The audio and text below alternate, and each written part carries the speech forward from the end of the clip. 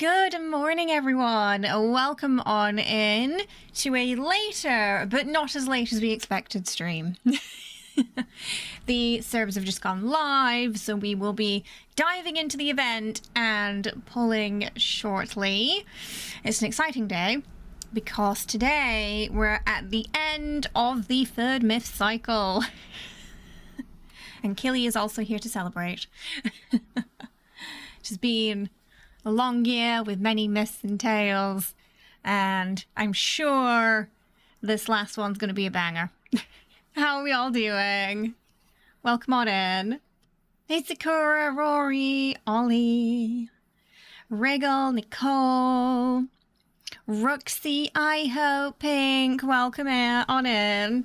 Yes, it's a bit of a spookier one this time, which is funny because we've been playing a lot of spooky games lately, so it feels very sort of in line with what we've been doing. We've been playing a lot of Resident Evil 9 specifically. That community just adopted Zane as Ada and Leon's love child. And we've been playing some Fatal Frame as well, also very spooky. And ghosts. Lots of ghosts in there, and there's going to be some more ghosts today. It's been a very spooky month, yeah. Today we're going to learn some Chinese folklore to do with the Neverworld. So it's going to be interesting. It's going to be fun. And ooh, we've got a lot to cover this morning. Just making sure I got all my stuff. This is one of those banners where there's a lot of stuff happening in it, so I did a lot of research beforehand. So I'm just making sure we got everything ready. You made it in time. Caleb loves will be eating well tonight. Not sure if it isn't poison fruit, but they will be eating. Well, there is some soup. There's a special soup tied to this myth. I don't know about any fruits, but there's definitely going to be some soup. Oh, are you still deciding who's going to be sort of your third main, Rory? Is it going to depend on the myth? I am. I'm very ready for spooky darkness today. Yeah, I'm excited to see the Neverlord. Hey, Wriggle. Welcome on in. Oh, Wriggle's got their snacks already. I hope really love the music. That is one of Caleb's themes that was playing at the beginning of stream. You want to see the bloopers of Caleb's VA making himself say things? There was a lot of noises in the trailer. He was going for it. Hello, welcome. Silas Smith was pretty girthy. It's an interesting choice of words. I wonder how long this one will be. They've all been pretty long, the third myth, so I'm anticipating it to take us 2 to 3 hours to get through, to be honest. Hi, Penguin. I hope you're good. Welcome. How you doing? It's good to see you. Caleb's in the lead so far. Oh, so you want to see how he is in battle. It's going to depend on how useful the companion is in battle. That's fair, that's fair. Yeah, I'm hoping it's going to be strong, like XO2. So we'll see.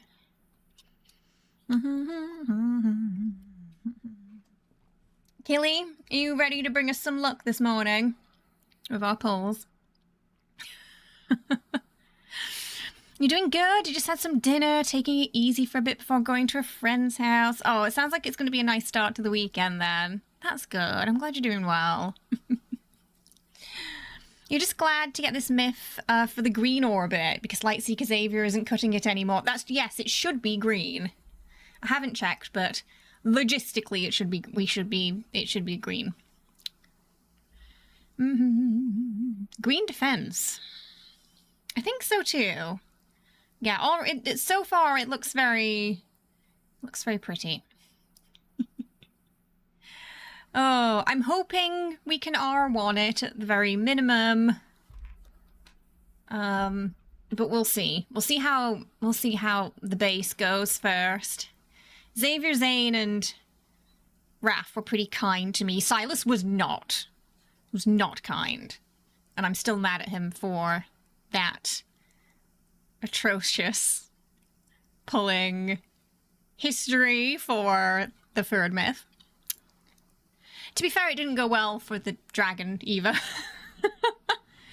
Here's hoping Caleb lives up to it, especially since you need green. And you're already building defense protocols for LSG. That's the nice thing that we've had. Yeah, this would be the third defense myth, so, you know, you can swap those protocols around. Mm-hmm. Yeah, well, Zane's, I think it was his second myth, right, that was more rooted in Chinese culture. But the third one was not so much. But yeah, this is... So I wasn't expecting that for Caleb, but I like it, because it suits him. Mm-hmm. He did. He gave me such a hard time when I do so much to get his cards. Hey, Peter. How you doing? I hope you're well. Welcome. Killy, you need to calm down a little bit. I'm going to need you to sit your bum down. Silas is a jealous man, speaking from experience as an Apple Crow main. Oh. Trying to teach us a lesson, huh? Focus to be pulled for the others. Oh, Killy, you're gonna need to, he's very excited. You're gonna need to sit down, mate. What are you doing? He's trying to put, I've got some of the, like, we did a cosplay when the Dragon Myth rerun happened, and some of the stuff's over here, and he's trying to put it on his head right now. He's trying to put the dragon pieces on his head. Killy, I'm gonna need you to, it's not that myth today. I need you to sit down. Oh, it might be HP. I forget what Colonel was. Colonel was defense, not HP. You're right. It's HP. It's green HP. Why is Silas standing in the corner of your home mod? Oh, he knows what he did. Yeah, he's lucky I didn't build him a cage, to be fair. Oh, you love the red variant of MC's outfit because you have red hair, so that makes sense. So it looked beautiful with the red hair, right? Is he thinking about R2ing it then? Oh, you did HP for GOA anyway. There you go. Perfect. Hey, Ren, how you doing? I hope you're well. Welcome. Hope you're doing good. Can I be a mod? No. That's not how that works. You're not going to R2 Caleb. You're just going to get the MC outfit. Gotcha. Yeah, the odds really need to be in your favor for R2 to R3, I feel. So disclaimer, before we go into today's myth, this is a myth that is going to delve a little deeper into the cosmic twins, them being from the same source. So if that's not your cup of tea, then it might be good to give this one a skip.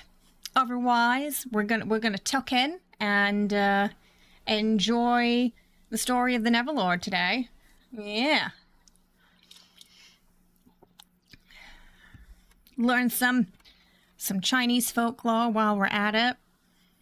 It's interesting we've had kind of two sort of depictions of the underworld so far. We've had a more European underworld with Silas's myth, and then now we're getting the sort of Chinese folklore side with Caleb's and the Netherrealm, and that's tied more into the yin and yang, which is going to be interesting to see.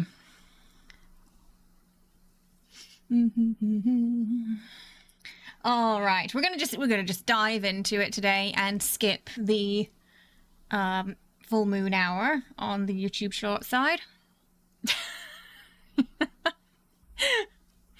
The writers have picked some awesome names for things, right? Like the Neverlord. The name alone slaps. It really does. It really does.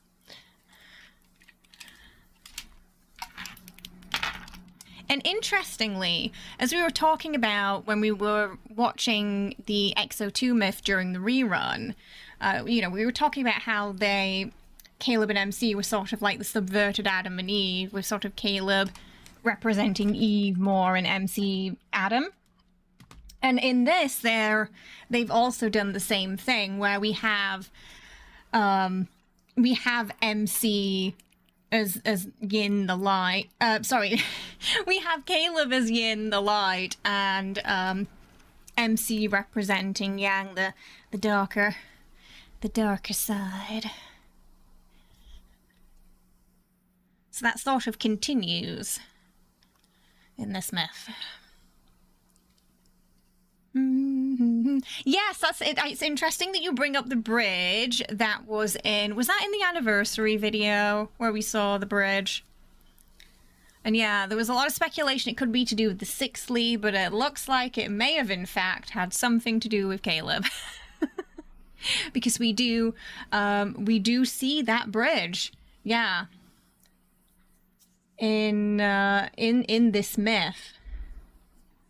And I learned how to pronounce it, and then now that I have to say it, it's left my brain. So we're just gonna look that up again, because I don't want to butcher it.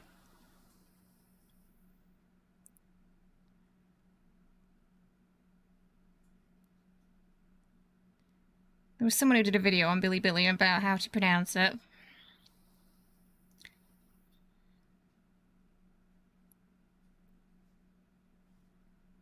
It was like Nyahue, something like that.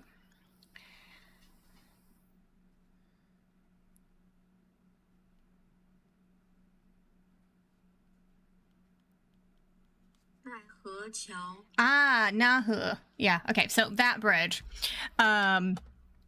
It's in the Neverworld, and it basically represents this sort of bridge of reincarnation. And apparently when you go across this bridge when you're approaching the bridge of reincarnation, there is someone called Mengpo at the side of it who can offer you 5 flavored teas of forgetfulness. And the idea is you have to forget the past life in order to move on to the next one. And there was a lot of hints towards that happening for at least one of our characters in this myth, as we saw MC walk through poor Caleb towards the end of the trailer there. We are back to ground zero with the Spose 6, I think so. The Hunters Association president. They're like, we don't have the Grandpa Lee yet, so that'd definitely be a shocker for everyone, I think. MC is the real problem in their relationship. I am expecting her to be quite the brat in this one. We shall see. It definitely looks like she is somewhat dependent on him again, which we saw in XO2. You watching this with a friend? You watched the Death and Rebirth stream together as well? Oh my goodness. That was a great story update, that. Oh, from Brazil. Nice. Oh my goodness. What time is it there? It's like on the other side of the world.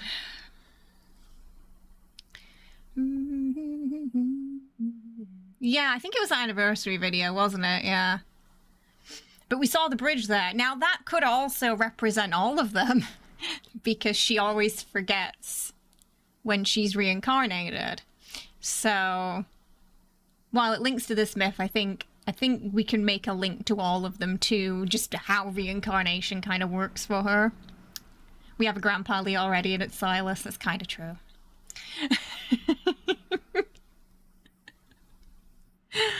Oh, you sometimes wonder if info doesn't go, oh, they all seem to think this, so let's not make it that. You know, I don't know. I don't know how much the player input can affect things like that. With live service games, it's always possible. Hey, Gatsby, how you doing? Welcome. Hey, Key. It's going good. Yeah, we're ready to dive into the event today. Now, I think we got a message. I think there might be some texts and stuff, so we'll go through those first before we in the event, get our free stuff before we pull, and we'll see how it goes today. But I'm excited. Okay, I'll just send that real quick before we get going. Okay, we got our server maintenance goodies today. And I think we've got a message. Oh, okay. Oh, we do. Okay. We do have a Deepspace Times update. So we're going to start with that. Check the text, do the event, get our freebies, and then we pull. So, you know, fingers crossed it's going to be easy, and he's not going to be a pain today. It's 9 PM in Brazil. You're too excited to wait for the NA server to reset. It takes so long. I don't know how you guys do it. Looking at the MC girl, just how much of this soup are you gonna drink? You got a whole punch card or what? Right. Oh, just like you're back again, huh? Are we gonna do this every time? It's curious though, like, I wonder, like, does her soul go somewhere? Like, does it go to the Netherrealm every time she dies? Does it just wander in deep space trying to find a new home? Which is kind of what the main story sort of alluded to, that she's just sort of bouncing through space and time whenever that happens. But, yeah. Curious to know. Ooh, saving the world together. This mythology lecture is really fun. The Deepspace Times. Did you grow up listening to mythological tales? Are you fascinated by the fantastical worlds you've heard so much about? The mythological chapter of Lincoln University's online humanities lecture series is coming soon. Sign up now.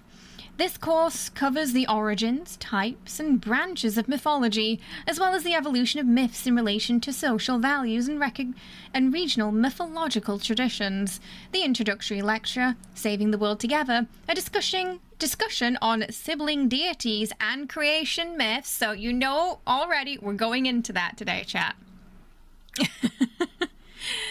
Will be delivered by Gustav from Lincoln University's Department of Anthropology.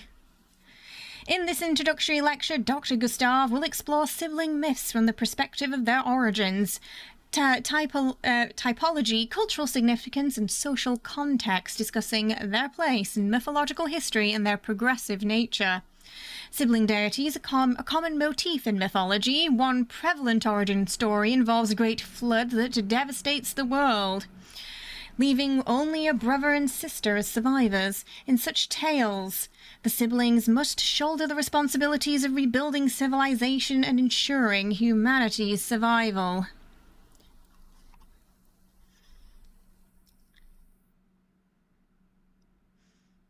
Hang on, sorry. I had to do a mod thing there.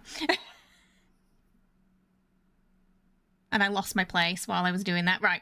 Beyond cooperation, regional myths also feature narratives of sibling rivalry or outright conflict. These relationships, interwoven with power struggles, familiar bonds, and personal emotions, are rife with tension and dramatic conflict. One of the reasons stories like these have endured and spread so widely throughout history. Dr. Gustav argues that from a research perspective, sibling myths represent a significant marker of human progress in society. They demonstrate that humanity's understanding of relationships had evolved to encompass a peer dynamic within the same generation, and signify a shift in how humans perceive their origins. People are created by people, not merely by the heavens or by supreme deities. This is precisely why scholars of cultural anthropology find it theoretically essential to examine the various iterations of sibling mythology. If you are also fascinated by sibling deities in mythology, this introductory lecture is an absolute must. Sign up now for a chance to win exclusive commemorative gifts and collector edition books signed by the scholars themselves. So yeah, obviously with the yin and yang, we know they are going to be diving into sibling mythology in Caleb's third myth. And I think that really is the best way to view it, to absorb it as a story, is through the concept of cosmic beings. Good luck spray IRL. we might need some of that today. Awesome, I'm definitely tuning in. Finals are going to be a breeze, but why does he have Lemonette as his icon? Is this just Lemonette? Balanced life of sweet and spicy. Dr. Gustav is from our department. Every single one of his lectures is packed. Trust me, you don't want to miss this. And we got off to the daily grind. They actually have courses on this. Lincoln University is way ahead of its time. Deep Sea Big Apple. Signed up. Hope the rest of this course is just as interesting as this intro lecture. Okay, we can't send it to Caleb. Maybe he's... I guess he sent it to us, hasn't he? Because he's a little freak like that. Yes, he did. Knew it. Of course he sent it to us first. Oh, yeah, Greek mythology alone, Ollie. Incredibly messy. Already made a reservation. Lol. Do you want to check it out together this weekend? Sure, but why are you so interested in mythology? Does he remember? Does he know? Hey, Bob. What do you mean? I've always been passionate about studying since I was a kid. Besides, don't you think this topic is interesting? Wink, wink, nudge, nudge. It was so much fun. Never really paid attention much. Since you're eager to study, I'll join you. I'll be your learning partner this time. Looking out for you is a skill that encourages lifelong learning. LMAO. He's a little millennial at heart, isn't he? We really should learn more from the past. I can't be the only one who's studying though, right? As my exclusive learning partner, you'll have to level up with me. Ooh. A lot of deities in mythology have to make extremely difficult choices. If that was the price of saving the world, what would you do? If we can avoid paying a price, we'll fight for the slightest chance to reach our own ending. Aye, that sounds like an absolute nod towards XO2, that, doesn't it? By the way, I wanted to ask you something. If there's a day when you have to choose between saving the world and staying with me, what choice would you make? And she left him hanging. She did not reply to that. Yeah, so, you know, we don't know yet how much Caleb remembers. We know that he kind of seems to have dreams where he's almost lost in different timelines. But we don't know how much he fully remembers. Like, have we got a Zane situation, or does he remember most of it? Maybe we'll get some answers today. I mean, the fact that she left him on read on that, just heartless. Heartless, really.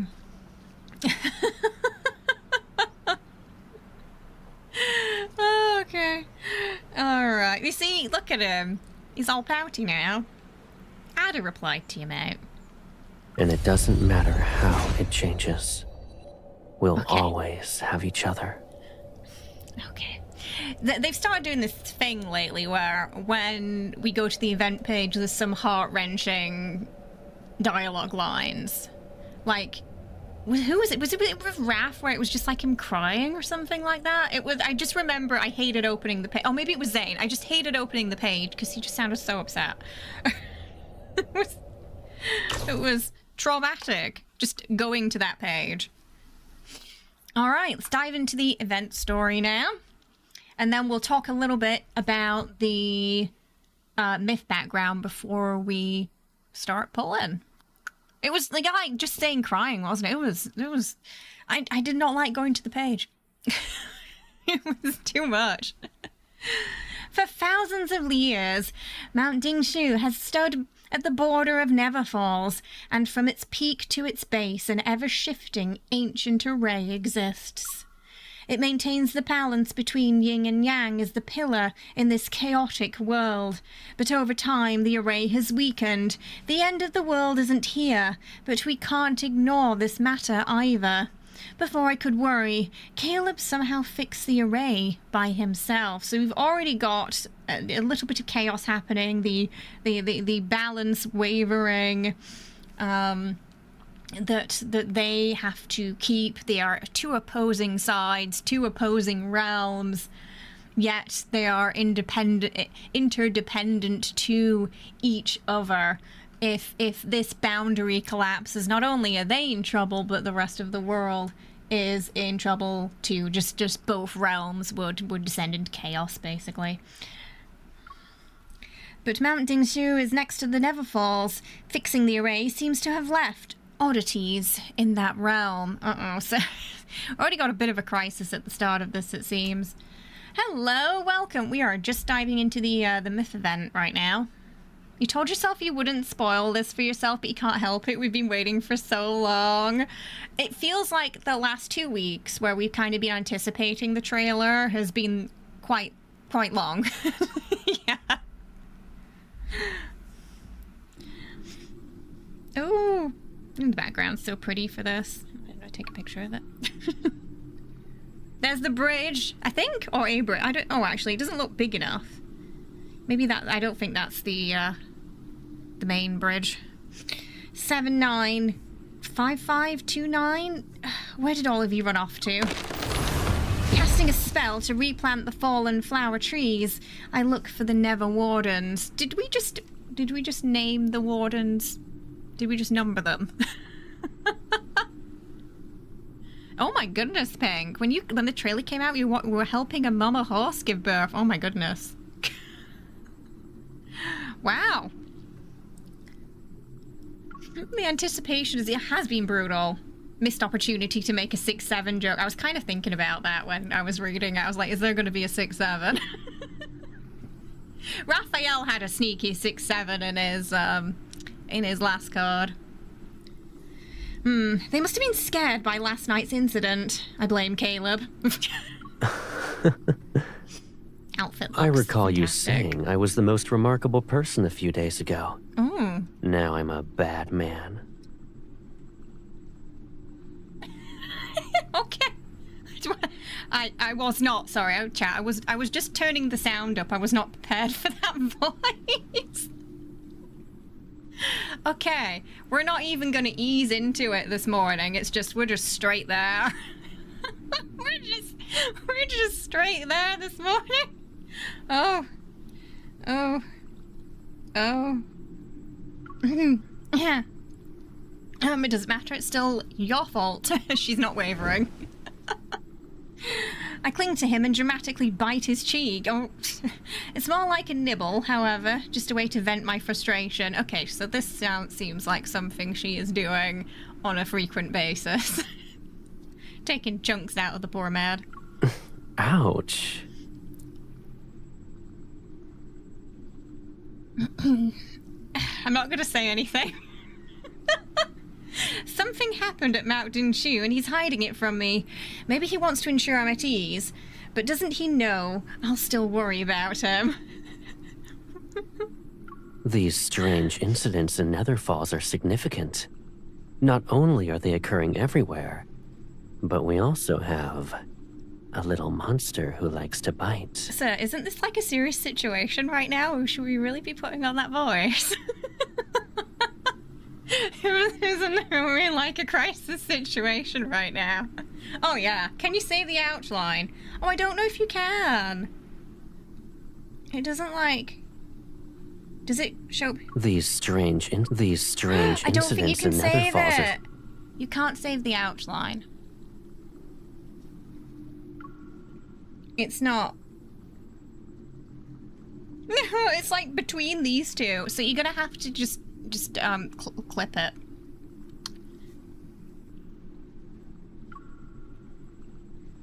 If I'm a little monster, then you're a big monster.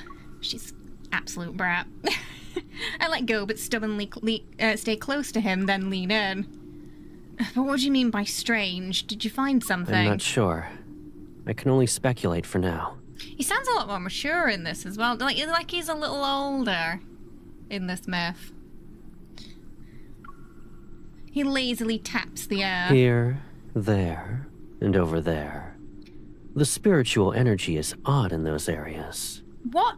I just want to be like a fly on the wall when he was recording this and to see what his notes said. Did his notes say make everything sexy?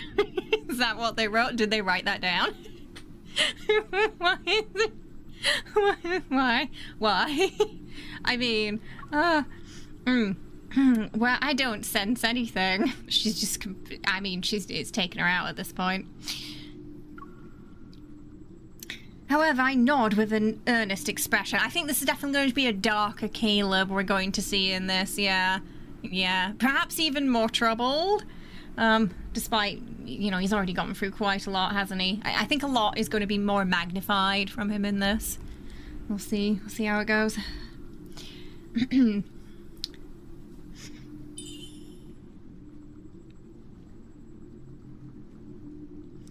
Indeed, something's not right. We should investigate to ensure there aren't any problems.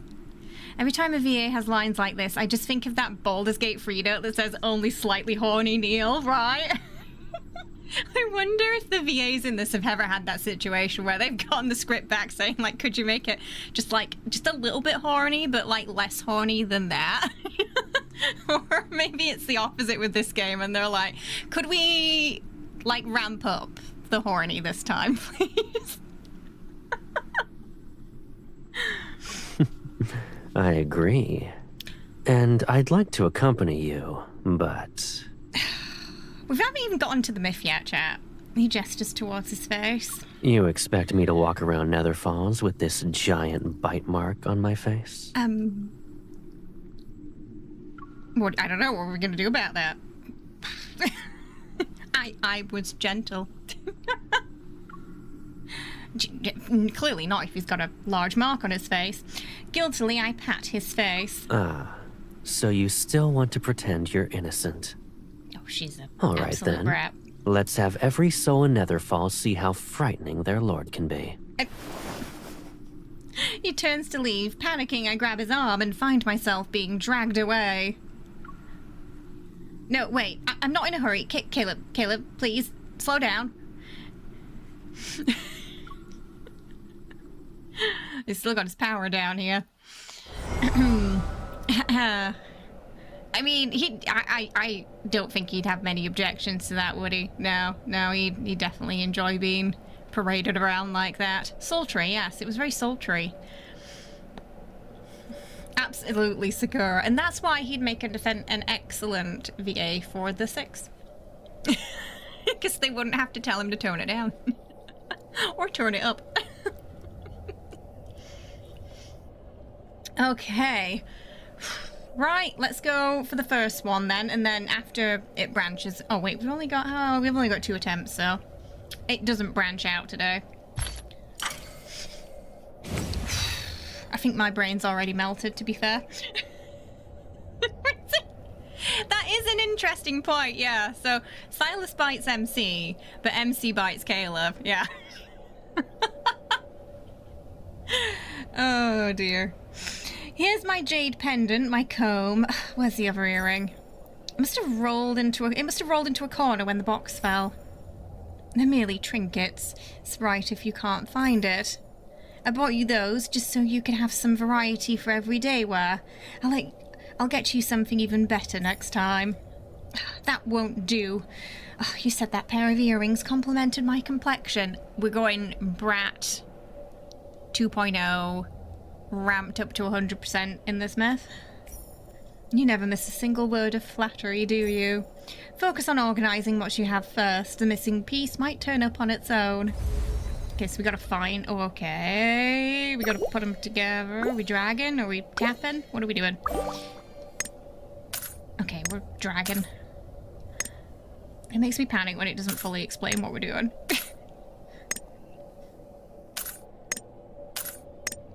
There we go. You gave me these, so I remember where you obtained them. Which one is your favourite? All of them, of course. You've been getting lots of trinkets.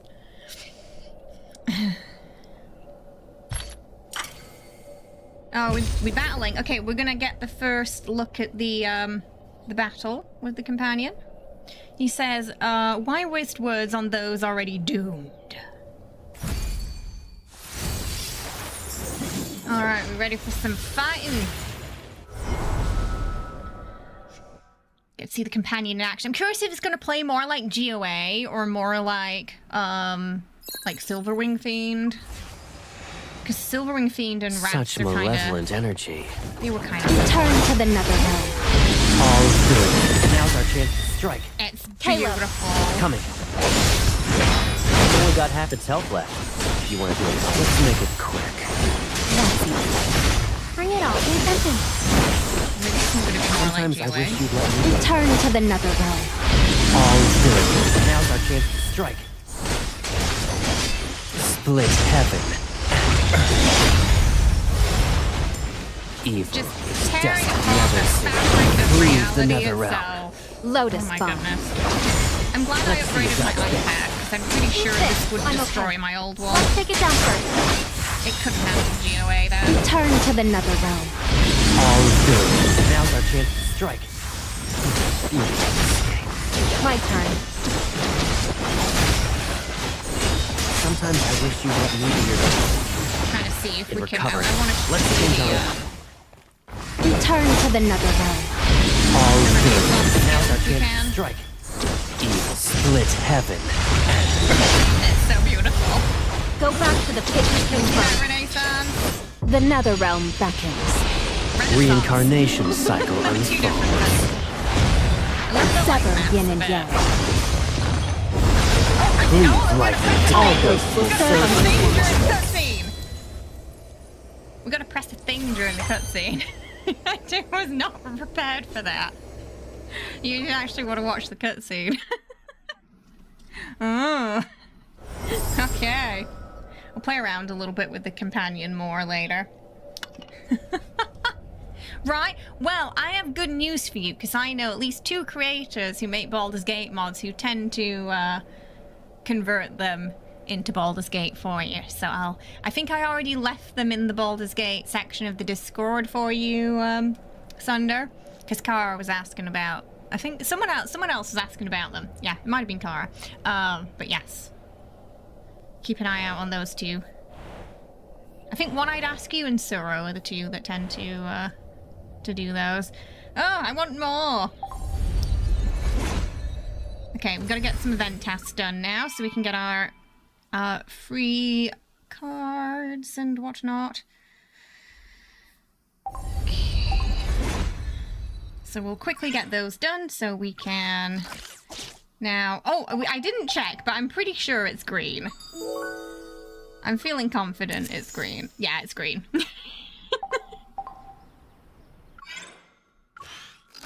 It just made sense. And there's some great Lads XBG free mods. I mean, what's better than putting your favorite characters into all the games you play, eh?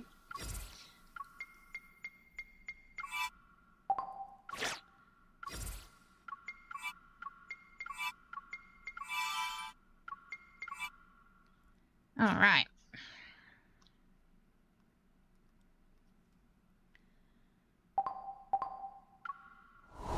Oh, did I forget to do this one. I did. Okay. Phew. Get that done. Get some diamonds. It's gold today. Okay, that's fine. And it doesn't matter how. Okay, oh, okay. Spend 1,000 stamina. Take a snapshot with Caleb. Chat with Caleb. So I think for this, all we have to really do is if we send an emoji, it should count. You won't lie, one of the reasons you love these streams is getting to watch the fights, like having someone else drive so you can enjoy the scenery. I do love the battle modes. I'm not too familiar with the sword, though. Because we haven't had that for Caleb or Silas yet. So... Although LSG did have it. Okay, take a snapshot with Caleb, okay.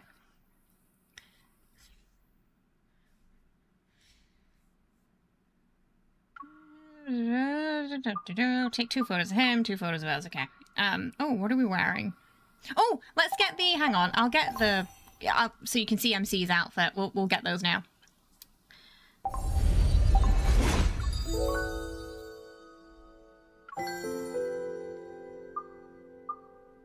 think they're here. So you can get a pack.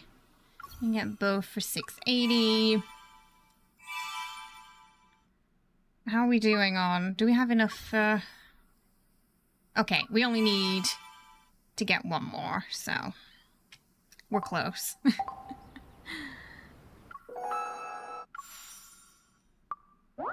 We'll show off MC's outfit here. You're the lazy auto battle girly. Sometimes so for SHC, I usually do auto and then I clean it up after. Came with really cute hair. Ah, can we? Wait, that's not the hair, is it? Which one is it? This one. No, we can't change the color. I really hope one day we can change the hair color for Myths, because this is so pretty and it would look fantastic in blue.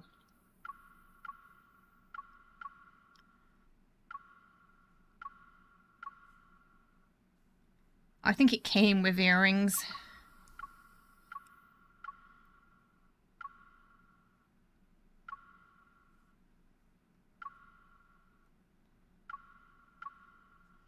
Very pretty though.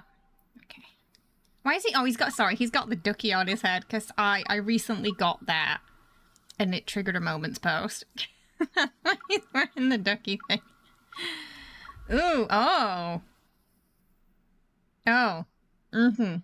Uh-huh. Oh yeah, that hair's, we're gonna have a lot of fun with that hair. We're gonna have a lot of fun with that hair. Right. What's he gonna pick? Okay, he decided to go with the sunglasses.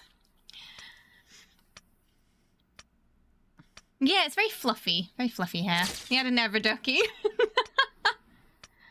You wanna pick one? Okay. I feel like that's gonna be her vibe going into this myth. Little monster. Oh, that's cute. So this outfit actually matches really well with the last multi outfit, especially the R2. And it looks really good with it.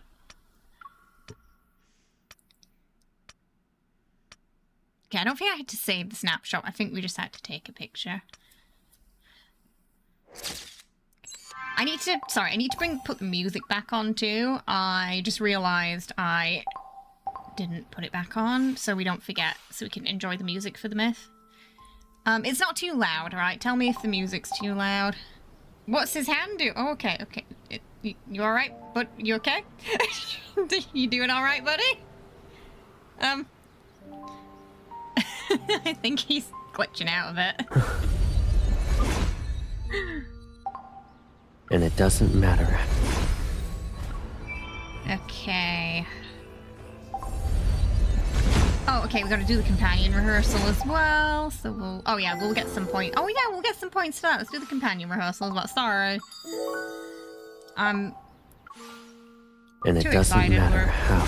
losing where we are. Okay, yeah, so we want to do that so we can get the first 4-star card too. Also, taking bets on which is the spicy 4-star. Is it gonna be Dusk Shard Lotus or Dusk Shard Dreams?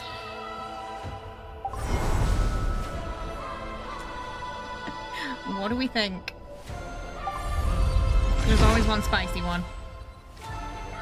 Alright, so we will check out the...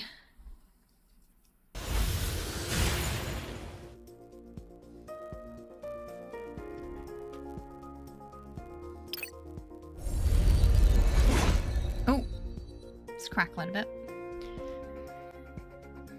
I know, the fact that it was is the non-mechanical arm that was glitching out too. Like, he suffered enough. Please, game. You're gonna guess dreams? Yeah, I'm thinking maybe dreams. Turn to the nether realm. They were getting freaky in the Lotus My and the, turn. yeah, so it could really be her this time. Cool. Yeah, It's only got good half its point. health left. Let's make it quick. That's easy. Sometimes I wish you would leave your shield. Okay, this is fun when Turn to the nether you realm. actually have your All cards. good. Now's our chance to strike. I wonder... Probably won't press that out, right? Let's see you dodge this. Okay, let's The try nether this. realm beckons. Reincarnation cycle unfolds. Sever yin and yang. Cleave life and death. All ghosts will serve You you. want to hit it when it's in the circle. Lotus bomb. Oh, I love the ghost that pops out. Oh, Eat this. Return to the nether realm. All good ends here. Let's make it quick. That's easy. so we're watch out. leaving Lotus After flowers. this. I've locked onto the target. Copy that. Return to the nether realm. All good. Now's our chance to strike. Split heaven and earth. Sometimes I wish you'd let me be your child. Never see. Free the nether realm.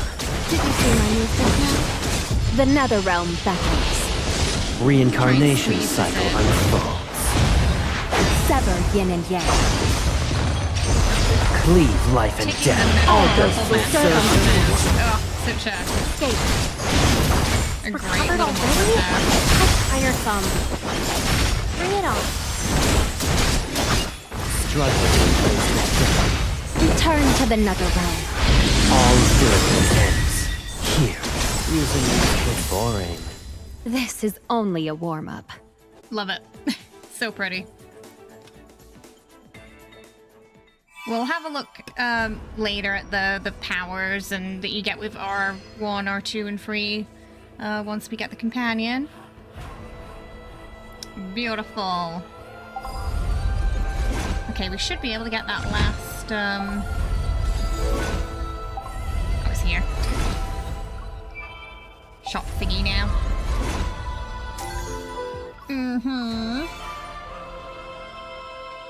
So the pose is... The duo pose is 600, okay. We got the freestyle. The freestyle art is just, I mean, it's just getting so beautiful. They look like 4 stars now.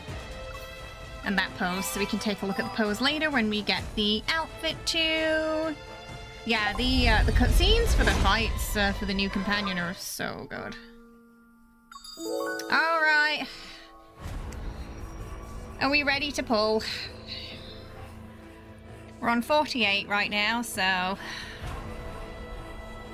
Was the battle really loud? The battle effect, it might have been because the effects are loud. It shouldn't be a factor in the myth, though. But we can turn it down next battle we do. Okay, we didn't get it in the first 10, so... As expected.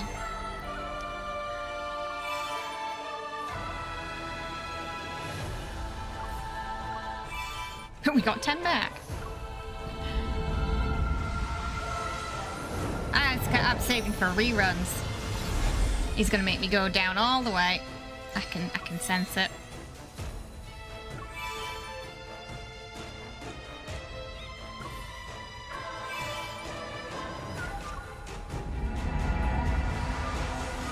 Come on, it's close. Thank you. All right. Caleb, I'm really gonna need you to event me, okay? Please and thank you. We immediately got Raphael showing up there. Give us that first card. Okay, Caleb, event me. You gonna event me, please? Thank you! Whew. Already we're having better luck than we did with the Silesmith. Okay, brilliant. Oh, and it gave me the spicy one too. Jeez. Someone's trying to get me to switch. Oh, okay. Oh, I see. This is hilarious.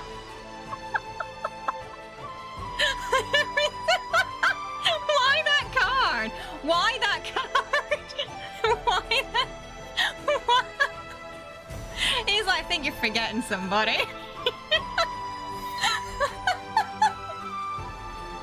Does that count as us losing the 50-50 there? Does that mean that it's guaranteed for the next one? Did Silas technically help us out there? Too spicy in a row. Well, now we don't have to worry because the next card is going to be Caleb. So, I mean, it would be nice to get 2 Calebs in a row, but, you know. I'll take it. All right. Okay. Thank you. That card always drops. Oh, they're comparing chest sizes today, I see. Making sure you're still thinking of him. Ooh. Focus impossible today. Not if Caleb's gonna be using that sultry voice all day. Not a chance.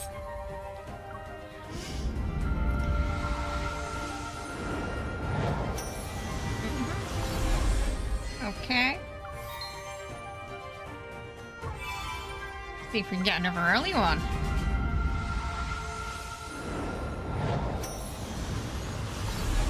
Okay, so you said not too early. Is it stronger to level up the card or to level up the protocol? So I recommend, if you can, R1ing. So R1 and R3 are like your power boosts. R2 not so much. So yeah, if you're thinking about battle usage and power, R1 or R3. And then your protocols come into play. So the protocols, yeah, they're going to be super, like if you're doing fluctuant orbits, those protocols are really going to matter. And the higher level orbits for them too.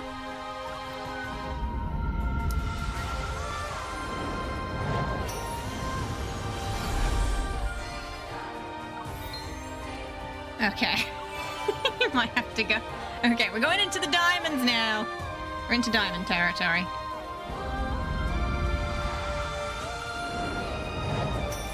I do have to... I don't want to go too far into them because Silas's birthday's coming up and I need 2 more ranks on last year's card. But we've only done 80 and we got a card, so... And we're getting close to getting 2. So it's not bad luck, this. Yeah. He hasn't made me go all the way down at all yet.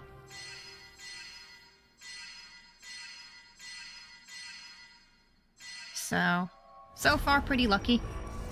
For anyone who was here for the Silas's Myth, if you want to see real bad luck, like I angered a god atrocious levels of luck, watch that stream. You can. There's a point where I think you can see just my soul leaving my body as we get into the 600s. It was bad.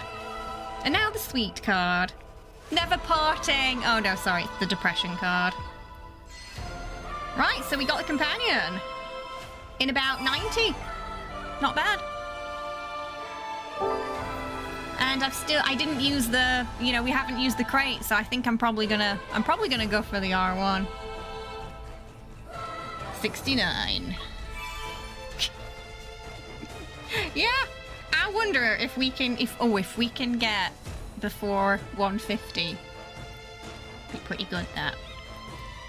Silent, it was painful. I think it was painful for people to watch too, that. Should we put his outfit on? Oh, he's calling. I think, oh, hang on, it's probably for the affinity I found a spot in the center of the audience. I'll put it on What auto. about you? Are you ready? Got first place in a game of darts. Oh, you're going too Soon, fast, lady. everyone in the amusement park will know about your legendary victory in a game of darts. And even though you're saying it's a bit much, you're actually happy about it, right? I mean, it makes sense. She shoots a gun all day, She's probably good at darts too. It was a close match, and I won by the skin of my teeth. I could tell. You were so focused during the final round that your eyebrows were all scrunched up. My eyebrows do scrunch up when I'm focusing. That's true. Alrighty. I'll be taking pictures when you go up for your award. You just know he's got an album on his phone of just, like, moments when she's had achievements like this. Probably labeled, too, by date. I feel like we've done this before. Because you win lots of awards? Not really, because it reminds me of the past. They're both kind of overachievers when you think about it, aren't they? It's like how I used to sit in the audience and applaud during your graduation ceremony and award ceremonies. Yeah, it definitely gives me a sense of déjà vu. She did not sit down during that. I remember she got it up being and more kissed him. like I'm in the audience while you're on stage. She is lying. Oh. Him saying alrighty is hilarious. There's a character in Sex and the City that says it all the time. Do they say it in a similar tone too? You think Caleb probably takes pictures of her like a cat owner? 100%. He's like, this is my girlfriend. Instead of this is my cat. I guess we were always there for each other's important moments. It's a shame we missed some time in between. It won't happen again. Oh. Huh? From now on, I'll be there for every important moment in your life. No. Just like right now. I'll be in the audience cheering you on. That's cute. But it was just a game of darts in the plaza. It's not that special. Every victory matters. Not to mention, you always have that grin when you're behind the podium. Take note, gentlemen. Your smile alone makes it worthwhile. Even the little things. Celebrate them. I haven't even got on stage yet. How do you already know what will happen? I can imagine it already. You had that radiant smile before. I doubt it'll be any different. Maybe I'll try to hold it back this time, just to give you a different memory of me. You can smile brighter, though. That'd also be different. I hear the staff calling for you. You should head up now. I'll be here in the audience, waiting for you. Oh, okay, that was very sweet. So we got just getting that sweet affinity call out of the way before we enter Sultry Myth territory. Never Doom. Oh, it's so pretty. Look at that. So I'm so curious if so the other arm this time, the one that's not mechanical in the current timeline, is a sort of like a clawed gauntlet. So is that what that is, arm, or is it just like a fancy gauntlet? I'm curious.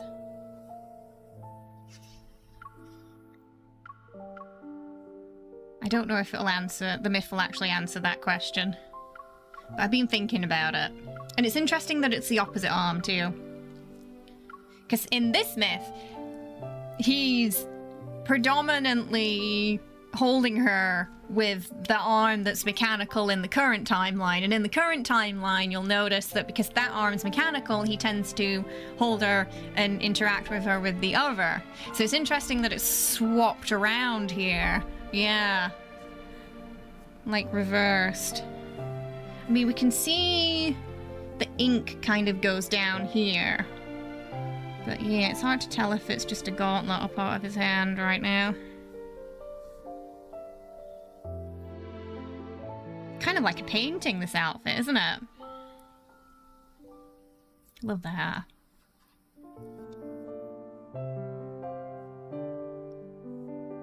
So pretty. I think they really did pick the right artist for the, so for every myth, for those who don't know, they will do a sort of collab with a famous artist, and each have been different styles. They had an ink artist for Caleb's, which I think matches really nicely based on kind of like the painted decor on this outfit. It looks a little bit like that painting, what's it called? The Kiss, where they're like in the blanket. My friend's mum used to have that picture hung up in her house, and it just reminded me of it. Where they're in like the lotus flower instead of a blanket. They're entwined so that they can become one. Oh. You think it's a gauntlet that's skin tight, so maybe it's covering up an injury or something. It would be, yeah, interesting if that happened to... Yeah, I think so, Klim. Yeah. That sounds about right. Xavier's was gorgeous. The myths, they cooked with the myths.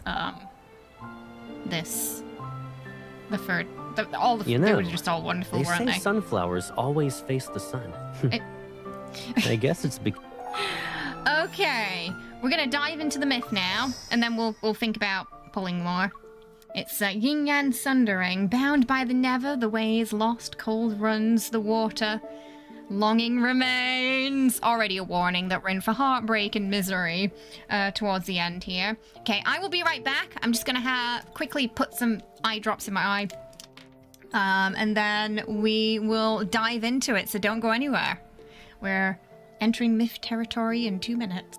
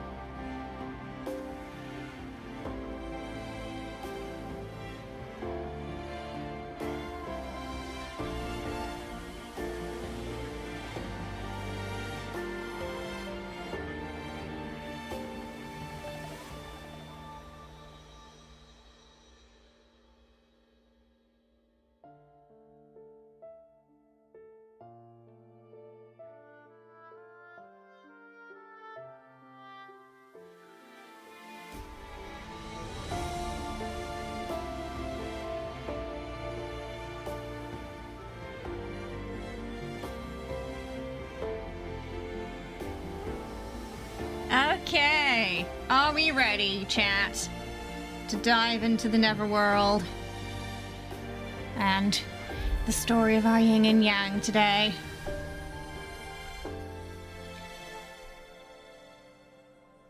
Oh.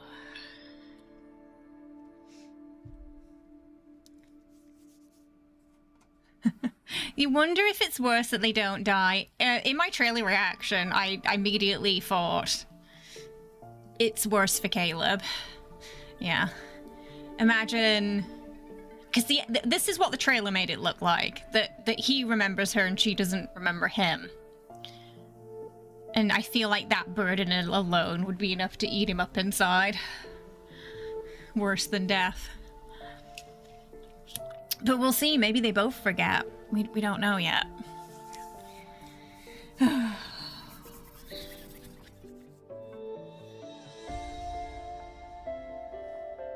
Alright.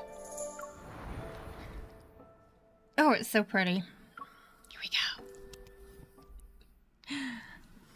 Oh, you got some mooncakes. Nice. Good snacks. Heaven and earth dwell in chaos, and yin and yang have lost their way. While the day belongs to the mortal realm where the living may roam, the night is claimed by the never realm where ghosts run rife. Humans shall not venture forth in the darkness, nor shall ghosts walk in the light.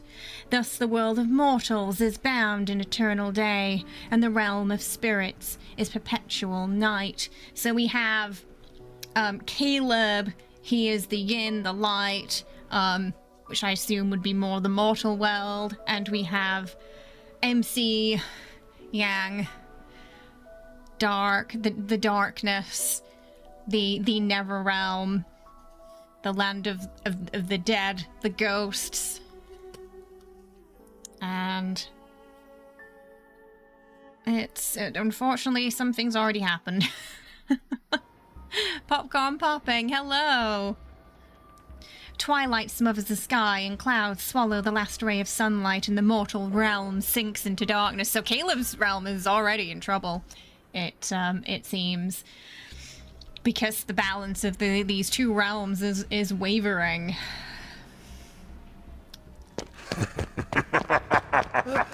Help! Please stay back! Don't hit me! I'm getting Fatal Frame ghost flashbacks already. Falcon, thank you so much for the 70. For the Ko-fi tip getting us to 70%. How did you know I have headphones in? Thank you so much. We're 40% of the way to Kitty Cat Treat Chaos. 30% of the way to Kitty Cat Treat Chaos time at the end of stream. Thank you so much. So we got ghosts eating people in the mortal realm. It's almost like the boundary is already collapsing here. The small shrine's worn doors burst open. A man collapses onto the floor, scrambling to his feet. He sees a room smothered in dust and thick cobwebs. On the altar, several broken statues sit beneath a wavering lamp. The flickering light makes their faces twist and shift in the shadows. Is there an immortal who can help me? A ghost wants to devour me whole! He's having a bad day. Cornered with no means of escaping, he falls to his knees and bangs his head against the floor, begging every statue he can see. So do you think he's kind of gone for an approach like that guy in The Mummy? You know, Rick's friend. When Imhotep comes to him, he just starts reciting every religion he can think of until one works. Spare me, and I'll give you everything I have. I swear, I'll rebuild this shrine. With my own bare hands. The fear of ghosts is very rational in this world, yes. I don't need wealth. He only needs souls. The lamp flashes. He looks up and sees that all the statues have transformed into ghosts with green skin and long, jagged fangs. Oh, it's not your soul, sorry. Fresh flesh can satisfy me. It's your soul and your flesh. Yeah, you're in trouble, buddy. Never mind a doctor, is there an immortal in the house, right? Gonna need a hero. The world of mortals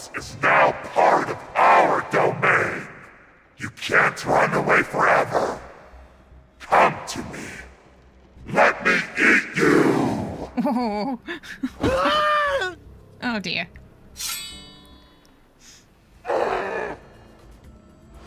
The shadows vanish and the candlesticks soar. They pierce the ghost's body and pin it against the pillar. We need a hero!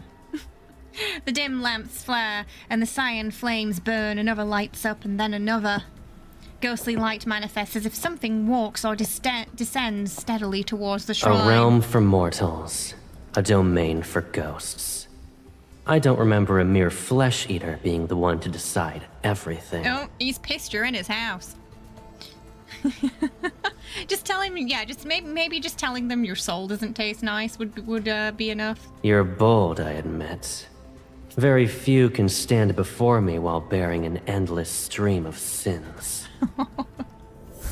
A golden lotus petal floats through the smoke and suddenly coils around the ghost throat. It tightens. You'd like to die sooner rather than later?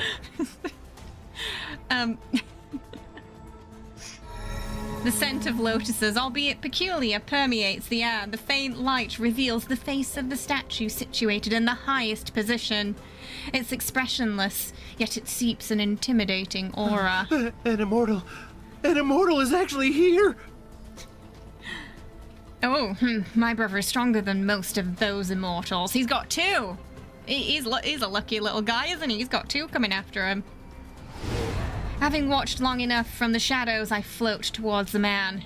In this world, who can scare those evil ghosts and make mortals panic? The Lord of the Netherrealm? Oh, thank you, my lord. I'm grateful that you two saved me. Your soul isn't pure. Pity.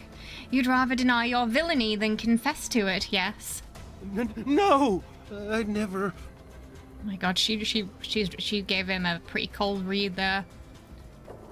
Your soul won't be able to reincarnate. Maybe you can be useful elsewhere. I clap my hands. The ghost falls from the pillar and lies on the floor. It doesn't run, rather it stares at the man. The hunger clear in his eye. What has he done? What did this guy do? That he can't reincarnate? Ali, thank you so much for the Ko-fi tip, getting us to 90%. We're 10% of the way to Kitty Cat Treat Chaos time today. Thank you so much. Perhaps I'll let the ghost eat you. Then I'll devour it. Wouldn't that mean your death wasn't in vain? So in the trailer, we did see her sort of, Caleb accumulating these sort of like souls in I'm not sure what they were, like little orbs, and she was consuming them, so I'm assuming she needs similar substance to these ghosts in order to thrive. No! And once I've gotten my fill of seeing his dread, a lotus petal brushes the tassels beside my hair. Stop teasing the poor fellow. He only has a few moments left to live. He knows his end is nigh. Plot twist, Caleb was not here to save him. Ah! All right, let's deal with the ghost. The ghost attempts to flee, but I leap and summon the soul guide bell. Its tolls resounds. The ghost freezes and clutches its head before letting out a weak, dying whimper. Caleb. Oh, they're tag teaming it. A cold light cuts the darkness and opens a large rift, pulling the ghost into its depths. I give the man on the ground a knowing smile and jump into the rift. Never falls. Mountains shift as a shadowy forest with glowing blossoms materializes. A thick layer of deathly aura fills the air. We have arrived in the Neverfalls, the capital of the Netherrealm. The ghost struggles to crawl, then a cold flash slices its arm. What a clean cut. Is this the sort of ghostly version of toying with your Welcome food? to the depths of the Netherrealm. A malevolent we're already ghost like getting you Kindle. shouldn't be here.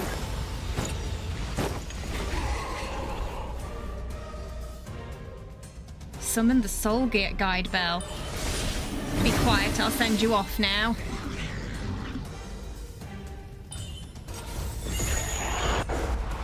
Oh, no! Missed it. Your filth shouldn't touch her. Oh, it's okay. He's going to save us. Oh, oh, did you see that? Like, the look in his eye. This is definitely going to be a much darker Caleb, I feel. The blood on the petals.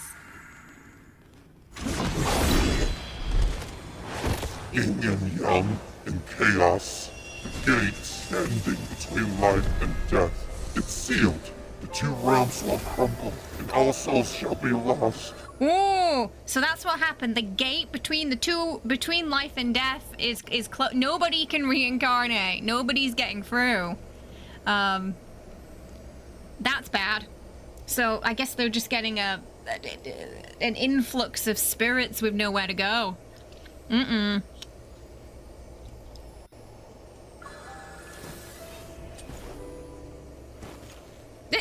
She doesn't seem too worried though. And it's also interesting she sits on his shoulder too. Usually, if, you know, sort of in ghost stories where you see the spirit on the shoulder, they're draining the person. They're kind of haunting. So I wonder if like with XO2, you know, maybe one of his purposes in this balance is to sort of her to drain him, to nourish him, so to speak. Caleb, what did it Ramblings say? before death aren't worth listening to. Oh, he doesn't want to trouble her with it. You're hungry? Again? Patience. The power in its soul beat is not very strong, but it'll do as a little treat for you. No, oh, it's a snack. So it seems like she needs a certain amount of nourishment she's not quite getting, maybe because of the balance being disrupted. The fragrance is lovely, but... Oh! She likes the scent a little more. It's gonna get spicy, chat. It's getting spicy. You're not satisfied. Chapter 1. And you dare to ask me for more. I think this happened in Zane's too, didn't it? It was like straight away. Oh. She says, I'm yours and you're mine. I can do whatever I want with you. We are the most closely bound souls in this world. We can indulge in our heart's desires without restraint. Is that what's broken the barrier, though, I wonder? It's like, have they been getting too frisky and that's what's caused the problem?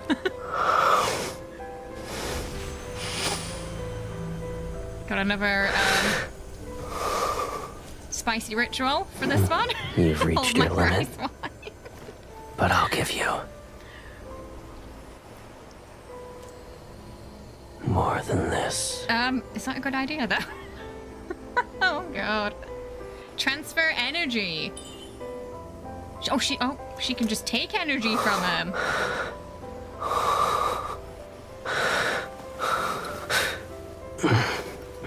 Dual cultivation is cultivating. Oh, yeah. Oh, yeah. In this realm, only you can set me free from my shackles. Oh, okay. Oh, wow. Okay, yeah, we're just, yeah. Ooh. He was like, yeah, you know what, Zane? I can do that too. Oh, then let's stay like this forever. We'll never be apart. I'll offer my baby sister everything she's wished for. They're very hungry.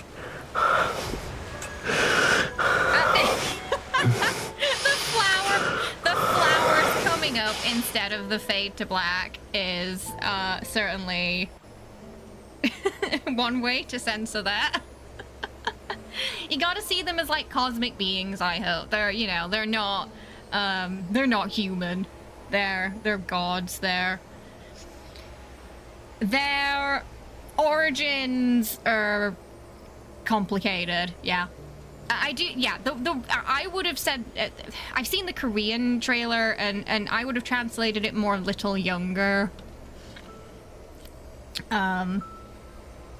It sounds a lot less awkward in the Korean trailer, in the CN trailer, to be fair.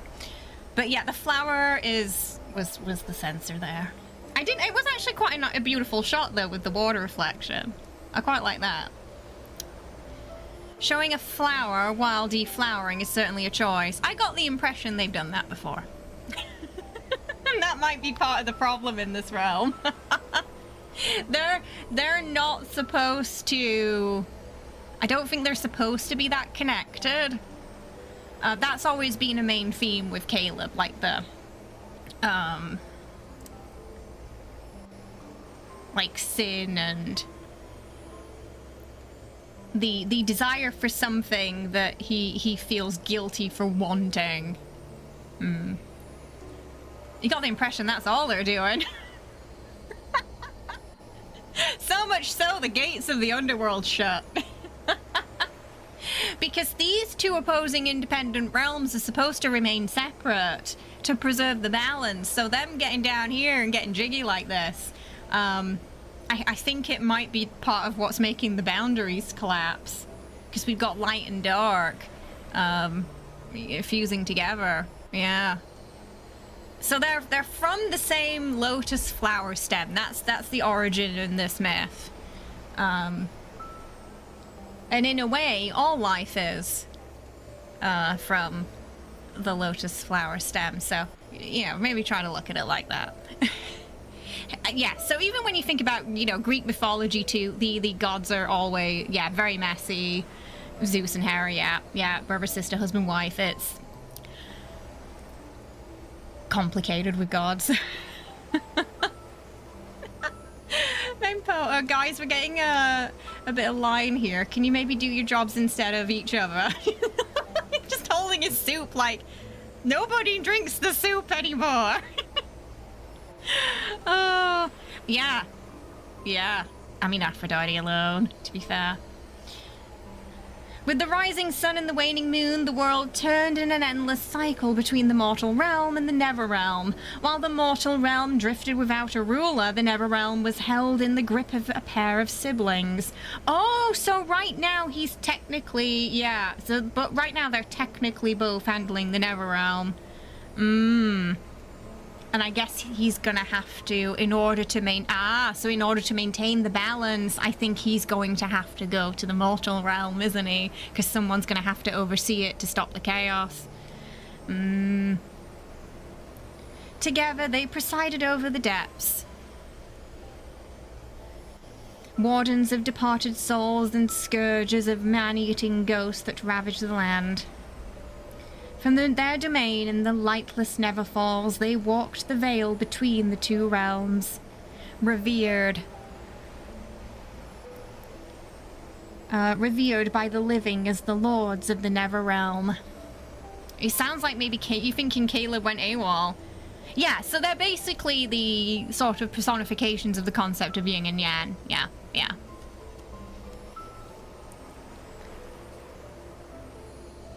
Only later did I come to know that these two lords were my big brother Caleb and I. So wait, so she doesn't even know? She doesn't know. I have forgotten when I first came to the Neverfalls or why I became the Lord of the Nether Realm. Who was I before it all began? This isn't even... Okay, so this isn't even their origin.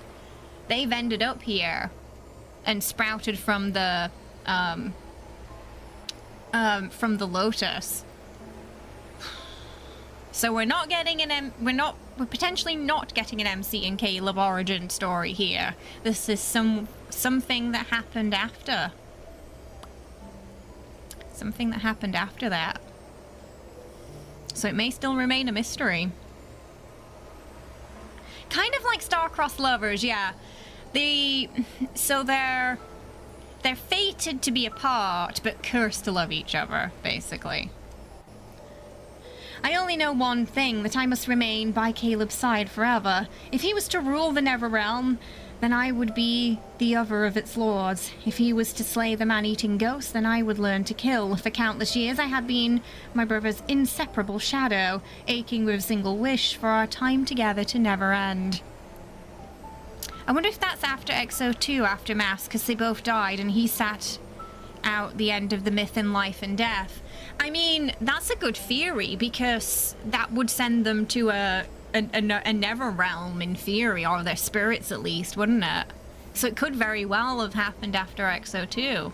Yeah, I like that theory, because, you know, that's when you think about Silas's myth, when he died as a dragon, he went into the underworld, didn't he, and became basically, you know, the top fiend there, didn't he? But couldn't really remember fully how he got there to begin with. So maybe something like this happened to XO1 and XO2 as well. Yeah.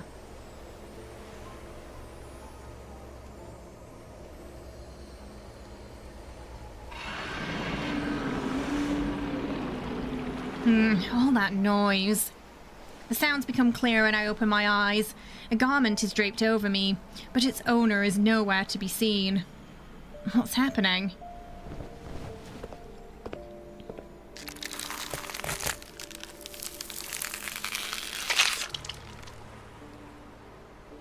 I walk past a stone screen depicting images of ghosts being slain. Above the hall, a massive malevolent presence writhes in midair and several claws reach out. So they just want to, like, hang out and chill, but all these ghosts are just interrupting all the time they want to spend together. You love that they didn't censor it, but there was still a lot of censorship in the English trailer compared to the others. I do find that I think sometimes it's a choice of wording in the translations, like, you know, the word baby over little, for example. But the Korean trailer, which I'm assuming was more in line with the Chinese trailer, wording-wise, definitely just sounded more natural. Like, oh yeah, this is a myth about, you know, it's a myth about two cosmic beings kind of thing. Caleb sits on a throne made of bestial bones. His chin rests in his hand as he spins a floating lotus. I'm assuming they're his trophies. I planned to leave you barely alive for some time, but it's clear you don't appreciate my efforts. Truly, it's a shame my mercy was wasted. Oh goodness. That ghost is still going. Didn't Caleb and I capture it before? A month ago, Caleb took me to the Northern Mountains, which are hundreds of miles away from the Neverfalls. We captured this malevolent ghost there. Its mind has fallen apart, and it can't take on human form. However, it's more vicious than the rest.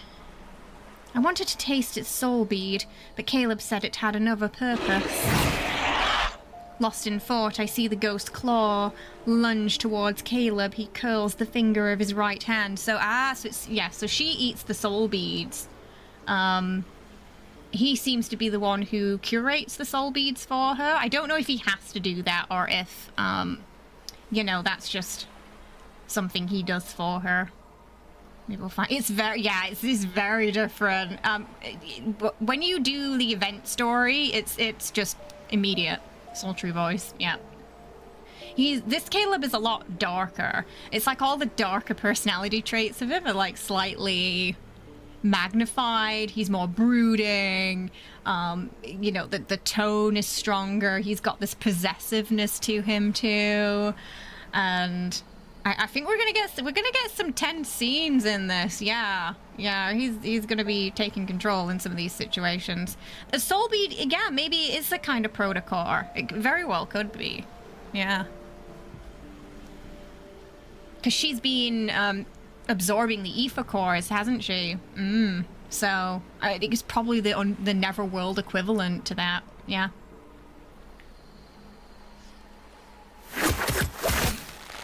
Five golden lotus petals fly like arrows. They pierce its claw and twist them off. Oh, he's showing off. Why are you in a rush to die so soon?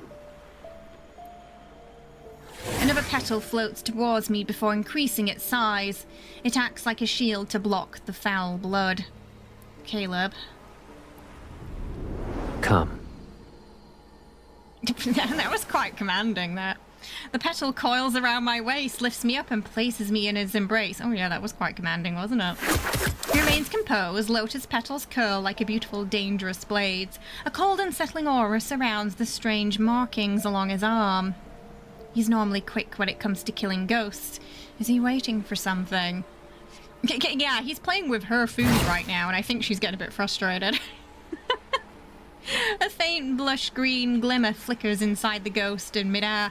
I kind of love the idea now of this being XO1 and XO2, because they had so much restraint in that myth, didn't they? I mean, at most they had a smooch. The idea that they died and then went to the Neverworld, where, at least for a time being, they were sort of free to indulge in whatever they wanted. It's kind of nice for them, I suppose, right? YouTube chat right now are like, that's hot. I expect. Oh, sorry. Reading his lines now. Before I can even see him draw the Never seal near his throne, the ghost is reduced to ash beneath its blade. Fragmented chains fall into ash. Behind the stone pillar, several tiny shadows tremble as they huddle. The ghosts in this land are scared of him. You know what? Instead of the camera in Fatal Frame, can we just have, like, the Neverlord with us? I'm sure he'll clean that place up quickly. So those Never Wardens accidentally broke the seal on its chains. You said the ghost was different and wanted to deal with it personally, but it's dead now. Isn't that a problem? It doesn't matter. Once it proves to be useless, death becomes a kinder fate.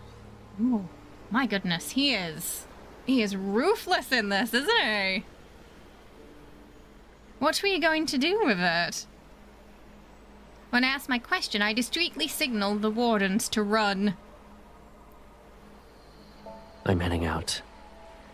Would you like to rest here, or walk in the world of mortals? So it seems like they've been sort of dipping between both worlds right now. So he has no intention of telling me his objective. I don't ask him about it. Once again, Caleb, the liar, is showing up again, where he's telling fibs, probably to protect her again, but it's another recurring theme with Caleb, is not telling the full story, telling a fib, telling the opposite of the story. Usually to try and keep her out of harm's way, but she's always attuned to it. She knows. She knows he's keeping something. Caleb, not the king of communication, not. Yeah. Oh. They went to the Neverworld, where they were free to freak. I feel like they're going to be perhaps the freakiest. Maybe not quite Throne of Eros freaky. That was they were approaching Lannister territory in that myth, in that AU. I think it's going to be less freaky than that, but pretty high on the freak scale still. Everyone has secrets. We're not an exception, but it doesn't matter as long as he's by my side. Can I join you? You wish to follow me to Mount Dingshu? Dingshu, okay, that's how we pronounce it. I've been wondering. I only want you to come back soon. She doesn't like being left alone, bless her. When will they learn? Never. They don't want to. They don't want to learn. Mount Dingshu stands at the edge of the Neverfalls, its peak holding the world's yang energy. Meanwhile, the realm's yin energy is anchored at its base. It keeps this fractured world standing, but whenever I approach it, my body feels uncomfortable. So that's why he's gone alone. So Caleb occasionally visits it. As of late, he's been going there more frequently. Could it be related to the ghost? I guess this is a kind of a clue that she is indeed, she's indeed the yin. She is destined to be the ruler of the Neverworld and not the mortal realm. Because Caleb's the only one who can go near it. He definitely does. Yeah, I think he probably knows already what's going on, but he doesn't want to. He either wants to have more time with her or try and stop it completely. Because they've clearly got. There's a sense of destiny happening here, isn't there? Because she can't go near the mountain. It's funny how Caleb's MC is like, oh, he doesn't want to tell me, that's totally fine. He's my big brother and he knows what's best, like in Tangled. She just... she just sort of, yeah. She trusts him, doesn't she?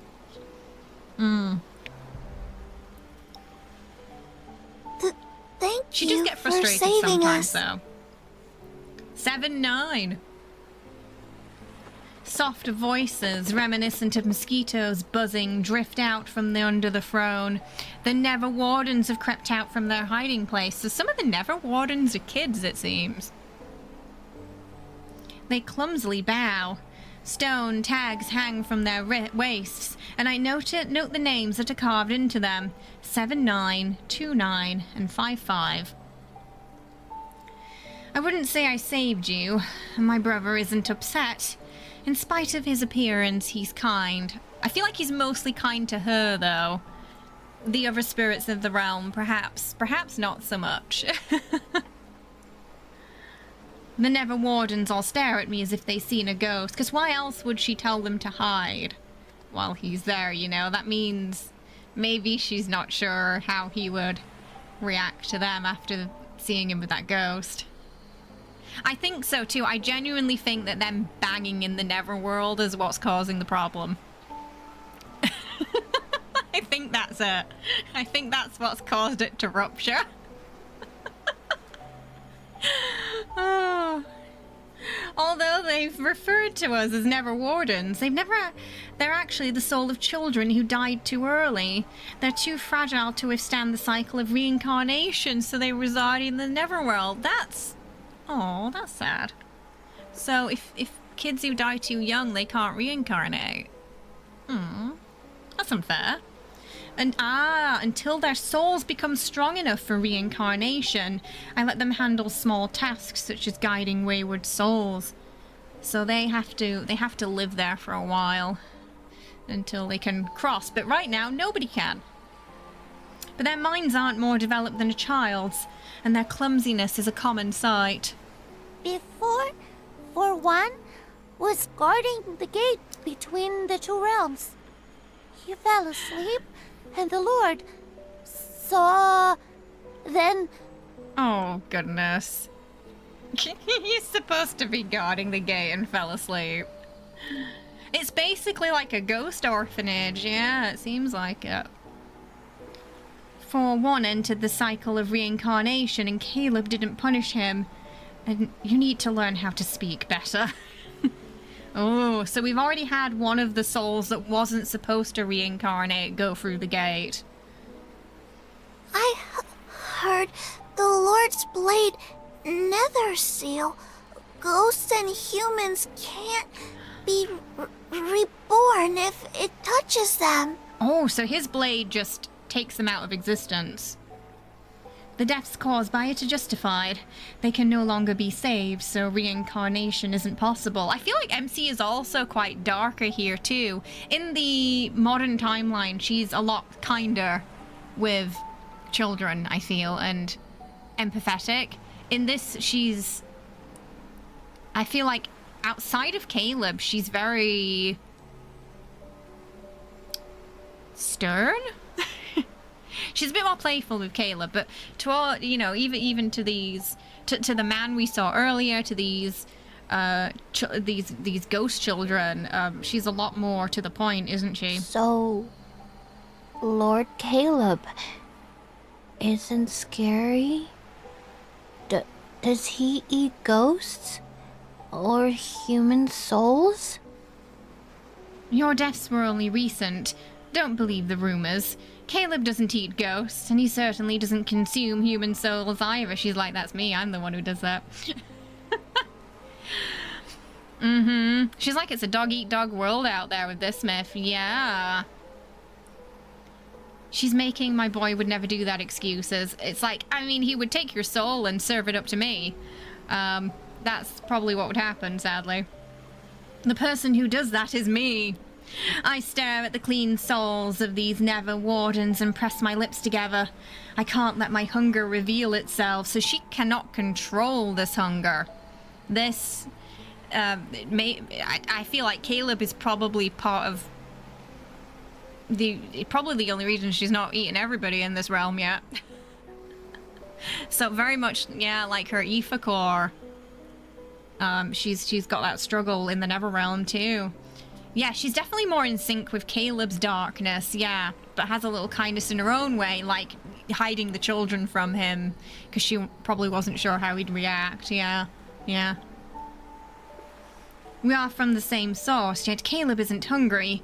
All the while I crave the tastes of ghosts and human souls. Because I was curious what he eats. It seems that she transfers energy to him, but he doesn't eat this energy himself. So like Exo 1 and Exo 2, where he was created to provide to basically heal her, it seems he has a similar function in this realm as well. So he used soul beads to create a lotus pond. It will help me with my cultivation and feed me when hunger strikes.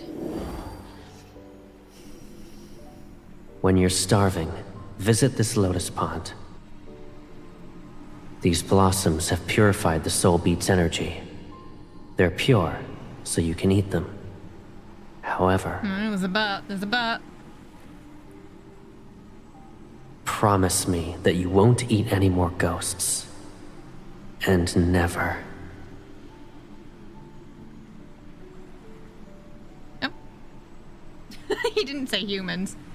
That memory is lost in a haze, but I can still hear the voice as if it's akin to a feeble whisper.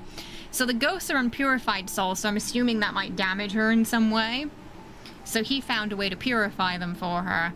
But so she doesn't have to eat the actual purified human soul. So they do have some empathy and humanity there. They don't want to punish the pure souls just because she's hungry. They found a way around that. Yeah. The pond was in the Chinese banner too. Yes, the garden imagery as well. I think we'll also see some ties into the spring banner, most likely. There were a lot of lotus flowers in that card, weren't they? Does this mean I'm a monster?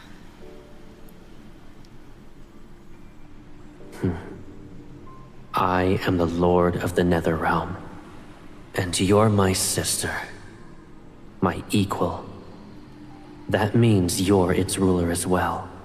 But what's interesting is it almost seems like she's the darker one, the monster this time. In the current timeline, Caleb's the colonel. You know, he's sort of being used by Ever. He's got the chip in him. He feels like the monster. But in this myth, she's the one with that burden this time. Yeah, the spring banner, he was the ferryman. Yeah. You're wondering if he remembers Exo 2. If we get some notions that he does remember Exo 2, then I think we can probably confirm that happened before this. Yeah, if we get a confirmation on that. What else could you possibly be? She's thinking hungry. I often wonder what happened to the memories I lost, but it does seem like, yeah, he definitely remembers more than her. But visiting the lotus pond became a habit, and cultivating with Caleb at my side became normal. In time, my doubts faded until... Why am I hungry again? I ate a lot last night. This is my secret that I'm keeping from Caleb. My hunger recently has become too insatiable. Whether it's old fears resurfacing or my pride, I can't bring myself to tell him. So yeah, she's becoming a world eater. If Caleb comes back, tell him I'm in the mortal realm. Oh, she's not going to go try and eat a human, is she? At the very least, I should stay away from these edible Neverwardens. Maybe she's like, I'd rather eat the humans than the wardens. So that was already a very heavy chapter 1 there. We had the double Kindle. Like Zane's, they immediately went at it. And we've already got the build-up to disaster chat in this. That's ultimately going to end in tragedy, isn't it?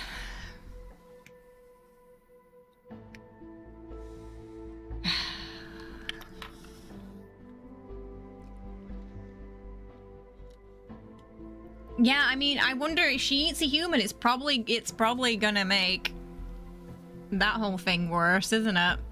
And by the sounds of it, she doesn't belong up there because she is the yin. She's the darker element, so maybe her going there alone is going to be causing problems. Yeah, we're on chapter 2. The Wooling Village.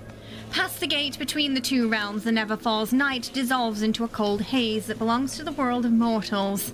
Icy daylight presses down on bare black branches.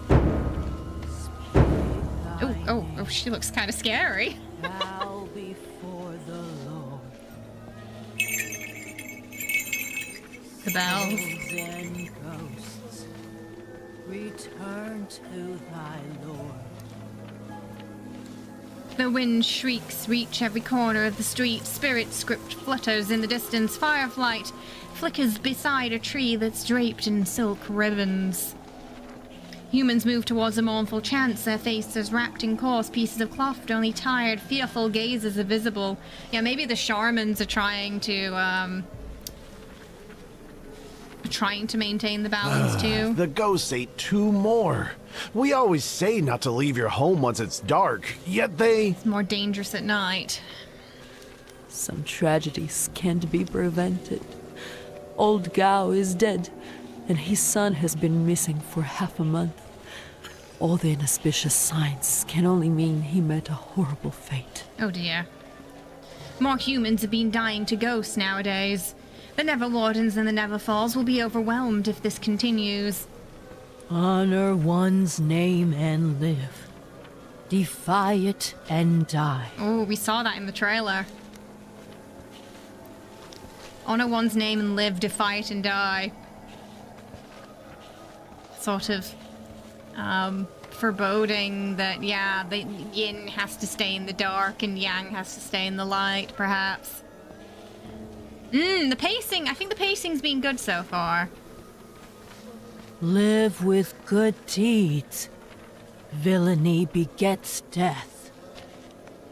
At the end of the path, the shadowy figure surrounds a clearing with 2 caskets. The inconsolable mourning families weep. Playing Resident Evil and then finding out your nemesis. She doesn't know. She doesn't know she's in yet. I don't think. I think Caleb knows, but she doesn't. I float to an old camphor. Below me is a masked spirit master who's leading the soul-sending rite. Bones and fangs hang from her clothes, and her body and voice are akin to old wood. However, her aura commands reverence. Oh, I like that. Her body and voice are akin to old wood. Husband and son are gone. How can an old woman live? Those damnable ghosts. Why didn't they eat me as well? My wife started living with us only recently. How could fate unveil its cruelty now? Lord of the Netherrealm, please! I beseech you to kill that evil thing! Don't let it enter reincarnation! However, the laws of the Neverrealm oversee the dead. Matters involving the living aren't under their purview. Caleb takes me along when he subdues malevolent ghosts for 2 reasons. To restore my strength, and because they are always a nuisance. Yet over time, people came to see us as protectors they could pray to.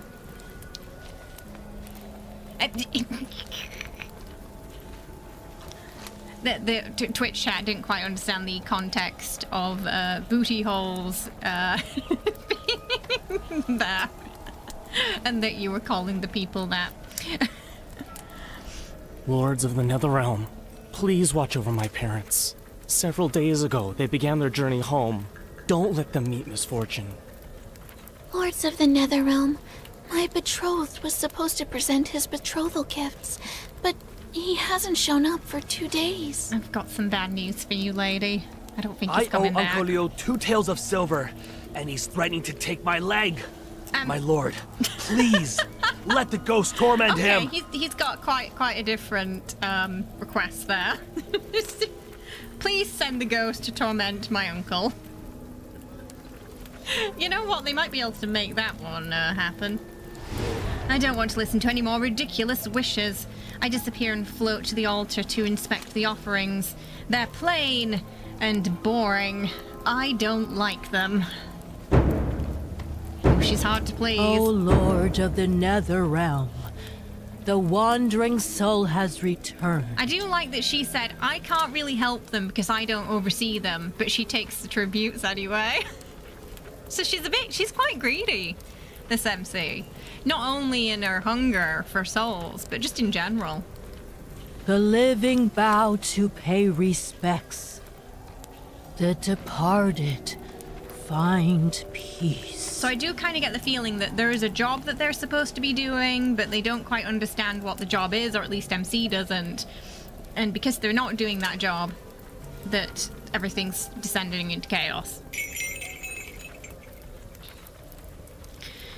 The old spirit master forcefully swings the old bronze bell and everyone in the crowd kneels. The soul-sending rite ends. But the crowd doesn't disperse. They surge towards the spirit master's silk charms, since they want to ward off evil. My lord. She calmly separates herself from the noise and bows to me as I reveal myself again. At first I didn't believe the rumors about an old and powerful spirit master residing here, and she figured out my identity upon our first meeting. She's different from the other spirit masters, despite knowing who I am. She's never shown a hint of fear. In addition, her ritual chants are pleasant. She also knows numerous tales that involve Caleb. Do you have any new stories? The one about Caleb fighting against 100 ghosts over a vast marsh was riveting. New grandma? Those fortunate enough to be saved tell all about what they witnessed. But since everyone reveres the Lord of the Nether Realm, rumors gain embellishments with each retelling, which makes them turn stranger by the day. I'm glad you are merciful and pay them no mind. Oh, you're wondering if the spirit master is kind of like a long-lost relative of Josephine, maybe? And it's possible she may end up sort of resembling her in this particular myth. Hey Jason, how are you? I hope you're well. Welcome. Pink's even saying it's Grandma Joe in disguise. Just put a mask over and call it a day. They make Caleb sound wonderful. When I told him those stories, he couldn't help but laugh. Yeah, the reincarnation. Yeah, it's very possible that the characters we meet in this myth may be reincarnated into the present timeline. So keep sharing them with me. As for your payment, I'll select a good place for your reincarnation. The old spirit master thinks, girl, she's making promises she cannot keep. 6 months ago, when I went to a village to make offerings to the Lord, I heard that within the local shrine, Caleb appears on the first day of each month to punish the ghosts. You told me about this already. She's like, I want the real gossip. Then what about someone whose soul once strayed into the Nether Realm and saw the two lords? I know how it unfolds. Then I'm afraid you've heard all of my stories. Or perhaps you wish to hear a tale unrelated to the lords of the Nether Realm? You're thinking that Grandma might be alive and is the mastermind behind everything. That would be heartbreaking, that. Is it that interesting? A breeze stirs the bell and the old spirit master's voice takes on an airy quality. It drifts like mist. Those who commune with spirits are called spirit masters. I'm fortunate to possess that title. And many, many years ago, there was a spirit master who conversed with all spirits. He divined fate and pacified calamities throughout the realms. Josephine equals Eva would break so many hearts. I mean, we already know she worked for them. We just don't know how loyal she was. His strength put him on par with the gods. One could say only he was worthy of being called a spirit master. Hey Daniel, hope you're having a good one today. Not too bad, we got the myth quickly this morning. He had his sister by his side, It's gotta be who them. was just It's as gotta be gifted them. and revered. For years, they only relied on each other, and he loved her more than anyone else. That's gotta be them. So, maybe not Exo 2 to this then. Many years ago, there was a spirit master who conversed with the spirits. He divined fate and pacified calamities throughout the realms. His strength put him on par with the gods, one could say. He was worthy of being called a spirit master, and he had his sister by his side. Yeah, so something happened to the spirit master, and they ended up in the Netherrealm.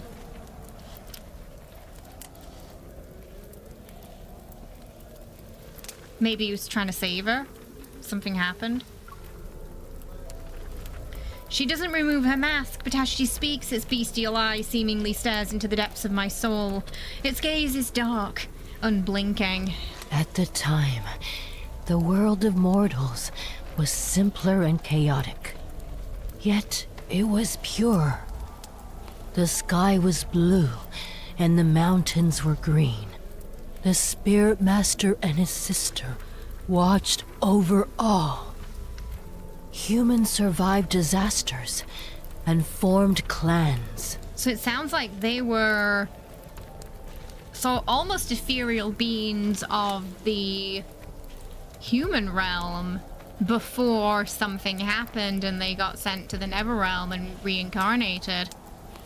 Yeah, I wouldn't be surprised, yeah, if he sacrificed something, yeah. But perfect beings normally lead to terrible incidents. I know how these tales operate. She's about to continue when the shouting erupts nearby.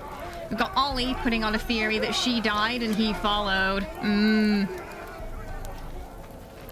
I think she knows exactly that she's talking about those two. Shaman lady. That laugh.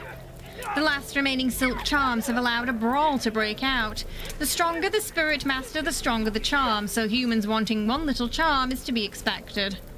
One word is all it takes for blood to spill, and no charm can ward off such viciousness. Forgive me, my lord. I must mediate. Oh, the start a brawl. Sighing, she leaves along with the unfinished story. My disappointment is all that remains. Worthless offerings, and no ending. Never mind. I'll wander and find a lovely trinket for Caleb. The plot thickens.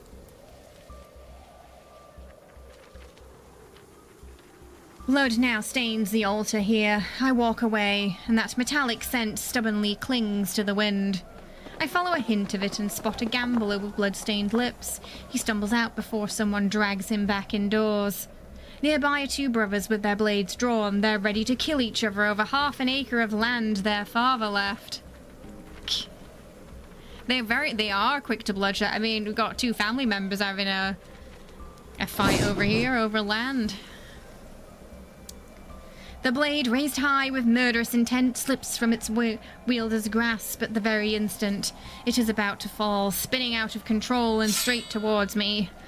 How troublesome. Is he gonna show up? He's gonna show up now, isn't he? Because she was, threatened. A lotus petal appears before me. Ding. It catches the blade and a faint fragrance reaches my nose. The street is silent, and then there's several crisp, crackling sounds. The first source is a suspended blade as it falls apart, its fragments touching the ground. The second comes from the two sets of bones being cleanly snapped. I was thinking that sounds like bones. The brothers collapse and scream. Chaos enroaches on the street. Oh, so if anybody even so much as accidentally threatens her, they are done. They are toast. The Lord of the Netherrealm? It's the Lord of the Netherrealm! This is giving me, like, you know, in Dynasty Warriors when Lubu shows up and everybody freaks out. It's kind of like that. Terrified humans scatter, shops slam their doors as the lotus petals lazily float upward. That lotus and the scent. Caleb. I navigate through the crowd to chase it. Once I'm away from the commotion, the petals return and binds my waist. My body is lifted before it's placed into a familiar embrace, and the petal brushes against my temple, and it's soon followed by cool fingertips. That one voice actor earning their paycheck again, they're like, hey, I might be an extra, but I'm gonna go for it, damn it.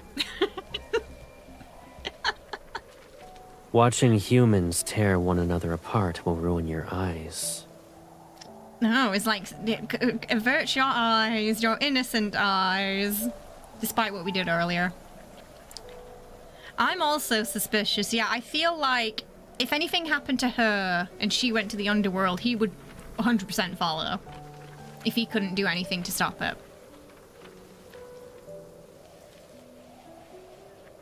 What should I look at then? Oh, she's fishing.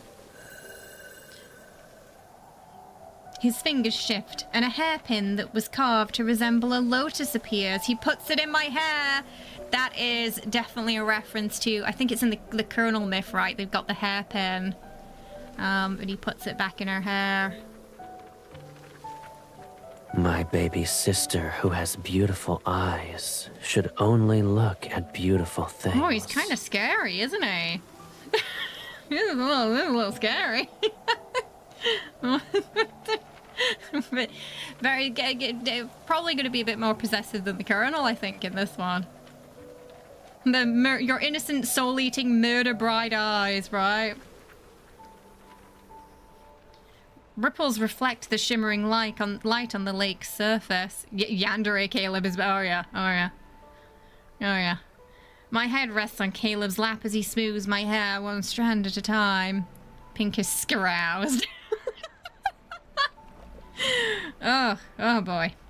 Caleb, the mortal realm is growing more chaotic with each passing day. Once a ghost tastes human blood, its hunger is bound to spiral out of control. Someone's been having a buffet up here. Fortunately, ghosts are unfathomably foolish. If that weren't the case, the world of mortals would be nothing but carnage and ruins. Caleb once told me that yin and yang constitute this world, but when the boundary between them blurs, they mix and taint each other. Calamities increase as a result. Okay, so he definitely knows that... I feel like he has to, right? That she's yin and he's yang. But maybe he's letting his desire overtake the responsibility that they have. Maybe because of what happened when they were human. Vengeful ghosts are born from that chaos. But I don't think those ghosts are the only reason why the mortal realm is collapsing. He knows. I think he knows. Night falls. With a wave of his hand, the lotus in the center of the lake closes and dispels the barrier that's protecting the Wuling village.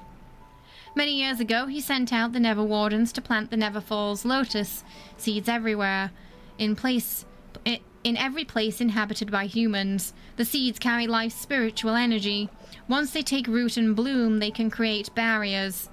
With those in place, ghosts can only roam outside these locations, and it makes capturing them easy. Hounded by ghosts and battered by endless calamities, mortals struggle to survive.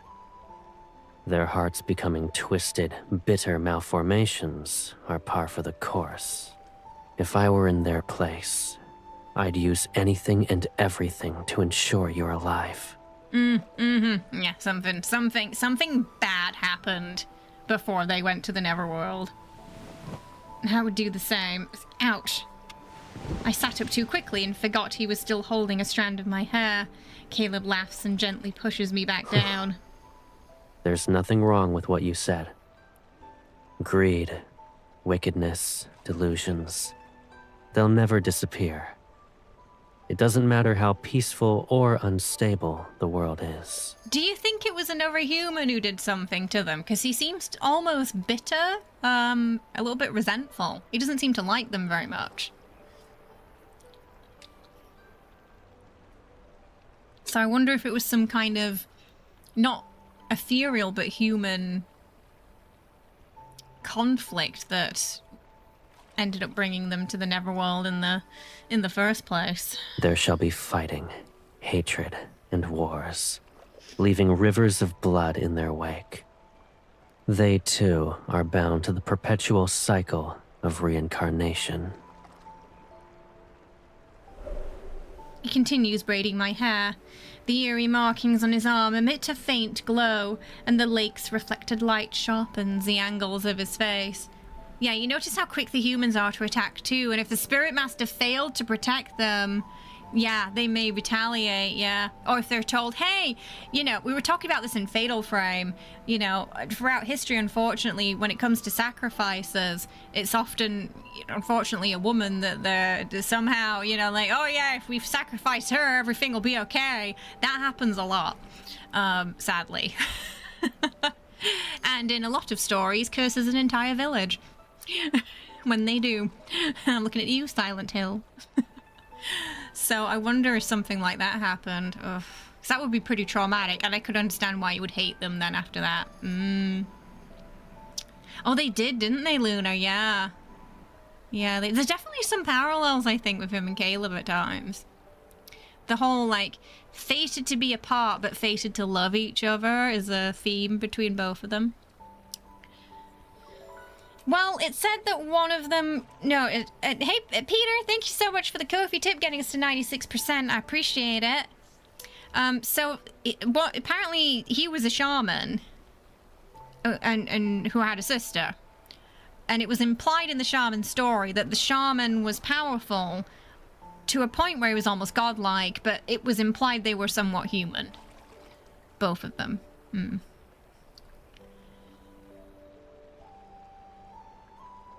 Yeah, I think so. So, you know, maybe we're gonna get a bit of both in this myth.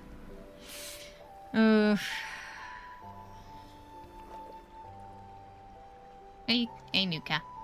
Dazed, I stare at our... They always, even if I've got the headphones in, they know when that happens somehow. It's like, is it treater time?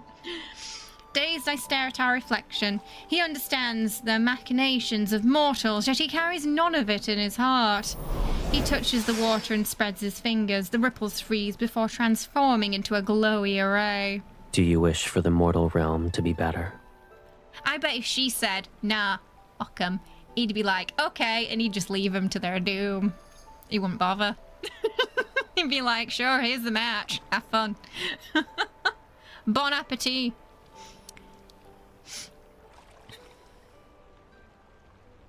Yeah, exactly, Luna, yeah. One bond chosen, one bond fated. Okay, what are we gonna go with, chat? Yes or no? Yes or no, chat?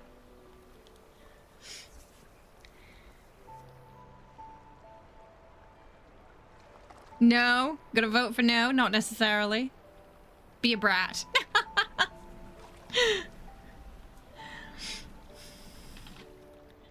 Yes. Yes. 2 votes for yes, 1 vote for no. 2 votes for no. If he saw the state, I mean, he's already seen it, hasn't he? He saw 2 people fighting over land. No? You want to see if he gets mad? What was the question? Do you wish for the mortal realm to be better? No would be the chaotic answer, I think. Depends how much chaos you're feeling this morning, chat. No? We're gonna go for chaos. I think the no's have it. Not necessarily. What you said is correct. Mortals will always be in a state of turmoil. 2 humans or even 2 gods won't change the world's laws.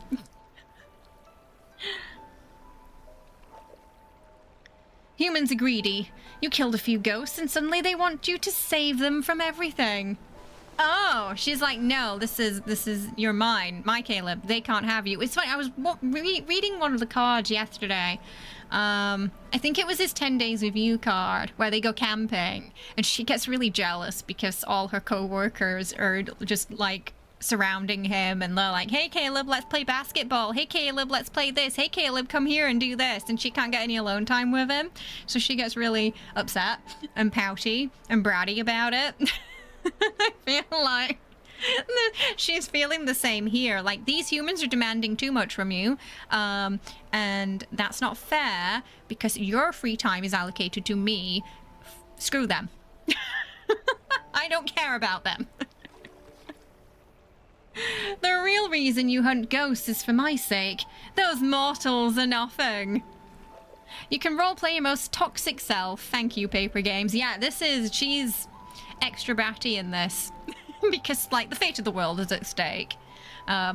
Instead of the fate of her office relationships. I feel like Silas has a very similar mindset. He's always talking about how horrible humans are. Yeah, and you know, both of them would either join her in destroying... I feel like Silas would join her in destroying the world. Caleb would give her the match to do it. So, you know, they're not going to step in between her and chaos. Unless she's going to get hurt. I like the background music, it's nice. Your jealousy is remarkable. He's clocked her. The energy from the ghost has made his hand rough. He chases my braid, and his fingers brush against my nape. Then my stomach starts to... Oh. She's hungry.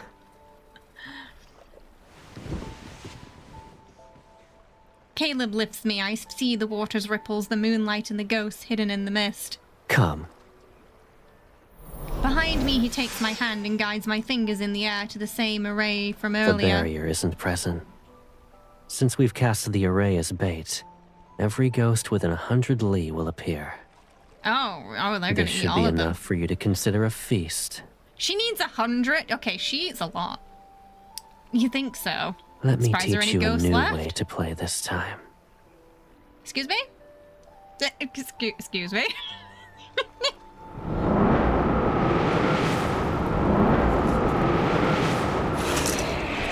Playing with their food. He catches a fallen petal and the bamboo curtain immediately rolls up. A shadowy figure shrieks at the pavilion. The petal cuts through water-like moonlight to slice the ghost's throat. Wow. She's like... Front row seat. I immediately mimic his attack when I strike a ghost, but I use too much of my strength and it's skewered. You've been taught lessons for several centuries, and yet panic is all it takes to make you return to your old methods. I respond with a sheepish smile. I used to fight ghosts in a wild, haphazard manner, which always made me covered in grime. Caleb taught me elegant techniques over those hundreds of years. He even created intricate weapons for me. Can you demonstrate it to me again? I'll do it correctly this time. Why do I feel like she purposefully messed it up just so she can see him do his thing? Watch closely. When confronting weak ghosts, aim for the throat. The stronger ones... A ghost whose murderous intent was palpable lunges towards us. You aim at the spot between the eyes. Oh. I mean, brats will brat. His power flows through my fingertips and pulls my spiritual power to unleash a fatal strike. That's like the underworld renaissance, isn't it? Resonance! Resonance! Perfect. Do it like that.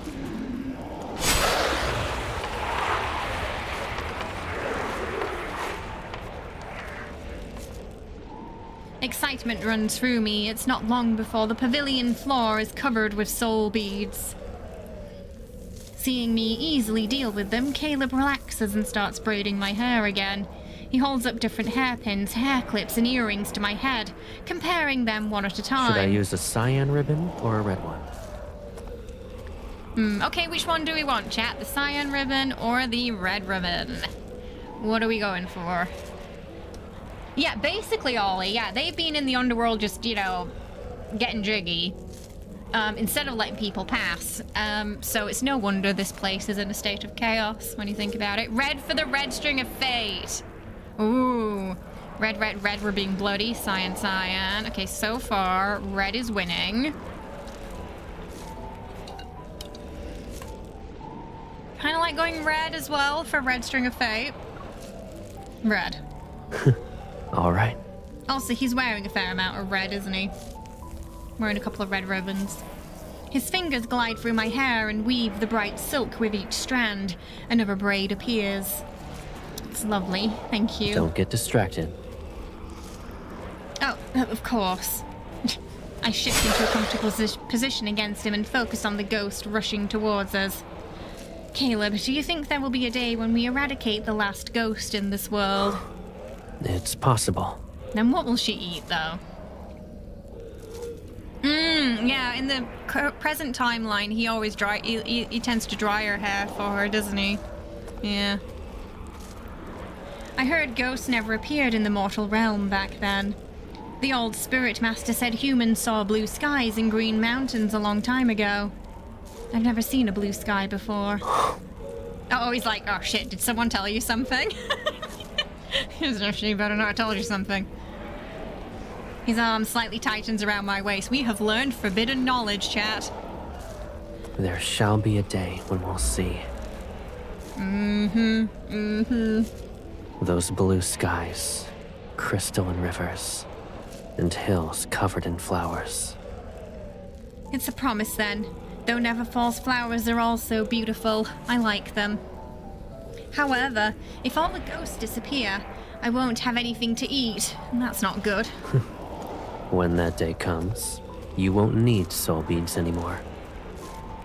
He's so cryptic. I won't feel hungry anymore, so I'll be like you. Correct.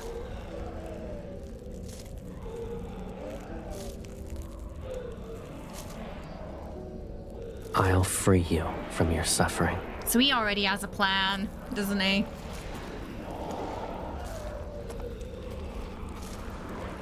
As the ghost scream fades, I wrap my arms around his neck. Actually, I don't mind living like this. A poor girl, like in every myth, she's suffering in some way, whether, you know, she's being used as a sacrifice, as some kind of tribute, suffering physically or mentally. Oh, she's had a rough time, hasn't she? I don't think she's had any lifetime that's been void of suffering. I'm sure if he had the chance to somehow make that happen, Pink, he would do it. You think he's pulling a Dr. Freeze? He's trying to find a way to make her alive again and making it everyone else's problem. Yeah, sometimes they do remind me a bit of Kathy and Heathcliff, you know, like where I feel like they will make everyone else suffer if it means that they can try and, you know, if there's some path for them to be happy together. To the point where you don't really want to be anyone in their vicinity. You use soul beads to create a lotus pond for me, and we cultivate it every day. I'm happy. Yeah, I mean, especially in this myth, because it seems like the human world and the spirit world is suffering because of them. Though, the way they're different is these two actually do get together, whereas Kathy and Heathcliff just keep coming up with excuses as to why they can't. And that's part of their problem.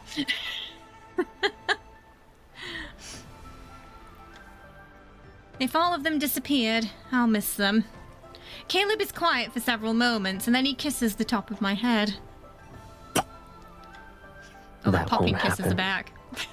You'll have more to be happy about. The world we shall create is the one you want to see. Oh. And it doesn't matter how it changes.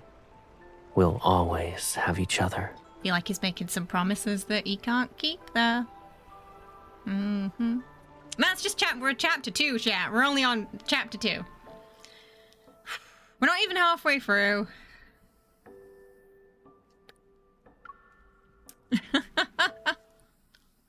Not even halfway through. That night, Caleb and I purged every malevolent ghost within 100 miles. The soul beads we harvested caused the lotuses of the Neverfall to bloom overnight, and I basked in the abundance of their power. But within 2 days, that insatiable hunger clawed at me once more. I wonder if the more she consumes, the more hungry she becomes inevitably. That kind of seems to be what's happening. She has a big feast. It comes back worse next time. You feel stuffed with the story already in a good way. It feels like we're halfway through, but we're not. With no ghosts left nearby to hunt, I nearly resort to eating the lotuses I had just brought to bloom. I could do nothing but try to sleep, hoping to drift through the long, agonizing hours of starvation, so it's a physical pain. Yeah, but it hurts so much. It's not so much a hunger as it is an unbearable emptiness. A void that feels as if something is gnawing away at my body, carving a hollow chasm into my very soul. Anything I would give, anything, if only it would satisfy me. I think so, Ollie, yeah. The more she consumes with him, it's like cultivation's hungry work. Oh, it's 7-9. Uh-oh. Sluggish, I look up and see several faces. Some are terrified, others are stunned. It hurts. Oh no. A creature weakly twitches in my hand, and I look. 5-5 dangles from my hand and stares at me. And on his cheek is a bite mark shaped like a crescent moon. Did I do that? Oh no. She can't control it. I almost devoured 5. What happened? It wasn't me. Caleb's eyes narrow, and he grabs 5-5 and throws him towards the other Never Wardens. Take him and leave. Oh, he's mad at them. I wasn't going to eat him. Much. Oh dear. I didn't intend to. I don't know what's happening. My words frantically fumble out. Guilt and fear crash into me. Are you okay? That simple question intensifies my guilt. Clumsily wiping my face, I nod. Don't worry. You did nothing wrong. It's simply your hunger. I'm at fault. I should have cared for you better. I don't think 5-5 sees it that way, sadly. Oh no. So now he has this guilt of maybe what I've been doing is causing her to inevitably suffer more. No, the issue here is me. I'm so hungry. I even dreamt about devouring souls and mortals. My confession spills out into a trembling, broken mess. Am I turning into a monster? Don't say that.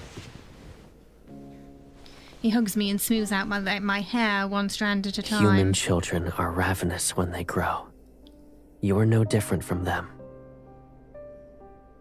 But you're not like me, and only ghosts crave human souls. I'm guessing as time passes, their sort of descent into those yin and yang roles are becoming more solidified. Caleb, if I turn into a starving, vicious ghost, can you kill me in a gentle way? Caleb stiffens and his arms tighten around me. He speaks more softly. Don't tell me you're so hungry that you can't think clearly. I'll be very upset if you say anything like that again. Did you have to say it in that tone, though? His hand glides down my back. Cool spiritual power flows into me. I'll collect more soul beats for you. But it might take some time. They're definitely going down the ghosts at a fast rate, aren't Stay they? in Nether Falls. So long as you don't use your spiritual power, you'll recover. That contributes to Be the a good hunger. girl and wait for me. Oh no, not again. Got Caleb saying that now.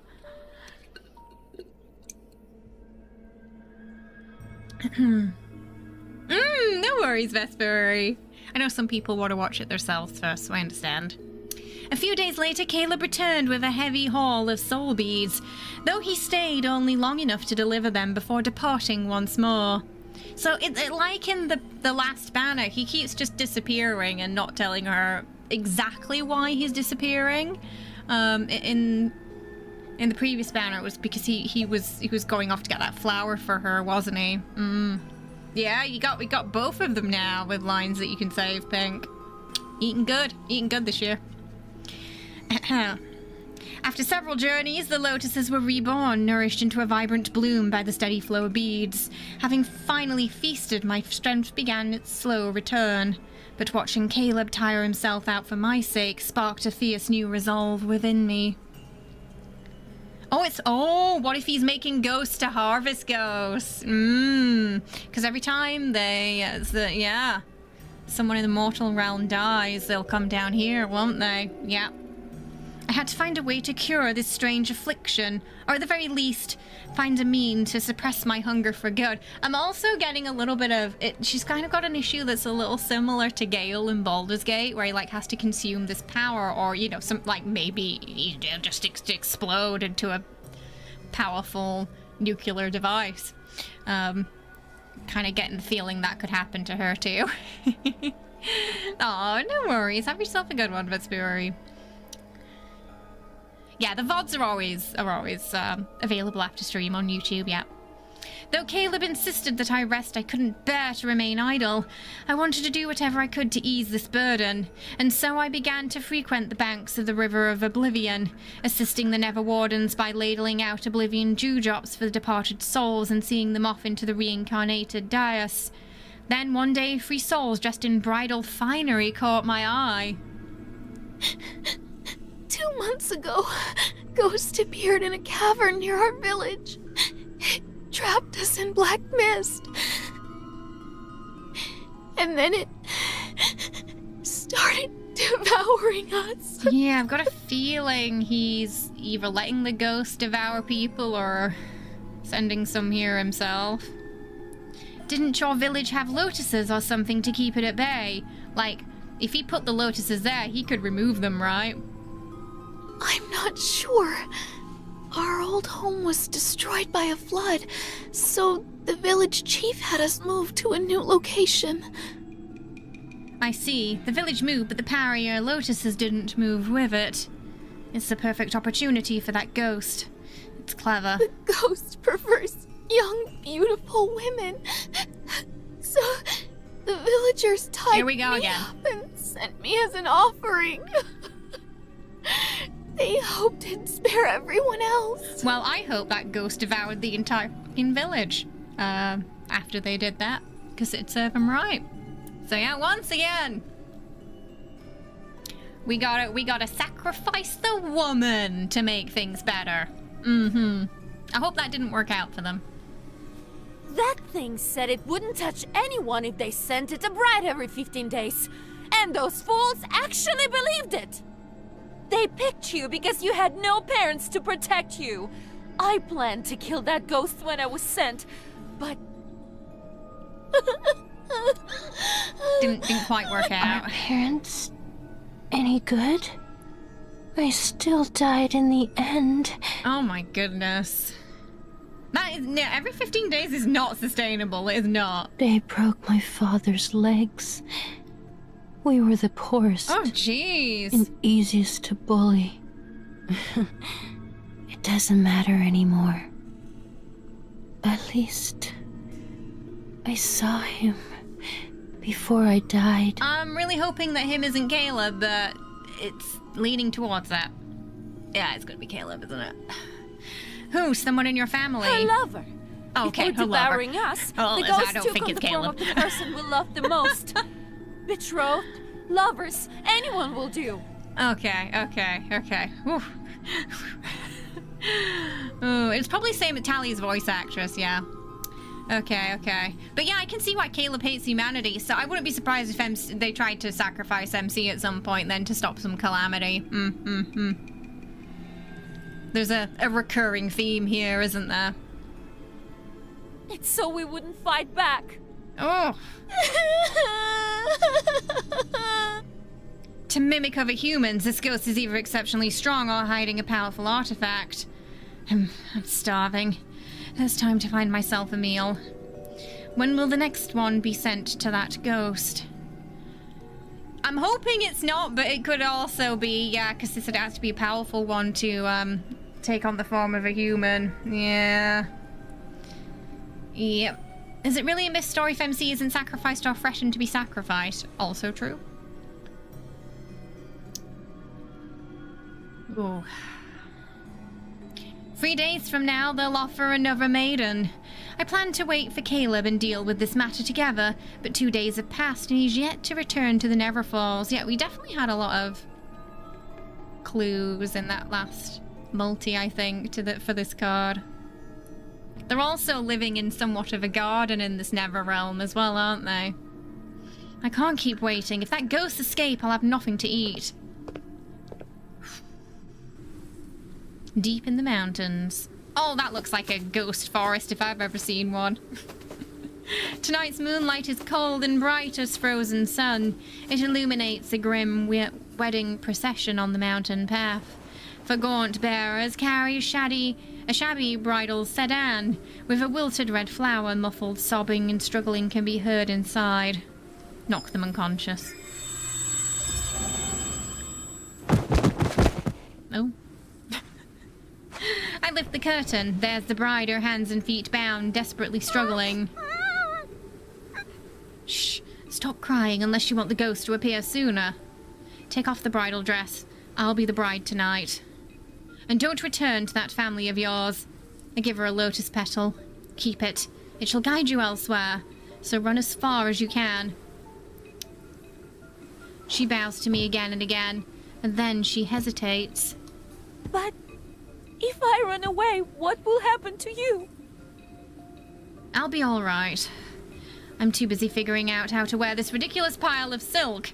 I wave to signal her to leave. I just imagine her, like, faffing around with it. In this world, there isn't a ghost who's foolish enough to let their claws touch me. Bob, thank you so much for the Ko-fi tip. Sugar and kitty cat treat chaos time for today. At the end of stream, I appreciate it. We will be feeding the kitty cats later on. Thank you so much. The sedan sways along the path for another hour, and then it's loaded onto small boats which drift into the caravan's depths. Everything is plunged into darkness. The energy belonging to a ghost coils like a sleeping beast stirring silently in the shadows. Wrapped in suffocating layers of silk, the ceaseless jolting starts to annoy me. Do mortal brides always suffer like this when they're about to be wed? I rip the stifling veil off my face and toss it aside. If it wasn't for marrying someone you love, would a sane individual endure this? As someone who almost tripped on her wedding gown on the day, yes, no, I understand. Yeah, it's just suffering. Why? You just pay a lot of money and you get stressed and then you suffer. So, no, it does not.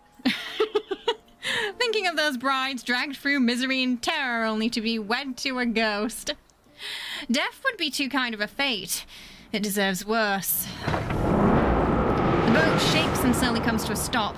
Wailing like a chorus of restless spirits, wind transverses the caves connected to one another. The world beyond the sedan curtain is brightened. Firelight dances on the river as footsteps approach and stop at the shore. Should I sob dramatically? Pretend I fainted. What will be more convincing? Oh, do you think he's angry? You think he's upset with us? Suddenly a force yanks me from the sedan. I grasp before landing into a firm embrace. Caleb, why are you... But this probably means he was the ghost, right? I recall the bride's words. No. This must be the ghost wearing my loved one's face to deceive me. I don't think any ghost is powerful enough to use the face of Caleb, though. Right? But if the ghost picked Caleb, then my feelings must be embarrassingly clear. So there's two possibilities right now. That one, it is actually Caleb, or two, she got some strong feelings. The power of denial, you're thinking. I guess we'll know when he starts talking. Even when danger is staring at me, embarrassment pricks my cheeks. I bite my lip and focus. If I can read the hearts of mortals, then of course it'd sense mine. Must be using a powerful artifact. I'll play along to try and find it. So, put your bets down now, chat. What are you thinking? Ghost pretending to be Caleb or just Caleb? Place your bets. Yeah, I mean, yeah. Like, exactly, Rory. Like, there was a spicy steam like 30 seconds in. If she hasn't realized it now, she never will. Just Caleb, just Caleb, just Caleb. We think he's been a bad boy. With that decided, I let tears well up in my eyes. Caleb, you're here for me. Oh, I knew you wouldn't let me marry that ghost. You're the only one I want. Oh my goodness. Artifacts are usually kept close. Clinging to his arm, I pretend to sob while secretly checking for anything concealed. This is just an excuse to give him a pat down. Strange, his body doesn't have any ghost stench or murderous intent. His scent is the same as the faint lotus fragrance that Caleb carries. He's been bad. Maybe it's Caleb's fault that the worlds are unbalanced. Maybe it's mostly Caleb's fault. You want to marry me? This is what you're getting from this and not, oh no, you've caught me. Amused, he tilts up my chin. His eyes shimmer in the firelight and rippling water, where the dark gloom mingles with the night. Dark and brooding is exactly what Caleb is in this myth. All he heard was marriage, yeah. Of course. You're the person I love the most, and I want to stay with you for a long, long time. Are you implying I can't do that? Then we're of the same mind. In this world, I love you more than anyone else. Oh, he's been waiting to say that to her, hasn't he? Cable's morality or perception of reality doesn't really operate like normal people. Even in the main story, yeah, it's a bit wavy. It basically revolves around her, doesn't it? I steady myself, despite knowing he isn't my Caleb. Hearing those words from that face still makes my heart flutter. Caleb moves his hands. Lanterns flare to the life across the cavern to reveal a sea of red spider lilies. Flowers. They're usually moon. a sign of death. Heaven and earth as our witnesses. Everything for a good wedding is present. Spider lilies gives me Silent Hill F flashbacks. Tonight is perfect for us. We're not even halfway through. Yeah, he's like, look, I'm good to go. I've been planning this for a while. Let's just forget about the sacrifices. Hold on to me tightly. I'll treat it as your promise to stay by my side for a lifetime. Without drawing attention, I drop a lotus seed from my sleeve while nodding and walking with him.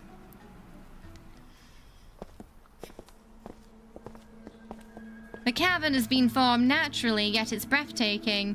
The walls are reminiscent of cliffs and the stone arches curve overhead like frozen bridges.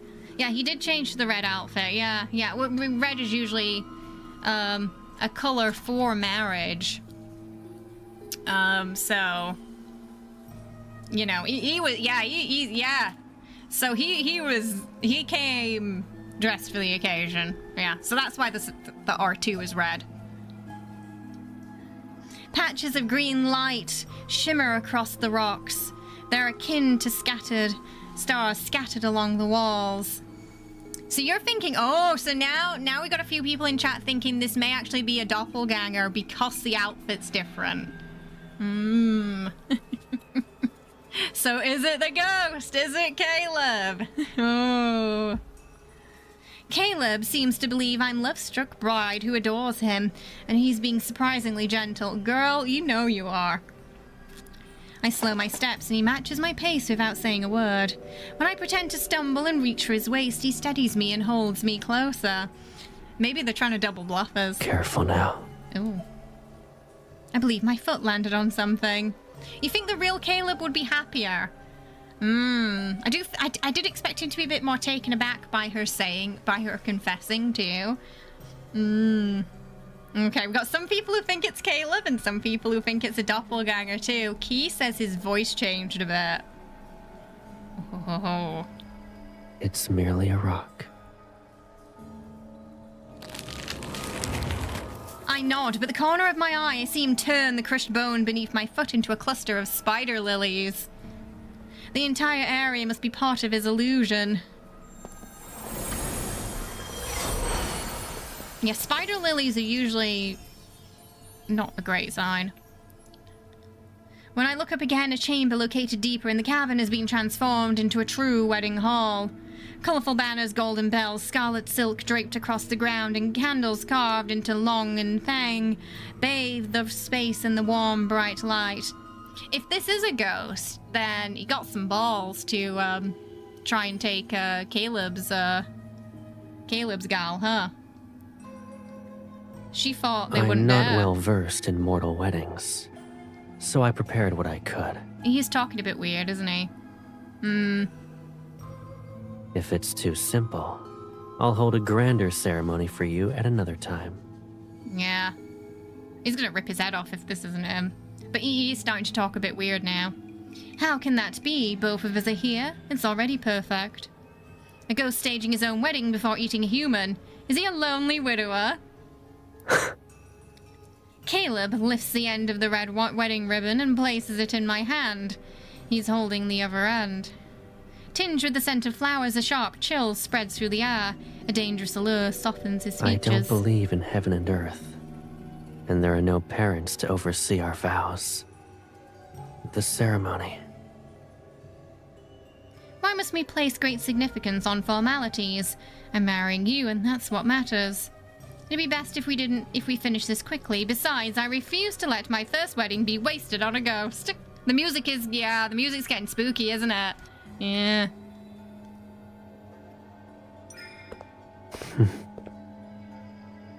He smiles before bowing to me, with impeccable grace amidst the candlelight and swaying flower shadows. I'm caught off guard. I've only known him as an awe-inspiring and fearsome. I never thought he could be so composed, so poised, almost too poised. And the way his gaze softens, how he confidently carries himself and his movements. It's uncanny. Can a ghost truly imitate Caleb this well? She's also like, I don't know. Oh, the music's really spooky. Noticing my momentary daze, he steps closer, takes my hand and lifts it to kiss his lips for a gentle kiss. Starting from this moment, oh no, we belong to each other forever. This isn't good. I might actually believe everything he's doing is real if I keep looking at his face. I tried to come up with a distraction. Should we drink the nuptial wine? That. We can enjoy it after. Following tradition, it must be brewed in the year of your birth. It shall age until the wedding night. I mean, they're a couple of 100 years old at this point, so that's going to take a while. Tonight was rather hasty. I don't want to give you anything that's less than flawless. He says he's not knowledgeable in mortal customs, yet he carefully thought about this whole wedding thing. Would a ghost really put on this much of a charade for one soul? Or is it trying extra hard because it's her? I lean in with a feigned affection, and as I quietly use my spiritual power to probe with him. I didn't find any artifacts. Is he simply a strong ghost? This means his soul beard is delicious. She's getting the bib out, knife and fork. Bon appetit. Maybe it's getting back at Caleb and this is its revenge? It could be. Maybe this whole thing was a ploy to trap her to begin with. This is better. Once he lowers his guard and attacks, I'll finish him in one strike. All of a sudden, he pushes me onto the bed. I'm stunned for a moment. What is he doing? Why are you trying to hide? His breath grazes my ear and the tip of his nose brushes against my neck. We're We've in danger. forgone the vows and wine. But our wedding night shouldn't be done in a hurry. Girl, get out of there! He wants to eat me and take advantage of the situation. What remains of my patience dissipates and my spiritual power flares in my hand. The music stopped. Unfazed, Caleb crushes the spiritual power as if he broke a twig. He lowers his head. How is he that strong? Alarmed, I try to summon a weapon, but I soon realize my power is being suppressed. My limbs become weak. Rushing only results in you being unable to enjoy yourself. Oh, you're in trouble. You're in trouble. The night is long, and we have plenty of time. We can learn everything slowly. Oh, it's getting insidious now. What if she was killed on the night of her wedding by a fiancé and it was avenged by her brother? Could be. Okay.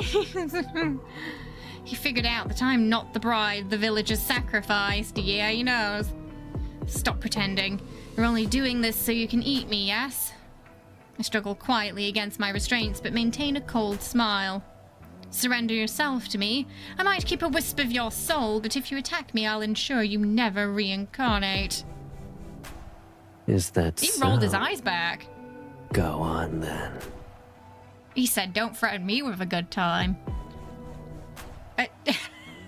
Is there... Or are you waiting for the barrier to form so it can swallow this entire cavern? That wasn't her plan, yeah. He holds up the lotus seed, the one I dropped earlier, and crushes it between his fingers. What will you do next? The evil spirit is stronger than I expected. However, I'm the Lord of the Netherrealm, and I refuse to die like a helpless fool. Even if it costs me my life, your villainy ends today. So they can die, even though they're dead. Fight to the death. Enough. Don't make things worse for yourself. The power I gathered is snuffled out, and I fear a familiar spiritual power wrap around my ankle and it spreads throughout my body. It moves through me at an unhurried, deliberate pace. I look up in surprise only to accidentally breathe in the fragrance of lotuses. You still don't recognize me, even now. Oh dear. I'm upset, to be honest. It's Caleb, isn't it? Gentle, familiar kisses trail down my neck and collarbone. I don't move, but then I realize it.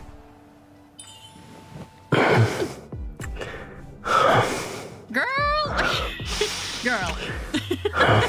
Girl.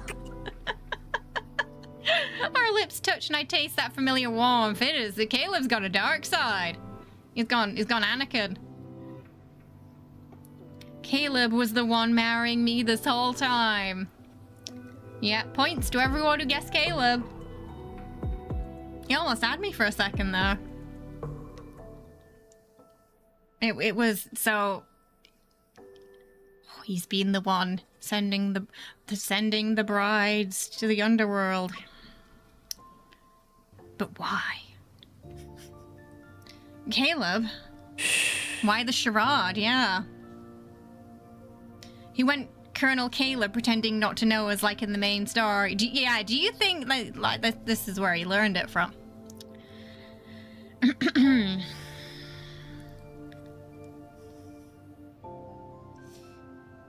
Caleb's fingertips wander lazily across my skin. His touch is gentle, yet his voice is calm and steadfast. That ghost is more cunning than I thought. It hid itself once it sensed my presence.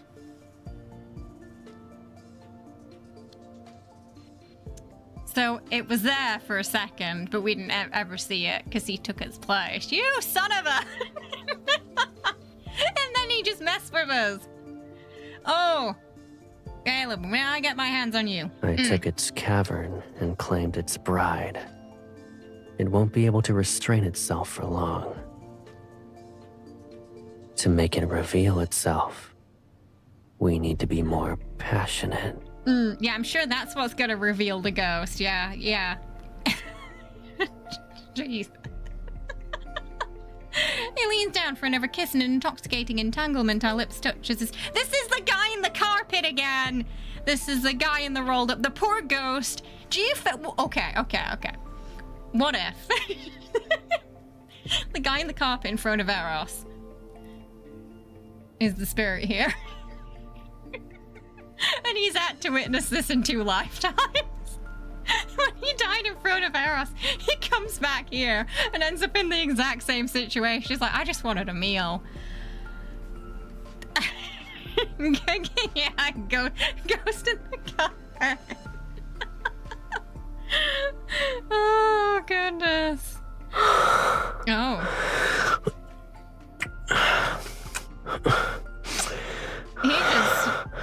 He just, wow. Rent was due. His spiritual power is akin to cold spring water at first, and then it transforms into a smoldering flame that gently embraces me. I bet it does. Were you going to marry that ghost if I wasn't here? Are you jealous of a ghost? Tell me. He's jealous of the ghost, yeah. The ghost is either jealous or embarrassed, maybe a bit of both. Justice for Rugman gang.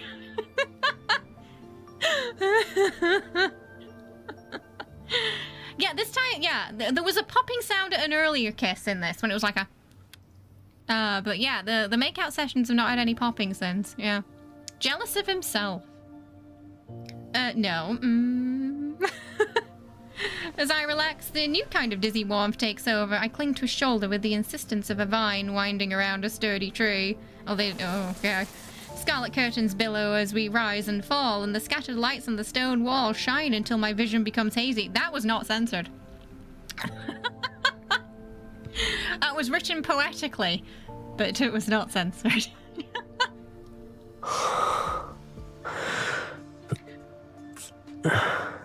We're off in another falls for this. But doing it in a different place can be surprisingly enjoyable. I bet. Yeah. If you like it.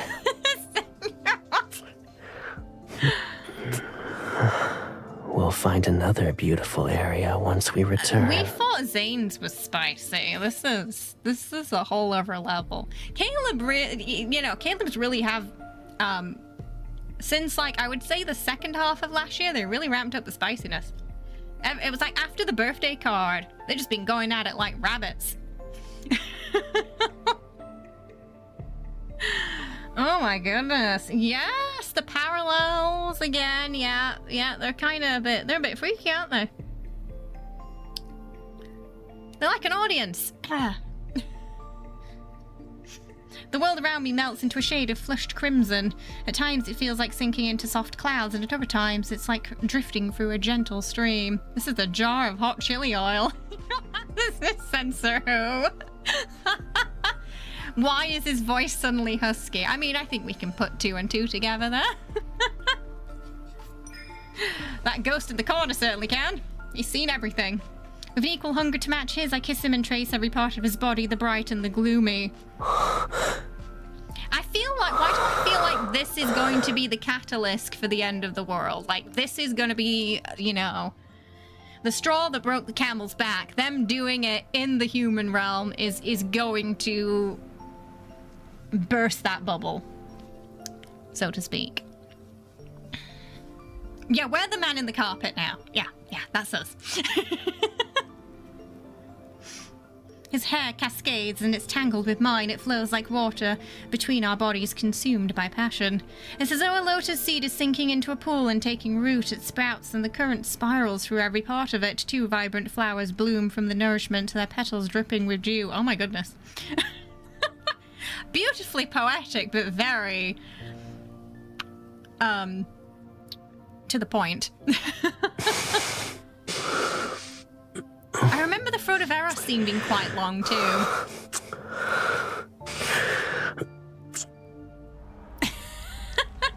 In the cavern's dark depths, a foul presence stirs. He was there the whole time. It enroaches like a web of cold, sticky threads. The walls explode and the wedding hall is destroyed. Only the bed remains untouched as an invisible barrier protects it. So we were right, he was watching. You thief! That was my bride! How dare you steal my bride! She's mine! Mine! She belongs to me. Oh, they're gonna fight now. Caleb smooths my rumpled clothes with gentle, deliberate movements. His concentration hasn't wavered, not even once. Let me take care of it. Very well. It has been quite some time since your last hunt. Consider it an appetizer. Oh, he's crafted the wrong wedding. Holding my sword, I leap and strike the ghost. Its claws, blackened with blood, fall to the ground. In the blink of an eye, liquid spurts from where I cut it. A new set of claws burst forth. Hiding the fact that I was startled, I thrust my blade into its brow, twist the weapon and pull it out. Ruined my face! You know how many skins I devoured to grow it? It's hideous, not even worth a single strand of my brother's hair. Oh. I'm startled as its face knits itself back together at a swift pace, and I saw a bluish-green light when it healed. Total exhibitionist, yeah. To be fair, that ghost clearly was too. I turned towards Caleb, his expression has darkened. You? It stares at me, its gaze akin to a bramble covered in thorny hooks. You're my bride, but you help him kill me? I can smell it. You're like me. You also eat humans. Why did he say it like that? Like he was the villain in a kid's story.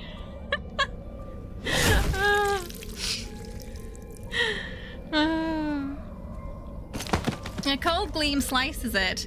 Half of its jaw and skull tumble across the ground. You're rather desperate to You die. was a drama queen. You're... Fate delivered you to me! It laughs hysterically and grows a new head. Why is this one so strong? I'm grateful. Those centuries at Mount Dingshu, it was worse than death! It escaped from Mount Dingshu. Why would a ghost be imprisoned there? You can't drag me back! Ah! What have you been doing, Caleb? Cold, howling winds envelop the cavern in an illusory purgatory. With each step Caleb takes, the ghostly flames surge to life. Since only nonsense can leave your mouth, silencing you is the best choice. Oh. It's regenerating again. What do we do? We'll ensure it can never heal. He swings his blade, blurring into a dark streak that tears the ghost. A downward cleave ignited with vivid azure and violet splits it. Within the sea of blue fire, not even ash remains, only a single soul bead clatters to the ground. Ooh, what's that, Ollie? The spider lilies around us wilt to reveal the truth. Dried pools of blood and scattered bones gleam under the shifting light. Caleb. Questions gather in my mind. Why did that creature imply I was also a ghost? What happened at Mount Dingshu? But the murderous aura curling around Caleb and the ghost lingering walls prevent the words from leaving my throat. Potentially he never died. Just her. The remains of previous brides were abandoned here. They should have a proper funeral. Caleb doesn't make any remarks about how I changed the conversation. Instead, he strokes my head.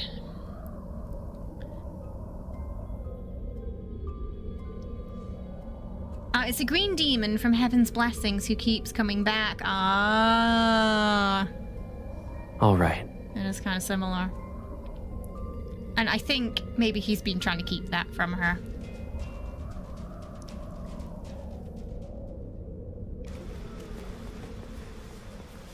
At dawn, Caleb destroys the rest of the cavern. As the collapsed stone gives way, mangled corpses appear. We retreat into a nearby forest and stay out of sight. Villagers arrive and gather the bodies for burial. A living mortal hiding for centuries in the land of the dead, breaking the rules in the realm.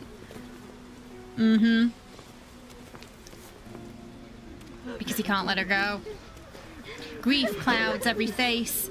Curses directed at the ghost permeate. It was a strong ghost. I can smell it. You're like me. You also eat humans. Sorry, the way he says that really tickles me. Oh dear. Oh. Ghosts always have awful words before they die. Shouldn't take it to heart. Yet, Oh, girl, I do feel like sometimes her head's up in the clouds, you know? It's like the signs are there, the writing is on the wall, and she chooses to ignore it. All doubts rise again. Who? Oh, what am I? Are you still thinking about how it said you're some kind of monster? Mm-hmm. No. Yeah, she chose to ignore it and be happy with him instead. Sometimes it's better to suppress it, I suppose. She's a master of being obliviously in denial. No, this is like chapter 5. 4 or 5, yeah. This lie is too clumsy to fool him. Caleb lets out a quiet chuckle. Oh, he's back in his old What clothes. scares you the most? Yeah, I was thinking that. Being separated from you. In that case, is there a reason to worry about who you are? Even if you're a little monster, I'd still take care of you. He's like, you're a monster, but you're my little monster. It'll be exactly like what I'm doing now. I'll find soul beads and dress you up in clothes and accessories that suit you. I'll bring you anything you like. Oh, but it's not something they can maintain. There's an inevitable So long end. as I'm here, there's no reason for you to be afraid. Of course. Some of my doubts loosen their grip on my heart. Then another thought appears. The ghost mentioned Mount Dingshu and said it escaped from there. Did something happen there? It stabilizes yin and yang. Why would a ghost be there in the first place? Oh, questions he wished we didn't answer. Caleb dressing up a corpse because he can't process death. Again, very Heathcliff and Kathy. Sounds sweet in story, but it's really creepy when you let yourself think about it. Oh yeah. I'm immediately thinking of, when Heathcliff goes into when Kathy dies and she's in the mausoleum and he opens it up and lies with her. And in one of the films, they do have like a cut to, like, you can see her normally and then there's her decaying and it's like, oh boy. He's fully lost it. Yeah. Dark romance. Oh yeah. Mary Shelley would love this. I feel like this and the dragon myth, she'd be down for that. Mount Dingshu has held heaven and earth for centuries. Too much time has passed, and calamities continue to appear. The array carved into its foundation was bound to falter. Was it? As for that ghost, I suppose it slipped past the weakened array and found itself trapped. It sounds more like you trapped him there, Caleb, based on his reaction. I mean, they're supposed to be too, Ollie. Yeah, you're supposed to be quite annoyed by them both, I think, in that. For sure. At least Caleb and NC get together. They're a bit aggravating. Yeah, they make everyone else around them miserable sometimes, but at least they actually get together. So it wasn't all for nothing. But its words, it seemed to imply that Caleb was the reason why it couldn't leave Mount Dingshu. Okay, alright, good. We're using our intuition now. Good. No, I can't let my faith in Caleb waver. A ghost's word shouldn't plant the seed of doubt. Yeah, so I'm gathering Chat are not taking Caleb's word for it this time. If Mount Dingshu is truly unstable, doesn't that mean it's dangerous? Shouldn't we fix the array? Arrays from ancient times aren't that fragile. They're not going to fall apart even if they remain untouched for centuries. What we're seeing around us suggests otherwise. But, given our current situation, it technically is an issue. He looks into the distance. The villagers have left the cavern and set the corpses on the ground. I think that's the most honest he's been so far, suggesting it is an issue. I'm heading back to those interconnected caves. Assuming the ghost didn't lie, his escape wasn't by chance. Something else must be present. He seems to want to get away from this funeral pretty quickly too, doesn't he? And I might find more remains that belong to its prey. wonder if that's just an excuse to not be present right now. Soon after Caleb leaves, a gust of wind sweeps through the area, drift rises, and the scent of incense disperses with spirit script. What if that ghost was just setting a trap for Caleb all along?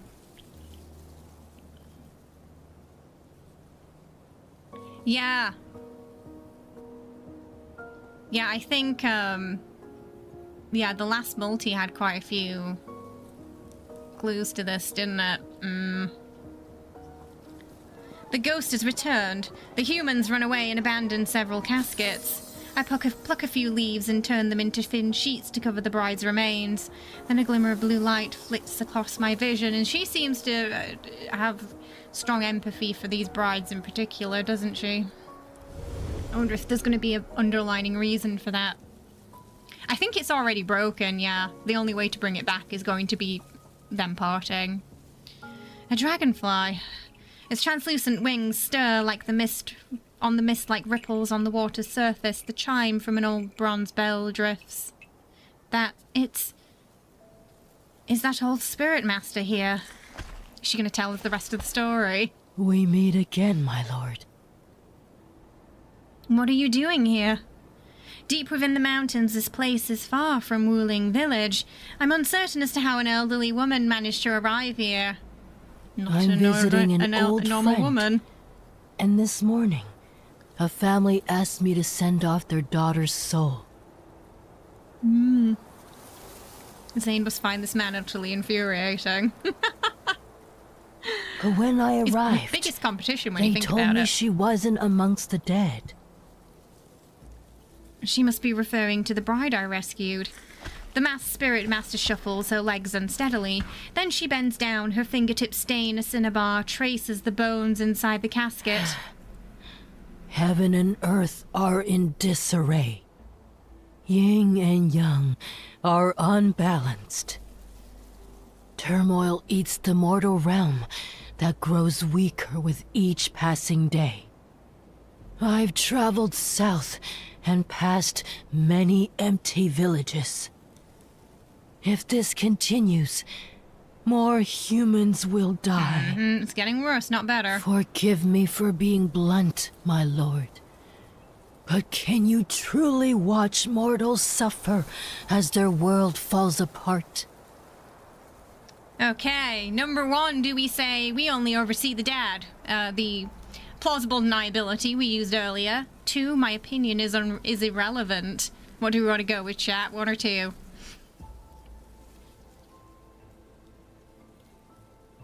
It kind of seems like she's avoiding the answer either way. Right now.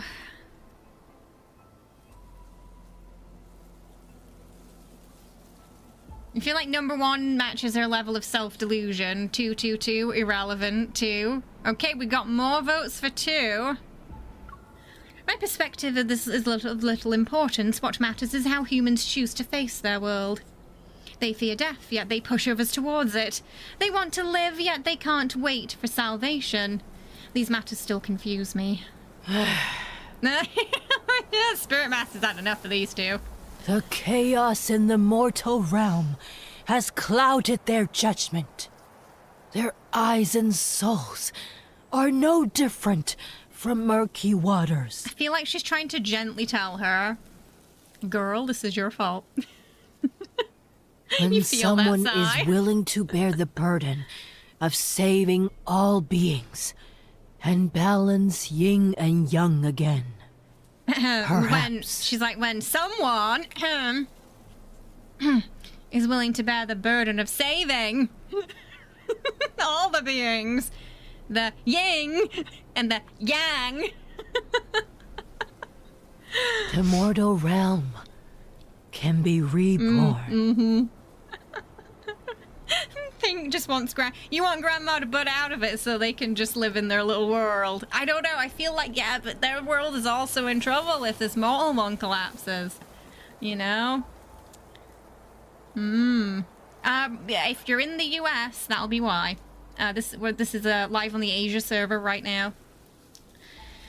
Zain'll sacrifice his joy in himself to do his duty. Caleb won't bat an eye at ditching duty and burning the whole... Oh, he would burn the whole world, yeah. Yeah, he would. I don't know whether to nod or shake my head. Something's not right. Why are you telling me this? Please forgive me, my lord. An old woman. Can't help but want to ramble. Chat will probably be able to give you a better timeline on that. It's usually quite a few hours after Asia gets it. It's alright. Oh yes, you never finished the tale involving a certain spirit master. Yes, finish the tale. Reminds you of the things he said in the car during Hidden Waves. A world like this doesn't deserve to be reborn. Yeah.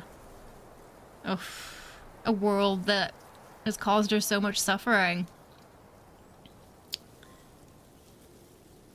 I don't want to hear her sigh again about saving this world, so I direct our conversation elsewhere. He and his sister protected humans from countless disasters, but what happened to them? He died. He died? Wait, what? Hang on a second. Excuse me? But he... Oh dear. Okay. Oh. We got a twisty. We thought it was her. Did he switch their places somehow? Of course, he wouldn't be alive now if he lived 1,000 years ago. Girl, that's not what she means. He died in his fight to save the world of mortals. The mist around us thickens. A dragonfly rests on the edge of the casket. It serves as bright color in a scene with faded hues. Peace didn't last long. The world splintered in a single night as the mortal realm collapsed. So that's when the trouble started. Calamities followed suit. Oh. Wildfires turned mountains into barren fields. Yeah, Rivers we've got a lot and of dragonfly lakes imagery. dried up. Starving humans wandered without a place to call home. They literally burned the world.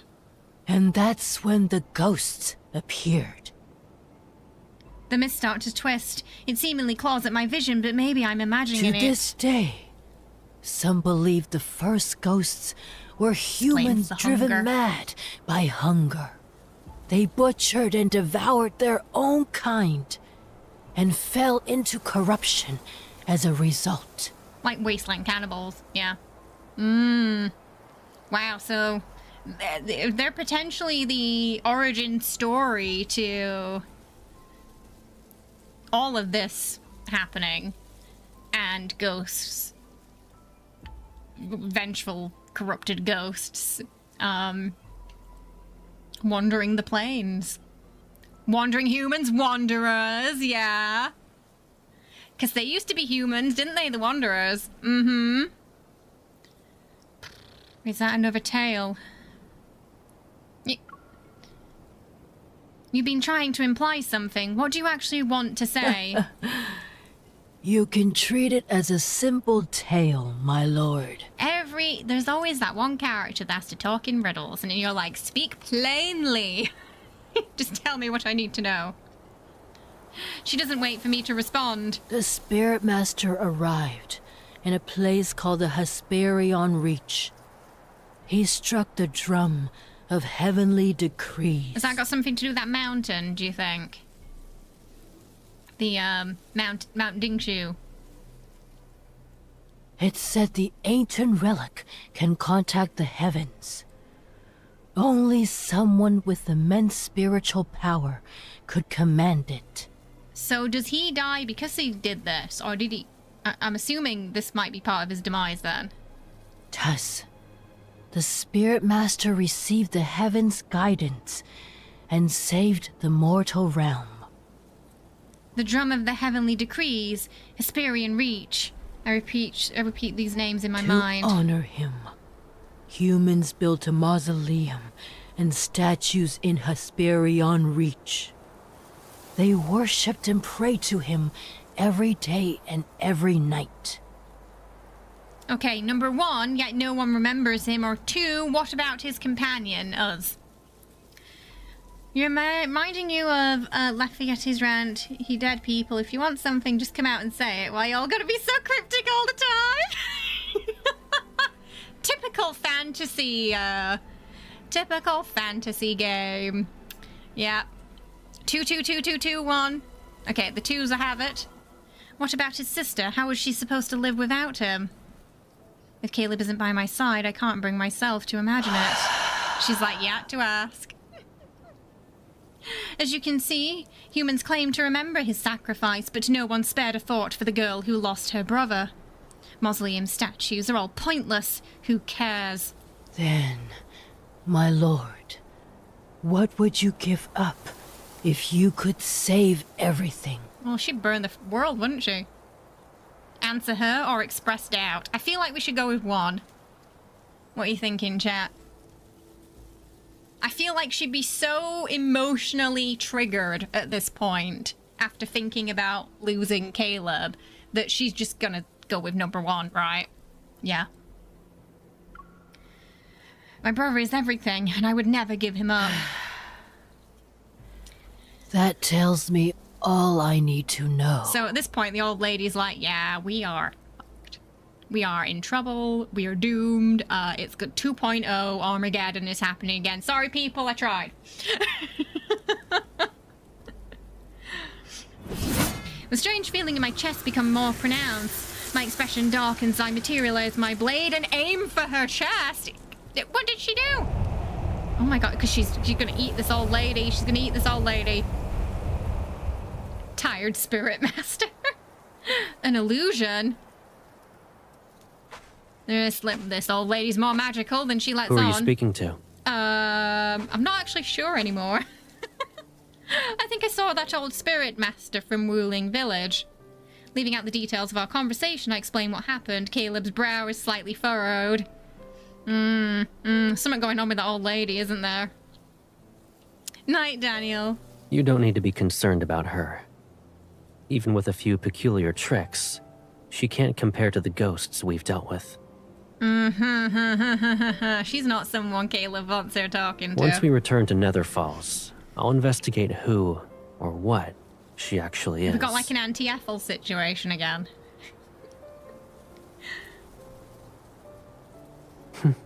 Here, look at what I found. There are so many soul beads. And the amount in Caleb's hand makes my head spin. The ghost didn't spare its own kin either. It saved us the trouble. Oh. Let's find a quiet place first. We'll purify these and the one it left so you can have a proper meal.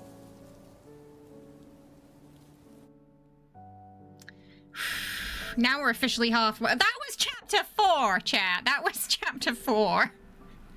That was not chapter 5. That was chapter 4. We're not even... Oh boy. This is gonna be a long one. Oh god. Okay, 1 second. I just want to go grab another drink because we're doing a lot of reading today. And so I'll be back in about a minute or two, and then we're gonna go for chapter 5. Yeah. Officially sort of the halfway mark then. Won't be long.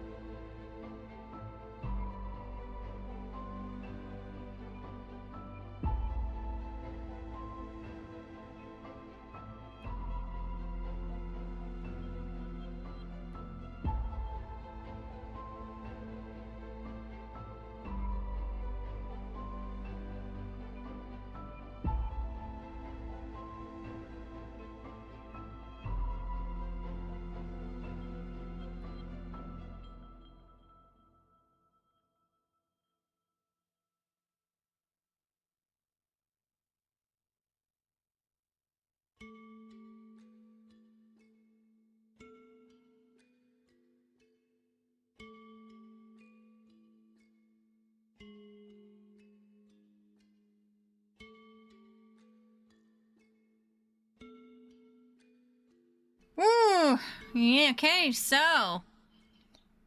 We were thinking that maybe it was MC who died, but the shaman said that it was the boy who died.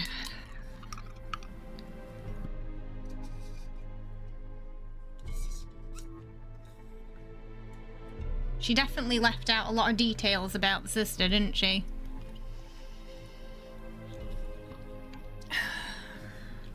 We still don't know much. Alright, are we ready for chapter 4? Goodness me, strap in.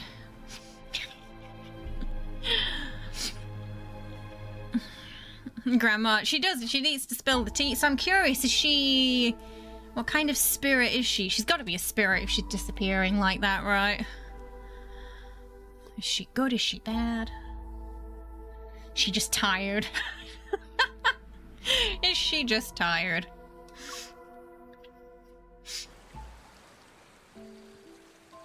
The next day we follow the river to leave the mountains, but Caleb doesn't seem to be in a hurry to take me back to the Never Falls.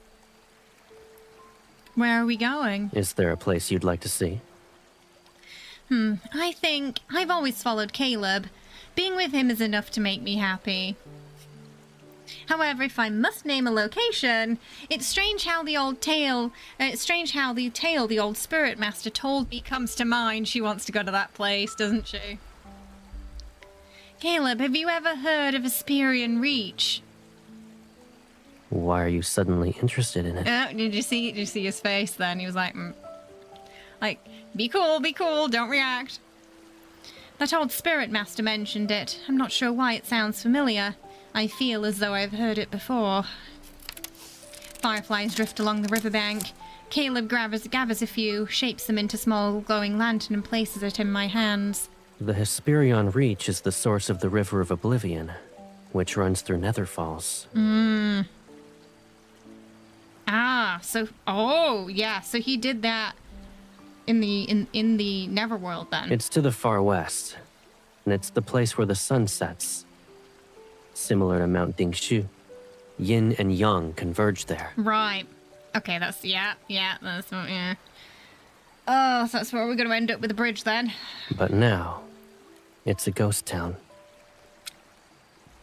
What do you mean? Only ghosts live there. Oh. My eyes widen and he taps my head. They're ancient, so they lack soul beads. You can't eat them. You can't eat ancient ghosts. So are we thinking this shaman lady might be an ancient ghost then? Because she couldn't eat her. And I feel like she kind of tried for a second there, because she was getting a bit hungry, wasn't she? It's also why they're unable to leave. They're forever bound to the Hesperion Reach. Okay, but maybe not then, because if she is, why can she leave? Yeah, it's so the thing with Caleb is a bit of an unreliable narrator at times, because he has a tendency to fib, doesn't he? So you're never quite sure if what he's telling you is the truth or not. I nod, and then my retort escapes as a mutter. You think she might be his first high priestess, perhaps? It's possible. He definitely knows her. I wasn't going to eat them. I pause and weigh my words. I want to see Hesperian Reach. There must be a reason why that spirit master told me that story, what she wants to reveal, and it involves the Hesperian Reach. If you wish to visit it, then that's our destination. I plan to go there in any case. But you must promise me. Once we arrive, don't be upset. Why would I be upset? What is, excuse me?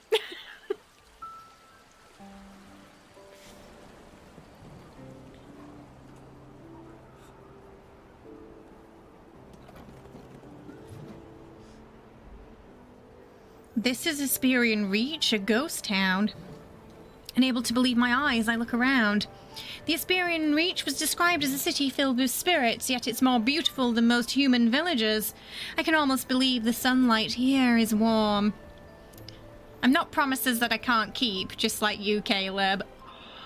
Ooh. Ghosts stroll under the sun as they move between homes and shops. There aren't many of them, yet I can sense an uncanny liveliness. What a handsome spirit. Where did it come from? Even in this world, the moment he walks into a room, or in this case a village, everybody wants a bit of Caleb. So she's going to immediately get jealous. This is exactly what happened when he went on the camping trip with her friends. He just walks in there and they're like, whoa, Caleb, my man. Yeah, Mr. Popular is back. I'm going to see where he settles down. I'll ask him to share a drink with me tonight and... Hey, George? Did you hear the noise she made? Did you hear the noise she made? I'm going to see where he settles down. I'll ask him to share a drink with me tonight and...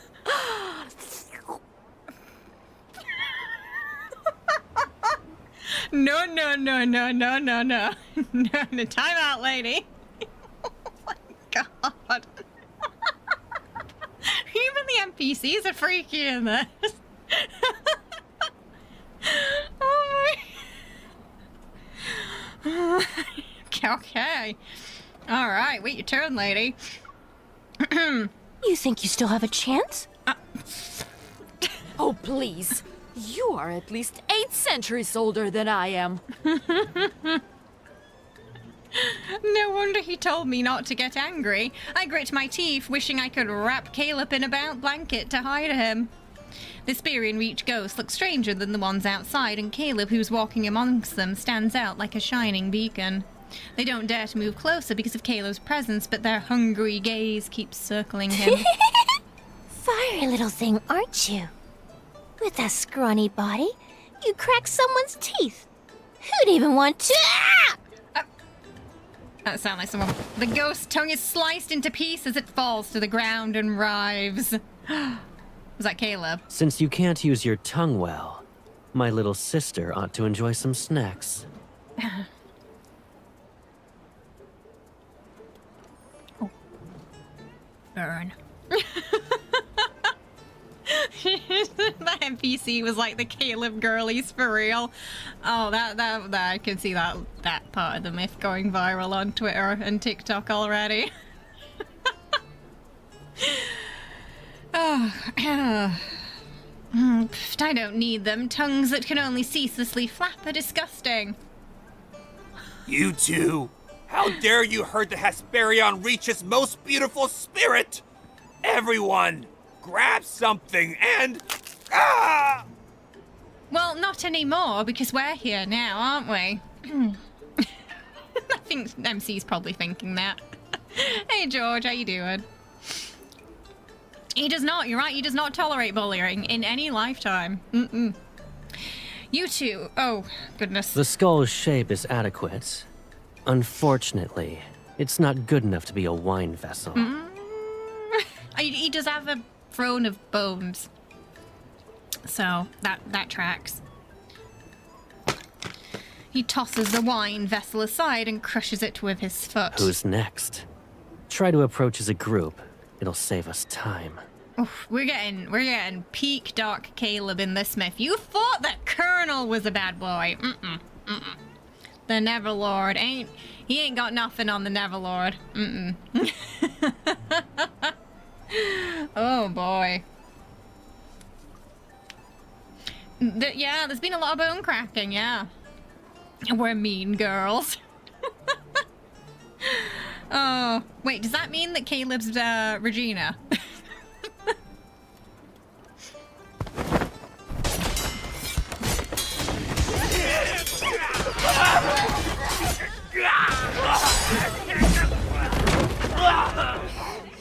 It doesn't take long for the whispers to change from praising his handsomeness to saying he's terrifying and handsome.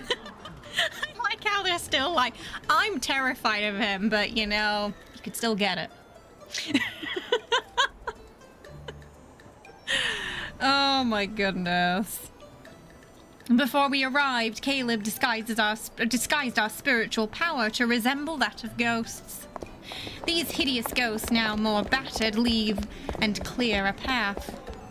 It's almost like they're imitating how humans They've live. been isolated for so long that they started exhibiting behaviors from ancient times. They're attempting to return the Hesperion Reach to its former glory. Boredom will do that to And you, I since they suppose. can't leave to hunt humans, they live off the beasts that wander in. As a result, the air here isn't as foul or corrupted as other locations in the mortal realm. That's interesting. So there are alternatives. That explains why they're not as hideous as the ghosts I've seen prior. Their faces have a simplistic charm. I wonder if the era they're mimicking is the same one from this old Spirit Master's story. I look at Caleb. Under the gentle sunlight, his sharp gaze is slightly softened. Caleb, you're here for a reason. Is it related to Mount Dingshu? I can't hide anything from you. Nope. I left something here a long time ago. What is it? I'll help you find it. It's not urgent. Are you sure? I wouldn't say it's important, but it'll let Mount Dingshu's array last longer. A couple of thousand years. Okay, I mean, that If I sounds find good. a lead, I'll ask for your assistance first. Which, Ollie, kind of reminds me of, like, the legend of Wendigos and how they come to be from, that, the sort of sin of feasting on human flesh. Yeah, so the ghosts in turn also, if they feast on over humans, they turn into something sort of monstrous. I understand what he's implying. I need to save my strength because none of the Hesperion Reach ghosts possess soul beads. I'll keep that in mind. I guess it's a bit dangerous if she gets hungry here. And so we settle down in the Hesperion Reach for the time being. I kind of hope, Paul, that we've had some really nice background music in this with, like, traditional Chinese instruments. I hope they release all of these soundtracks so we can, like, play them in the home and the menu. Thanks to Caleb's reputation, every ghost we meet treats me with the utmost respect and answers all my questions. How long have I lived here? I don't remember. There was once a mountain nearby, but it's been reduced to rubble. It kind of sounds like that, yeah. Yeah, so they said they've just been consuming animals, so they're still humanoid. This is either a horror game or a visual novel or both. A little bit of both. A little bit of both for this myth. If we talked about the years before that, the Hesperion Reach still looked like this. And I was still a chef. It's interesting you can remember he was a chef, too. Some tried to leave, but they couldn't reach half before being turned to ash. Who would dare to do that now? I thought I would get to taste human flesh. Okay, long-faced ghost, she freaky. That's the slurpy girl. She freaky. And she certainly considered. She certainly considered that. But once I mentioned the Spirit Master from the tale I heard, every ghost's faces turn pale. They run soon after, which piques my curiosity that, she ain't a normal Spirit Master. Slurpy Girl and Rugman would get along. Oh boy. Yeah, pretty much. It's something kind of new in its genre, isn't it, really, Love and Deep Space, when you think about it? Because, as far as I'm aware, before this game, most Otome games would have been 2D, right? And very few, if any, had battle modes. Or at least I haven't been able to find any others with battle modes. At last, one of them confesses. The Spirit Master's mausoleum is up north. Go on your own. Don't make me escort you. Mausoleum? She dead. Yeah, that Spirit Master is a spirit. So her mausoleum's here. She is an ancient spirit who managed to somehow get out of this place. The rest of them can't leave, but she left. How did she leave? Yeah, pretty much, Anne, yeah. It was the combat side that drew me into this game, at first. It is very dense. I'm enjoying very much all the Chinese folklore we're getting to. I want more cards like this where we do, you know, get that. And I hope that they all at some point have a myth that does tap into some Chinese folklore in some way or another. I really love the last banner. The last multi was one of my favorites. Oh. The mausoleum is vast yet desolate. There are only fragmented pillars and halls that have collapsed in on themselves. The air is so still that even the wind is quiet. Time has seemingly stopped, and only the faint sound of my footsteps crushing the tall grass breaks the tranquility. I don't think we've seen this background before, or it's not familiar to me. I feel as though I've seen them before. I lift a hand without thinking, tracing the outline of the ruined palace as if I might piece together what it once looked like. A light blue dragonfly lands on my finger. In real life, dragonflies are mostly just quite clumsy, and they used to have a lot that would fly up and down like the row that led to like the main part of the college I went to, and you would always get like 2 dragonflies just flying into you, whacking you in the face when you tried to make your way down.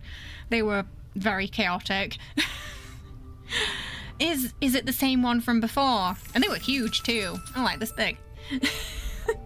It flits forward and hovers midair, as if waiting for me to follow.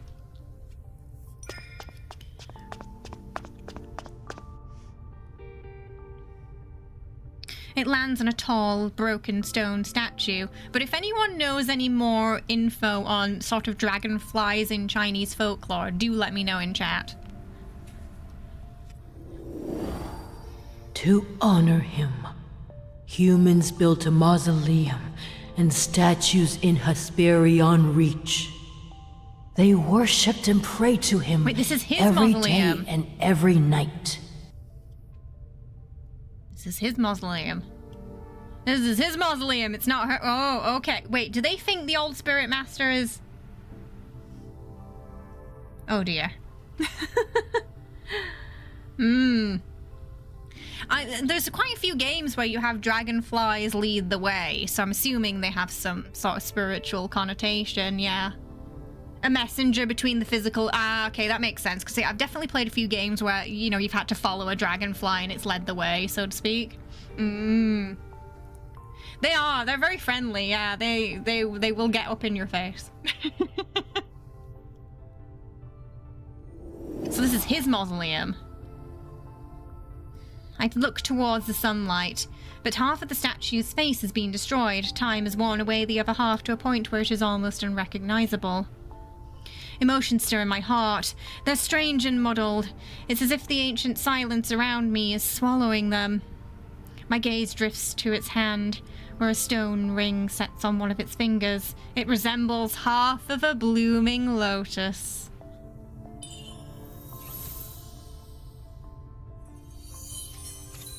A thin thread of light slips out from the lotus. It wraps itself around my finger and solidifies into the rings of a half. 2 halves of the lotus. If you like Chinese history as well, the FMV game Road to Empress is pretty interesting. I feel like I have heard of that and seen a few clips from it. It's that one where it's like pretty wild and dramatic.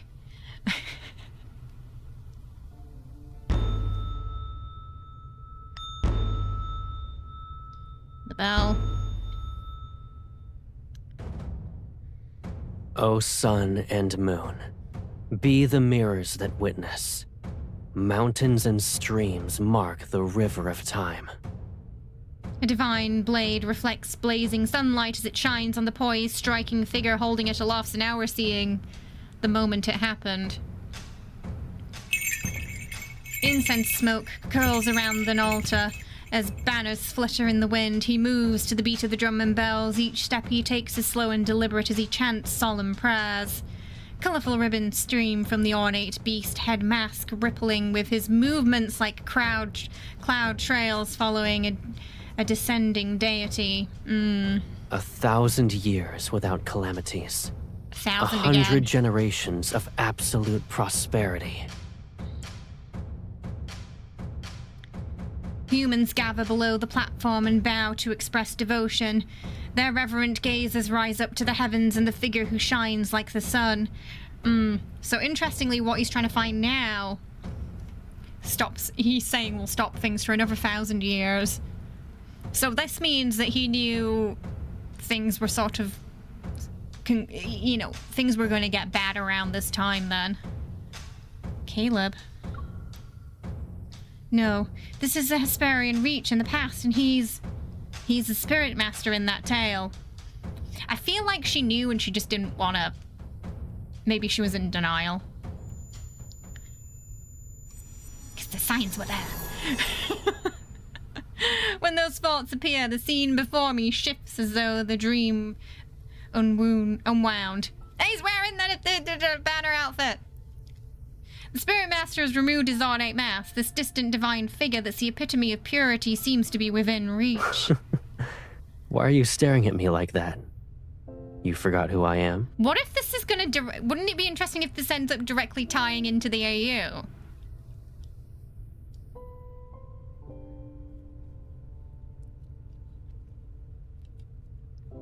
Because there's certainly been a lot of parallels. Oh, yeah, the R2 was beautiful. Yeah, the R2 outfit. He sits on the stone steps while using a small knife to carve something. You kept pestering me about wanting a mask as impressive as mine. Am I mistaken? I'm thinking she might be that old lady. Or a version of her as that old lady. We'll see, though. But it's too heavy for you. You'd only be capable of wearing it for a second. Just because he's making her a mask, especially. Hey, Jay. You're pretty sure she's permanently lives in denial. It's a blissful life, isn't it? Under his knife, the beast bones become a refined piece. I caught another beast and brought back its skull. It's the same as the one used to make my mask. I figured I could make an accessory that would suit you. Come closer. Do you like it? Why does he sound familiar? I try to walk towards him, but as if a heavy weight weights a shackle to my feet and my consciousness grows heavy with every step. Once it's finished, I'll tie colorful ribbons onto it. You'll look beautiful when dancing. Why are you... Uh-oh. A pair of arms catches me and the subtle, intoxicating fragrance of lotuses drifts closer.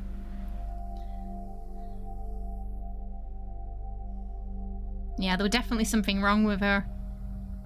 Oh. Are you all right? Oh, that was a nice transition, wasn't it? Hesitant, I touch his face. It's cool, but his breath that caresses my skin carries a faint warmth.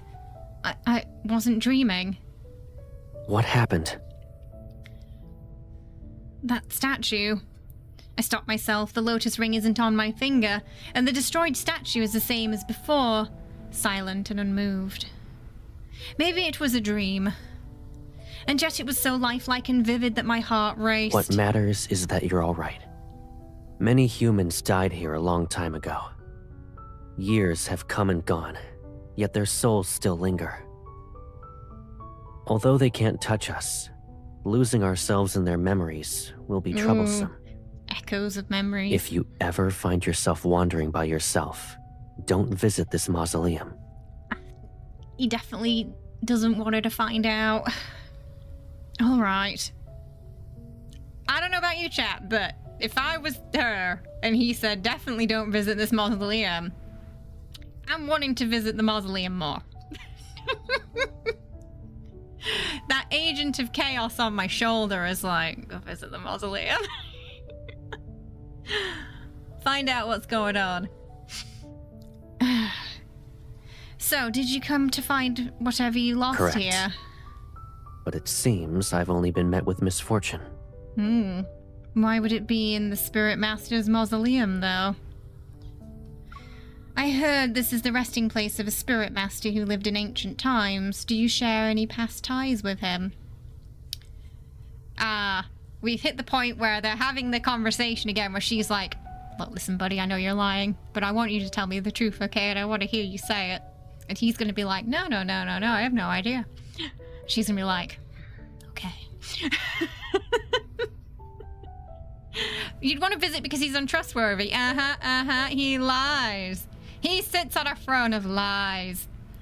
Caleb does not immediately react to my question. It's as if he expected this. In the mortal realm, Must be my twin the brother. more precious something is, the more likely it's buried with the person they deemed the most important. Okay. Are you hinting that they got buried together? Because that's how I'm interpreting that. In an area as desolate as the Hesperion Reach, There's going to be two skeletons. this mausoleum is the only place that might still hide anything of value. You're correct. It's possible I only saw a lingering fragment of that Spirit Master's soul. His yearning for his sister refuses to fade. I wrap my arms around Caleb. Why are you being affectionate all of a sudden? I'm glad we won't be separated. We'll be together forever. Sometimes it sounds a bit creepy when she says that. Kind of reminds me of, there was like this list of like creepy things kids have said to their parents, and one kid said to her dad, Daddy, I love you so much, I want to cut off your head so I can carry you with me all the time and keep you close. And MC kind of gives me those sort of vibes, you know? Like, that she would cut off Caleb's head and carry it everywhere. Like, I don't know, what's that game? Lollipop Chainsaw. Like, if she had to. It's just... oh, sometimes she creeps me out a little, you know? Mm-hmm. No matter what. Yeah, I definitely I think he should definitely keep an eye on his daughter, that guy, yeah. Kids say a lot of creepy stuff, but that... potential serial killer in the making there. He pulls me closer and the lotus-shaped accessories on his ear caress my cheek. Resting against his chest, I don't notice how his gaze lands on the statue, and therefore I also overlook the faint carvings around the statue's waist where the exact same lotus-shaped accessories are. Dun dun dun! Full Mary Shelley too, keeping Percy's calcified heart on the desk. Oh yeah. Like I said, Mary Shelley would love this.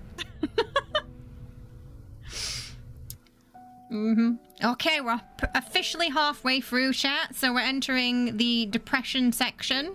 Buckle up. It's only gonna get worse from here.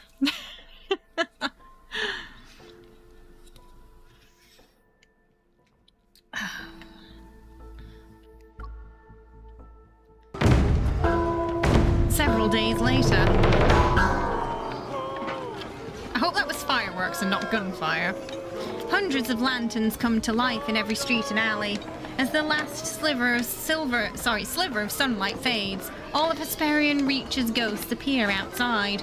They stomp and flail to the racket of drums and pipes, singing or rather howling they merge to create a long parade. What exactly are they doing? It's a festival. You can call it a divine ritual. A lot of parallels to the last multi. It's been so joyful so far. What? Perched on the rooftop, I watch the chaotic spectacle, confused yet entertained. Every ghost is earnest about this. Their faces are painted in garnished, terrifying colors, and they wear clothes barely fit. Stilt walkers wobble dangerously. Those beating on the gongs don't follow a beat, and the ones swinging swords chop off the limbs of the other. Blood touches almost everything in sight. Oh god. This is another instance of them imitating mortals from back then. They're playing. Yes, but they do have wishes. With one arm around my waist, Caleb reclines and lifts a wine vessel. A jar floats over to him and fills it to the brim. For the past few days, he hasn't found the item he lost, yet he somehow obtained a jar with excellent wine. Listen closely to their screams. I strain to make out the words.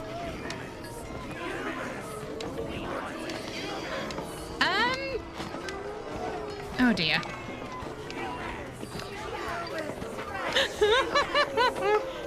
Oh. So they would if they got the chance.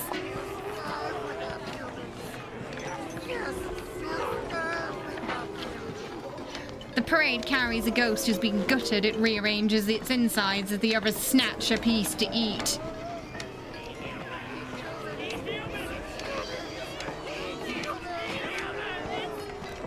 Is this where the next Silent Hill's gonna be set? this town. I always forgot these ghosts aren't any different from the ones It's outside. hard to say how long they've lived like this. It's pitiful that not a single immortal bothers to listen to their prayers. Aren't we immortals, dear? Immortals don't even answer to humans. Why would they listen to ghosts? However, they seem to be enjoying themselves. Do you like what you see? It's not exactly gorgeous, but there is another place where you can witness ghosts host a divine ritual. Like, do you enjoy their suffering, darling? Getting darker every chapter. There's a pig squealing in the background. Seeing my amusement, Caleb lets out a low chuckle and hands me the wine vessel that's filled with liquor. It's clear and bright, like a scoop of moonlight. Drink. It'll ward off whatever's outside. The wine is strong but surprisingly smooth. Warmth blooms throughout my body as soon as I swallow. How did you manage to find such good wine? Don't tell me there's a ghost brewmaster. It's a secret. Alright, keep your secrets. He jumps down from the rooftop and turns. His arms are wide open. Come. Let's go have some fun. Could be. Yeah. That was mentioned earlier, wasn't it? Mm-hmm. By yeah. When he was pretending to be a ghost, right? Beyond the parade, a night market has appeared. Ghost chefs swing free cleavers at once as they chop with ferocious enthusiasm. The stalls are lined with oddly shaped trinkets. Their craftsmanship isn't as polished as a human's, but there's a unique charm. That suggests he may very well have found what he was looking for then, Key. Sharp eye. Can we invent noise-cancelling headphones first? We barely walk down half the street, yet my arms carry a bone wind chime, a casket fragment with many colours, and a beast-tooth hairpin. I'm not greedy. Girl, yes you are. It's just whenever I glance at something twice, Caleb gives one look and... Stay away! Take it! Take whatever you want! Oh my god. I accept everything with a look of apology. Caleb flicks my forehead. Shouldn't you express your gratitude after taking all of that? We should prepare a return gift and deliver it together. I don't think they want that. Tongues should suffice. He's getting increasingly scarier as this myth unfolds. What do you mean we're gonna send them severed tongues in the mail as a gift? No! Don't come any closer! The ghost runs into the parade while shrieking. I don't know if the frenzied ghost will trample it flat. Is there anything else you like? Yeah, a little darker than that scene, right, Sakura? I'm afraid to say anything at this point. His gaze drifts towards two more trembling ghosts. Before they panic and run, I grab Caleb's arm. We have more than enough. The Nether Wardens at the Nether Falls will be happy for weeks. I sift for a hole and hold up one pendant to him, then another. They're mediocre. My Caleb is best in this world. Only flawless things are worthy of his attention. Is that what you think? What exactly qualifies as flawless? I pretend to mull it over, then smile and wrap my arms around his waist. Me? Aren't aren't I the best you could ever ask for in this world? She's such a brat.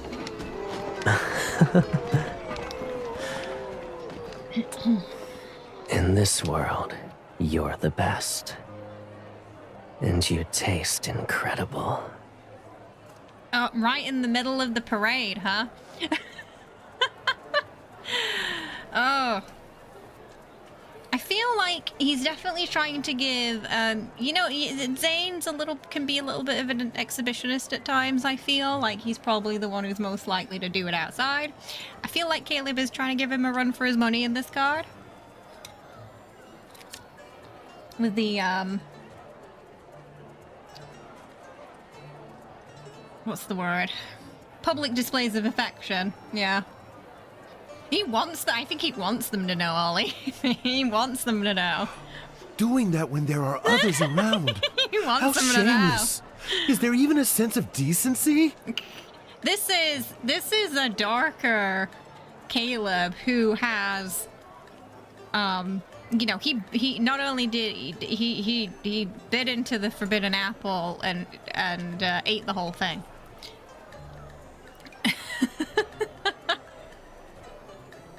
Yeah, desperate, shameless. He doesn't seem to have the same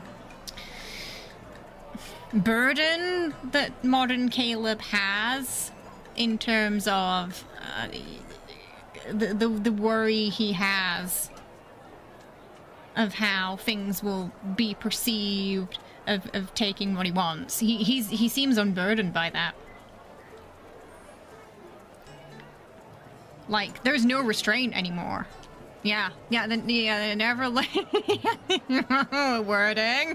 But yeah, he does not have that same restraint, yeah. You think Zane likes the thrill of maybe being caught and Caleb likes to watch? I'm starting to get that impression of them, yeah.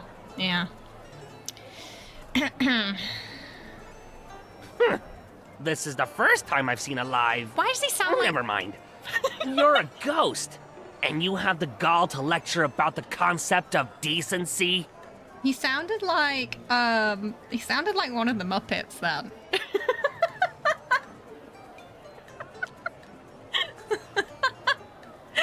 Is that bear one with the top hat? He sounded a bit like that.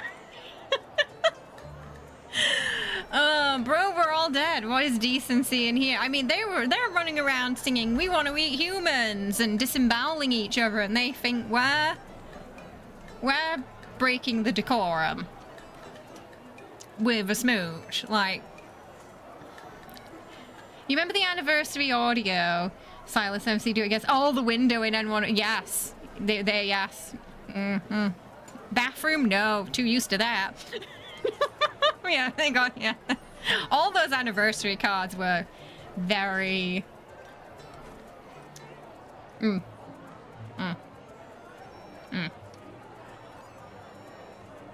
Especially, yeah, Caleb's was pretty...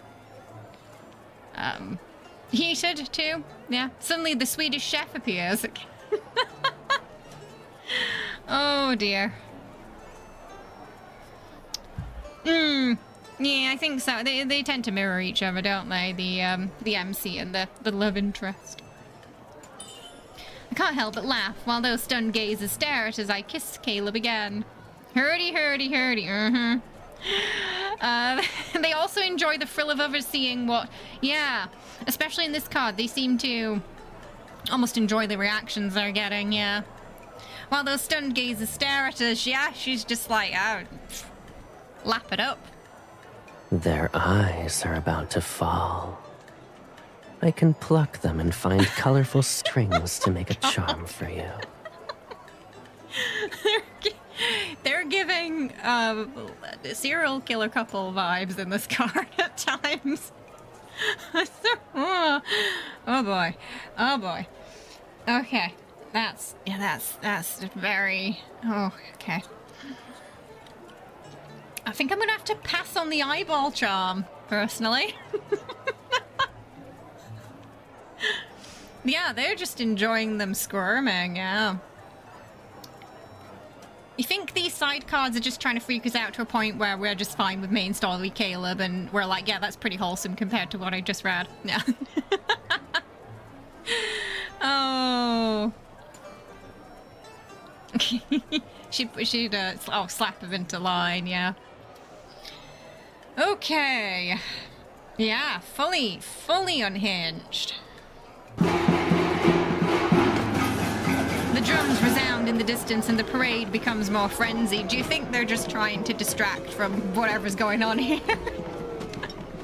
I turn my eyes wide and a towering platform sits at the far end of the street. I also apologize. We dived into this card and I said there's no way it's going to be freakier than Frodoveros. I was wrong. This card saw Frodoveros and said, hold my beer. Upon closer inspection, I realize it's built from countless bones, liqueured in glossy blood red and studded with beast skulls and fangs. The extravagance is cold, eerie, and menacing. What will they use that for? Caleb drags the ghost towards him. Which bastard grabbed me? Don't get in my way! That treasure will be mine! You think he's trying to distract from what's going on in the parade? Probably. There's a treasure. When it recognizes Caleb, it becomes obedient. At the very top, there's supposedly a treasure. Whoever grabs it will be the Hesperion Reach's leader, and will get the largest share of meat. Several layers of black and dark red silk cover the top part of the platform. It's hiding something. Ghosts are already tearing one another apart as they climb. Their snarls and screams rise like the waves. Imagine if that was a Kindle. Oh. Since they're calling it a treasure, it most likely is something valuable. I crack my knuckles in anticipation. Stay here, Caleb. I'll bring it back for you. Wait. I made sure you were dressed up. Now you want to throw yourself into a mess of blood and flying limbs?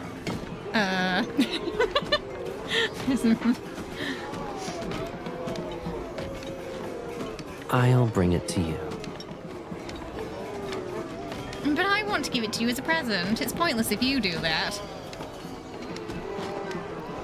You're not wrong. Then. Are they going to do it together? He picks me up with one arm. I'll bring you to the top, and you can grab it. Then you'll give it to me as a gift. I think it's a date. We can do that. I don't think there's any rules about tag teaming. He smiles and jumps. We surge as blood droplets scatter behind us. Within seconds, the brawling ghosts are toppled. Confused and surprised, they stare at us. Caleb moves like the wind. We're in the air now. A ghost that's halfway up the platform lunges towards us with its snapping jaws. He raises an eyebrow as gold lotus petals slice the air. The ghosts are knocked off the platform and he shields my dress as if it's second nature.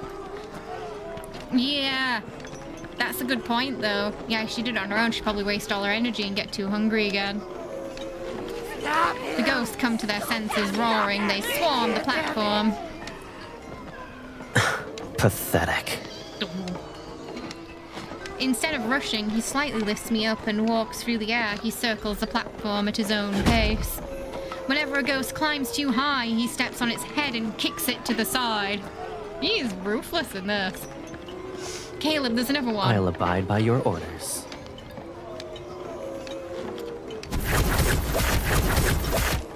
The ground is quickly covered with groaning ghosts. Pleased, I clap for Caleb.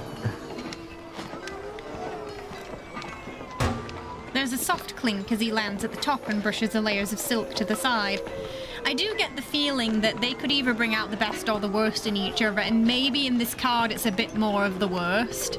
The sort of chaotic side that can be a force of destruction.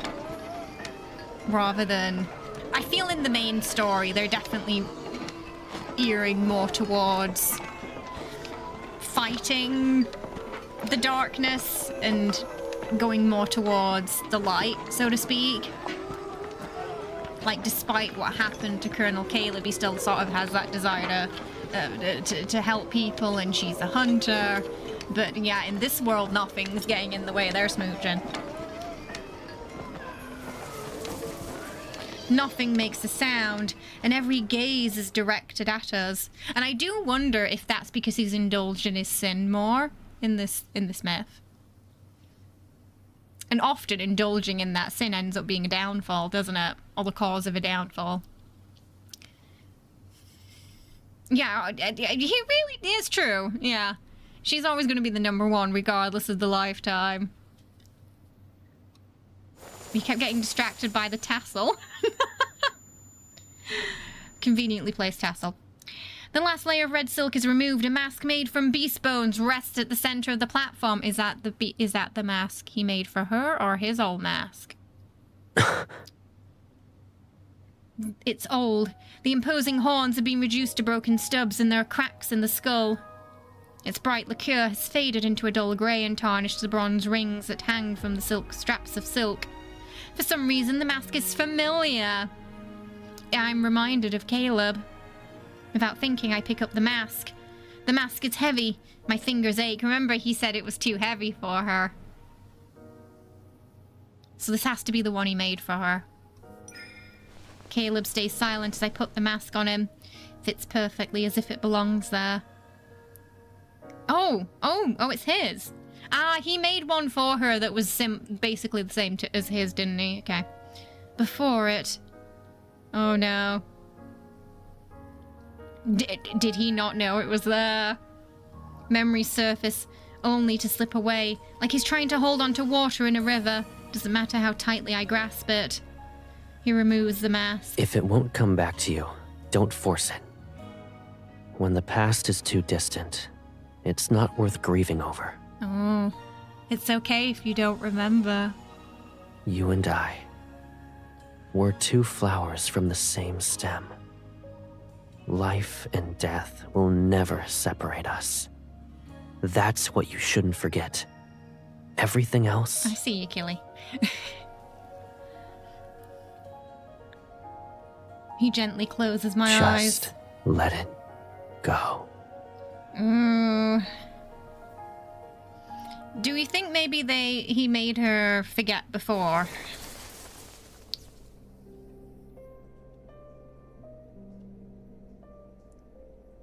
When did I return to the Neverfalls? I touch my head as I sit up. I don't remember when I fell asleep or how I travelled from the Hesperian Reach to the Neverfalls.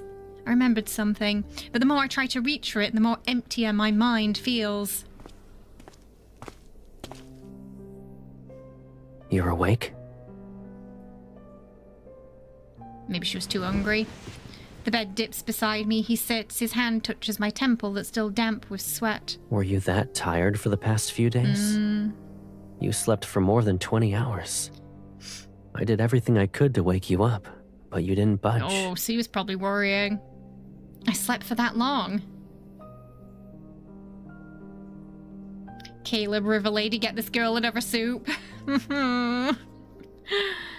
Everything feels foggy. I only vaguely recall staying in the Hesperian Reach with Caleb for a few days. But I can't remember anything before I fell asleep. How did we return? You forgot.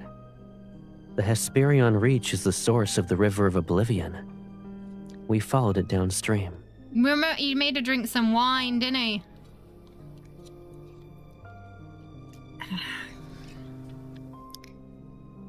Tea, wine, soup. He didn't drink it himself. You even brought all these baubles with you. You wanted to give them to the Nether Wardens. You said you wanted to find an item in the Hesperian Reach. Did you find it? I struggle to remember until I finally grasp a faint thread from a single memory. I found it, yes. Yeah, before he said he didn't. His small smile. He gives a small smile and his gaze lowers. It wasn't important. Don't worry about it. That means it is important and we should be worrying. You're still going to daydream? Did your slumber shuffle your thoughts? Maybe. I try to remember what happened before I slept, but to no avail. Only a dull ache settles. My body's seemingly trapped in fog. I feel light, adrift, sluggish. I close my eyes. All right. You've slept long enough. He picks me up and carries me towards the doorway. You won't be sleeping the next time you close your eyes. It'll be because you fainted from hunger.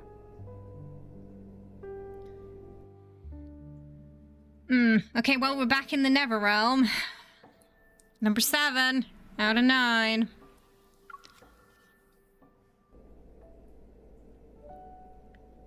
After restoring my spiritual power, I sleep for another 2 or 3 days. When I wake up, I feel lighter and more alert. The missing memories still haven't come back, but I figured out several things. Do you think she was coming too close to the truth, so he made her forget? The old spirit master didn't mention the Hesperian Reach on a whim. She wanted to send me there. But why? Was she trying to use me for... Why did you take mine? That one is yours. They're fighting over the presents already. Grab the wrong one. The Nether Wardens gather around me. Curious, they poke the trinkets I brought back. I return to the present, call 5-5 over, and give him most of the baubles. There, for you. Think of them as an apology gift. Thank you, my lord. The bite mark on his face hasn't completely healed. He mutters a sheepish smile. Why haven't you fully recovered yet? It's because... I feel like the kids know more than she does. That noise! No, the nether bridge!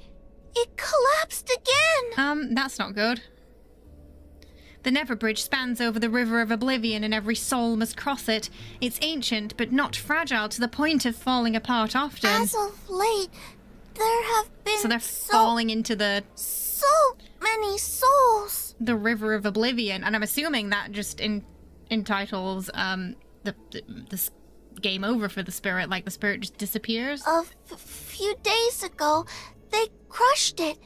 They? Moments after we repaired it. Who are they? The Nether Wardens groan and hurry away, leaving a flurry of footsteps in their wake. I soon follow them. Stop pushing! We're gonna be trampled on! Help! Let me out! Souls are overflowing both ends of the Nether Bridge. The churning river possesses flailing figures. Some of the Nether Wardens scramble to repair the bridge while others struggle with makeshift fishing nets. They're trying to bring the drowning souls ashore. Since when were there this many souls? After you left Nether Falls, it wasn't this Definitely bad a drowning before. Muppet. That's why 5-5 is recovering slowly. Everyone is too busy. Calling it now, since they banged up top, it's gotten worse. The Nether Wardens try to restore order, but their soft voices can't overcome a cacophony from restless, resentful souls. I slice a tree and its trunk crashes into the river. If you want to reincarnate, then be quiet. I can also help you if you wish to die again. Everything is quiet for a moment, then the souls listen to the Nether Wardens and form a line. Wait. I hop onto the trunk and stand above the struggling souls in the water. I have questions, so you better answer me.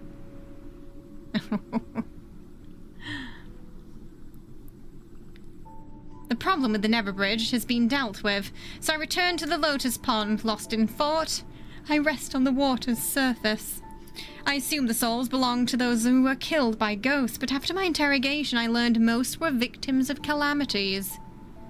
That old spirit master mentioned empty villages in the mortal realm. More humans are dying. If there's a problem, then it's only a matter of time before the Nether realm encounters its own issues. Caleb might exhaust himself. I should check on the mortal realm tomorrow. The thought has barely formed in my mind when a gentle touch brushes against my temple. Why are you frowning? I heard there was an incident at the Nether Bridge. Oh. Did those souls upset you? Wow.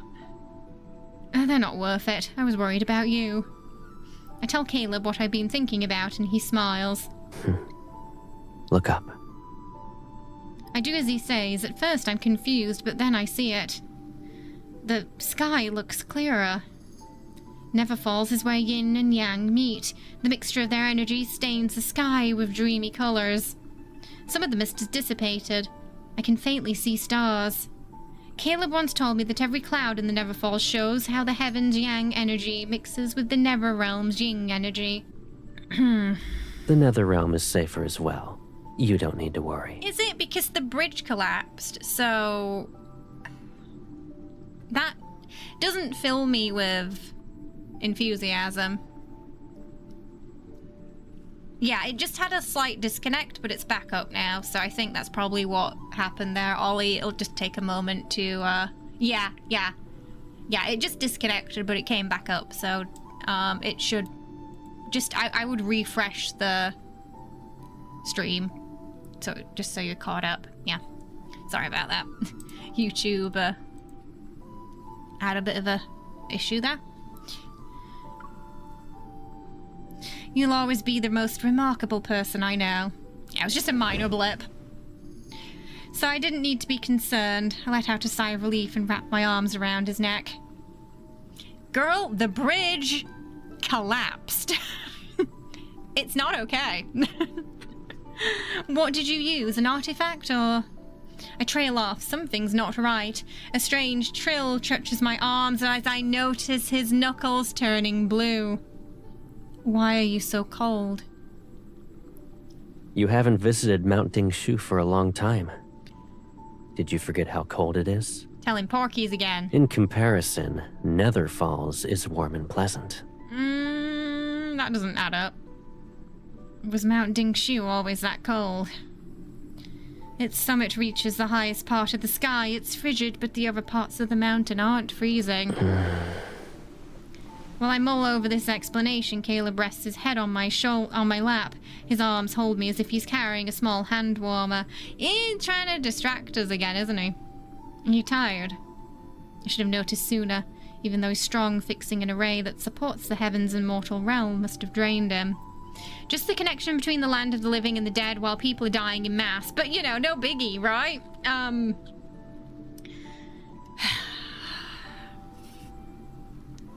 I push down my questions and hold him close. I wish the cold would disappear. You always know how to comfort me. His ability to make her divert from questioning him further is too strong. Why didn't you bring me with you? I could have provided aid. It's because I need you for something else. It's more important than the array. Tell me what it is and I'll do it. He nuzzles my leg. Sing for me. Oh, wait. It's not a difficult request, but it's not something I can do so easily. The lullaby would help him rest. Unfortunately, all the songs I know are... When the midnight shadows shake, ghosts cry out from the branches as their bodies ache. Anyone who forgets to return home returns to bones. She only knows horror songs.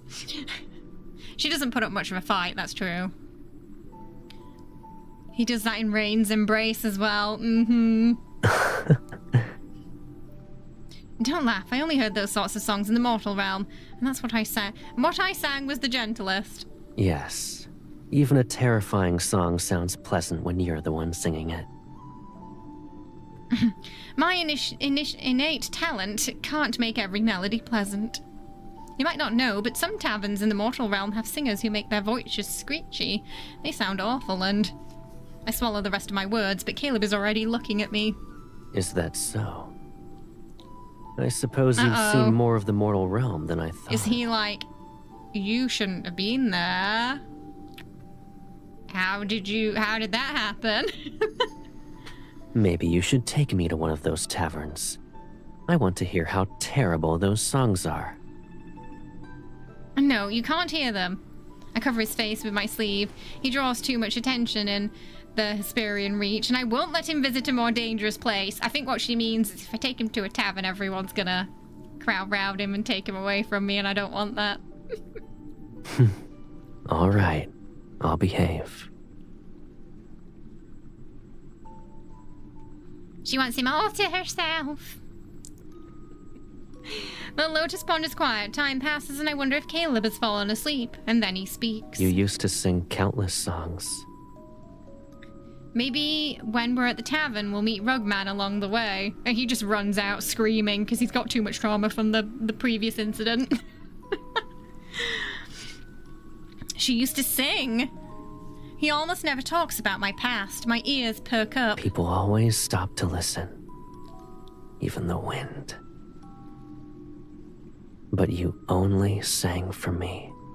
Oh. It sounds like something I do. I nod. What were my songs about? Many things.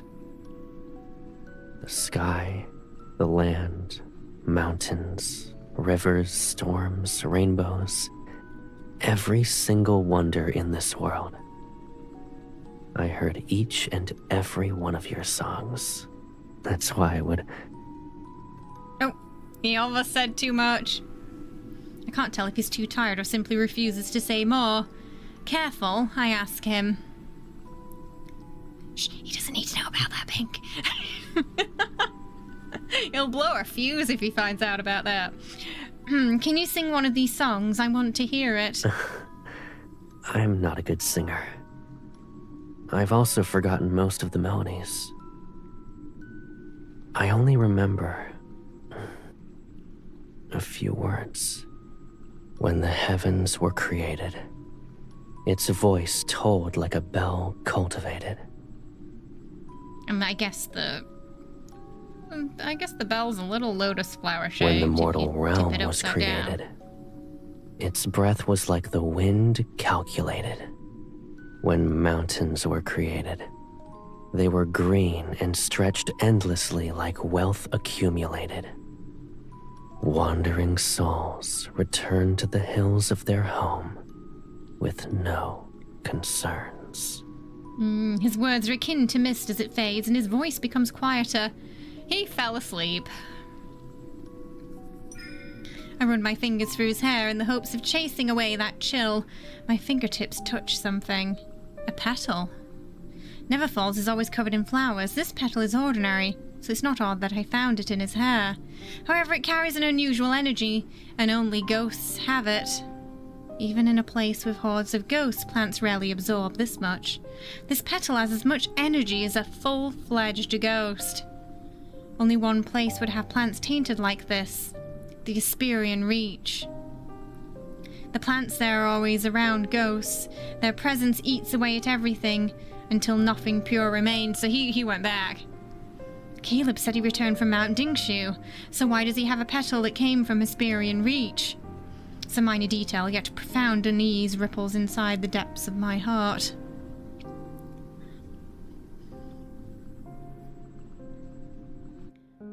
Why are you always lying? Okay, last 2 chapters. We're getting close to the Kindle of Depression.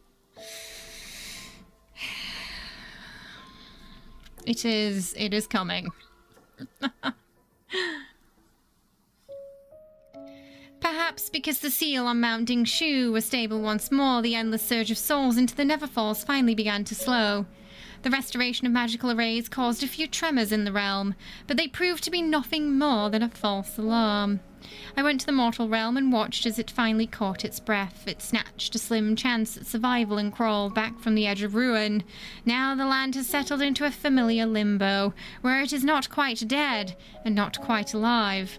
I had planned to visit the Hesperian Reach next, but a strange thing happened. When I dipped my hand into the River of Oblivion, I could no longer feel the Hesperian Reach's presence. It was as if the place had never existed at all. I know Caleb is hiding things from me. I've always known. But never before have I felt an ease like this.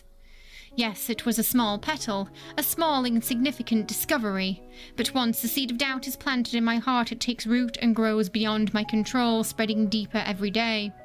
My lost memories, the past that is Caleb is trying to conceal, the tales of Hesperian Reach's spirit master, the shifts at Mount Dingshu. Individually, these pieces seem unrelated, but I can feel the invisible threads connecting them all.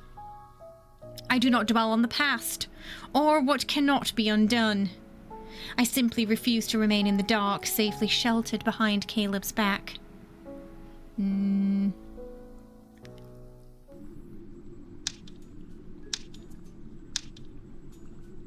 don't want to play anymore. I've had enough. You're actually giving up? Caleb tosses a few pieces into the air with a smug smile and lazily captures Do them. that, and you owe me. Oh, hang on, sorry. I need to go get the, I forgot to put the charger in. I'll be right back.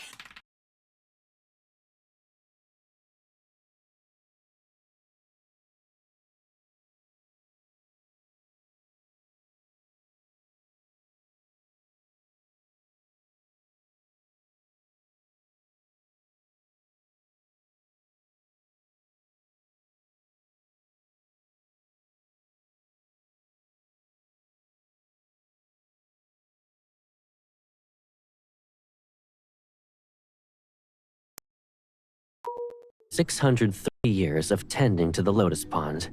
Oh, and my Caleb is the best. You need to say it 630 times.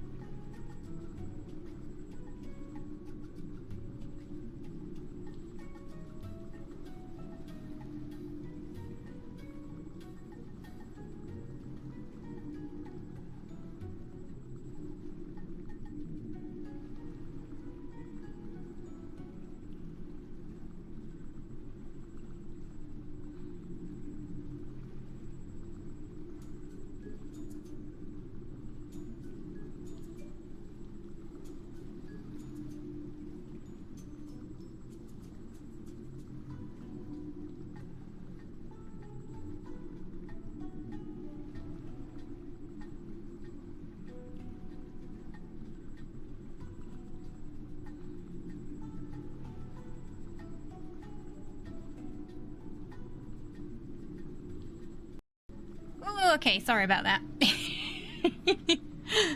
That's how long this myth is. It was at 100% when we started stream. Now it's on 10%. Okay.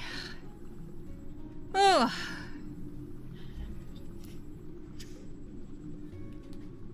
So, I feel like he's pretending like nothing happened, isn't he? And that everything's gonna be fine, and usually people do that before something starts to go really wrong, don't they? How does one more round sound? If you win, we'll agree that your previous losses never happened. It does drain the battery fast, yeah. You said that when I lost for 320 years. I pushed the pieces aside, feeling nothing but regret. Originally, I brought a Danqi set from the mortal realm to figure out what Caleb had been hiding from me. This game was invented only recently. How could Caleb already know how to play it? Once he loses, I could use it as an opportunity to make him confess. But Caleb listens to the rules once and beats me in the first round. Ah, typical of Caleb. Refusing to give up, I make him play several more rounds, and I only have a disastrous outcome as my reward. It's like, is it like this is kitty the cards? last round. He's ruthless. If you in win, that. your losses won't be counted. I'll even fulfill one request. He's being too generous. If you lose, you don't need to take care of the lotus pond anymore. You only need to say, my Caleb is the best, 630 times. Make sure to slowly enunciate each word. That's a lot of times. I can't let his offer slip away. I hesitate before reaching for the pieces. Oh yeah, he'll wipe the floor with you. I suppose I lost. Calmly, he sets the piece down. I sense someone lost on purpose. What do you want? I'll agree to anything. Caleb, you're not very good at pretending to lose. And so long as you are happy, I don't mind a loss or two. Yeah, he did this at in the card where they went camping as well, where he basically just gave her, I think it was like the frisbee or something they were playing, and yeah, he just gave her it. And was like, whoops, I didn't know the rules. I moved closer to him, feeling slightly awkward. I hooked my finger around the beads on his wrist. You knew I wanted to ask you something. If I didn't notice how obvious it was, I'd be more than a disappointing brother. Then, Caleb, you and I are each other's most important person. No one can understand us better than ourselves. Oh, the charm doesn't work on Ollie. In the past, the present, and the future, whether we're in the mortal realm or the Neverfalls, you've always believed this to be the case. The fact that you're mentioning this means your request isn't trivial. He waits as if he already knows what I'm going to say. I hesitate before mustering my courage. I want to ask, what was the item you found in Hesperian Reach? Is the Hesperian Reach's disappearance connected with Mount Dingshu? Are you hiding something dangerous from me? The questions I've held for so long reveal themselves. My heart feels lighter, but it still races with worry. Why do you want to know? Ever since you returned from Mount Dingshu, I've never felt at ease, and... I touch his chest. We are from the same source, and after all these years of being together, we can easily sense each other's emotions. I can feel the restlessness hiding deep inside him. I'll tell you everything. Will you? I don't believe you. I don't believe you. Why do I feel like he's gonna tell us half of it? Oh. He looks relaxed, as if I asked him about what he ate yesterday. Me when I lie, right? Oh. Oh, he's definitely let her win a few times, Ollie. He agreed just like that. I even prepared a speech to persuade him. He also gave up too easily. Didn't you say girl, you wanted morning. answers? Why do you look surprised? Are you worried I'll ask you to do something scary? More worried that something scary is going to happen that you're hiding from us at this point. You also hold the title of the Lord of the Netherrealm. Knowing about these matters is your right. Is that so? The time has come. Right. You could never hide behind me forever. My baby sister is braver than that. Don't you think it would have been better to tell her ahead of time? Words aren't enough. You must see it for yourself. Oh god, what is it? Conjures his never seal in his right hand. The ghostly light cuts the drifting petals and opens the rift. I'll show you the answers you want. I feel like he's waited until there's probably something he has to do that she won't want him to do. And he's waited until she can't stop it. And that's the only reason why he's gonna tell her, maybe.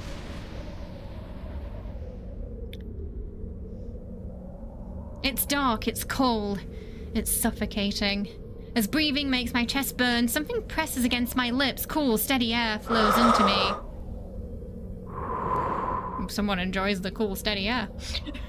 Do you feel better now? Caleb holds me in midair. I nod. This strange, all-consuming, suffocating feeling is familiar. Is this Mount Dingshu? The rest of my words die on my tongue as my eyes widen. Before me stretches a massive cavern. Its depths are so dark that it resembles a grand underground palace. Countless stone carvings stretch from the highest point of the walls down to the depths. Filling every corner, I can almost believe a forest of stone stands before me. Each alcove glows with cold, bluish-green light. It appears as if thousands of lanterns from afar. Beautiful yet eerie, each one radiates a biting chill. We're in the depths of Mount Dingshu. The purest yin energy gathers here. I realize the chill I felt back then. It was from this place. This must be one of the places where the array is weakened. But why is the energy of ghosts so abundant here? And, yeah, Yin is where she is destined to be the lord of. An unfortunate thought flashes. I tighten my grip on Caleb's arm. Caleb, don't tell me those alcoves are...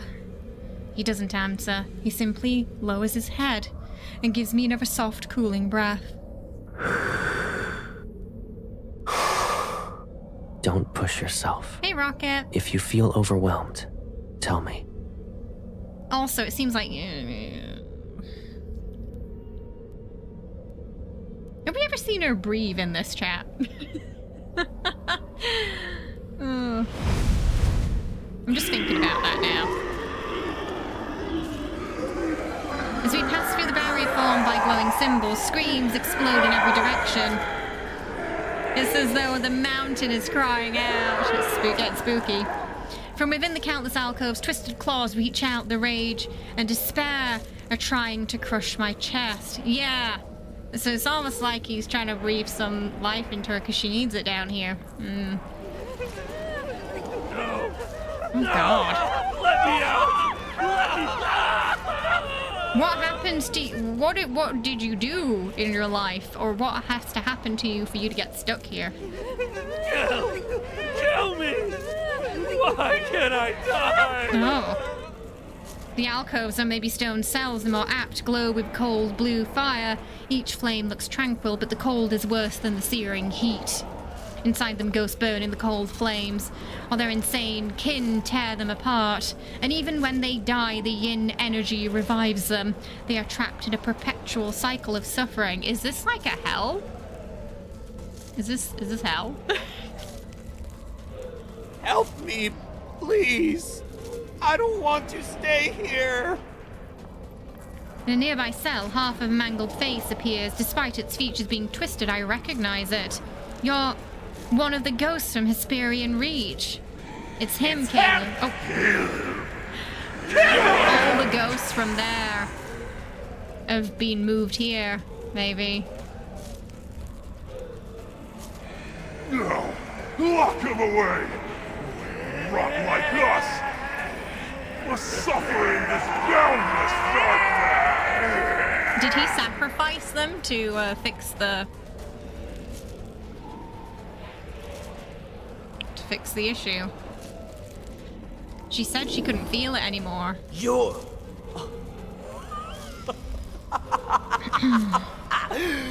Fate delivered you to me! Oh, it's him again. How could I show my gratitude? Those centuries at Mount Dingshu, Ghost of the it road. was worse than death!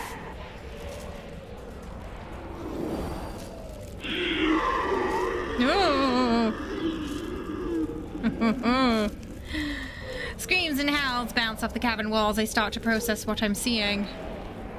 Caleb, are you using these ghosts to keep Mount Dingshu's array intact?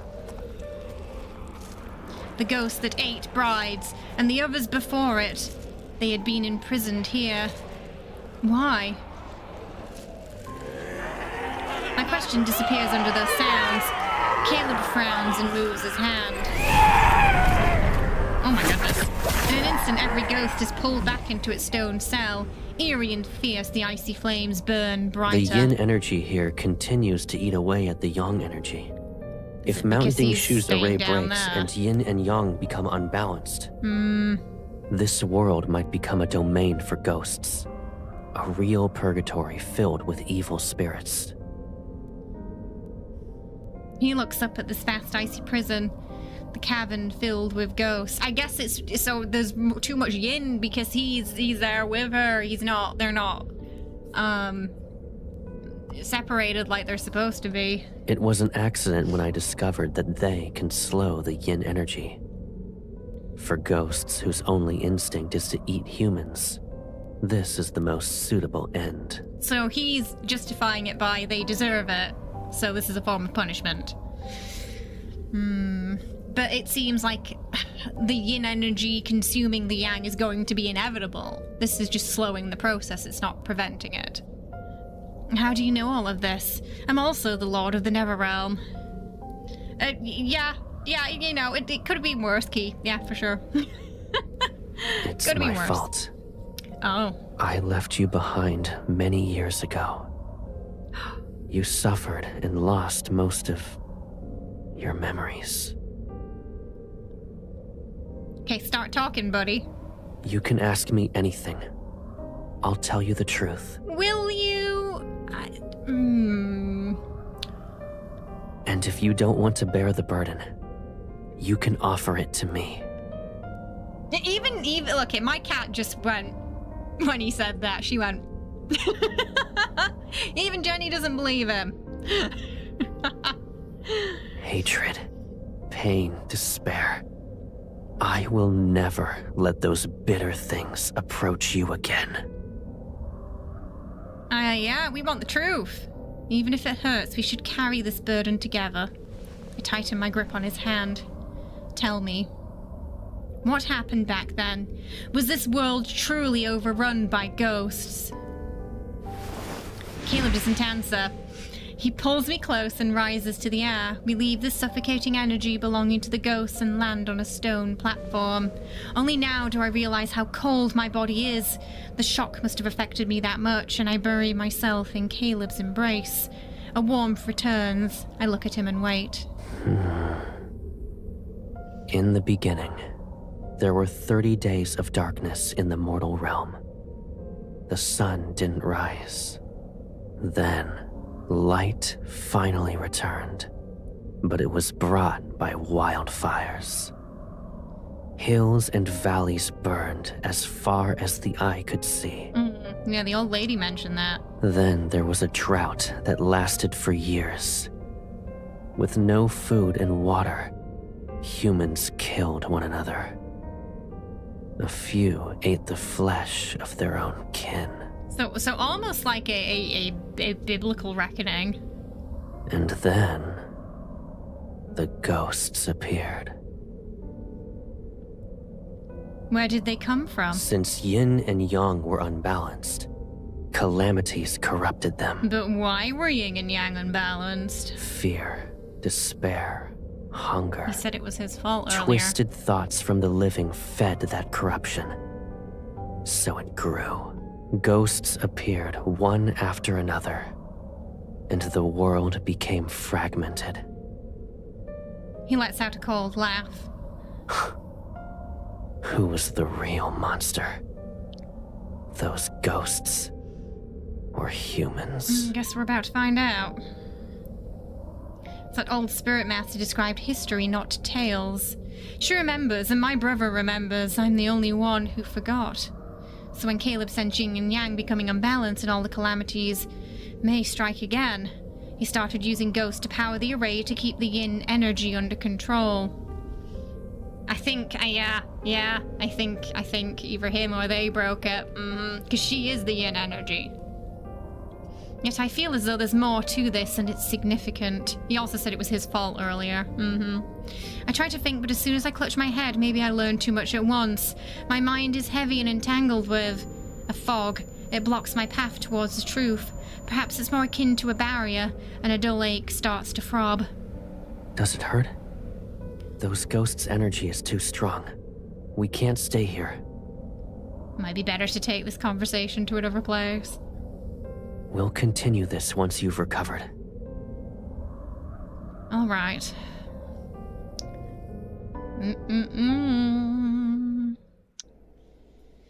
I fall into a deep slumber. When I wake up, the heavy fog in my mind is thinned. Caleb lies next to me. I lift my hand without thinking and trace his eyebrow and lashes. The ghost sealed under Mount Dingshu. Caleb must have spent a lot of time and energy maintaining it. Did he realize that all the calamities would return centuries before it happened? I don't want this world to be overrun by ghosts, but my wish for him not to carry this burden alone is stronger. Why is it always him? It's almost as if he's the only guardian this world has. I won't let him become the spirit master from those tales where he gives up everything only to lose his sister. The spirit master and his sister, Caleb and me, are we truly connected? Girl, I think you're the same people. What if Caleb is actually... Okay, is it dawning on her now?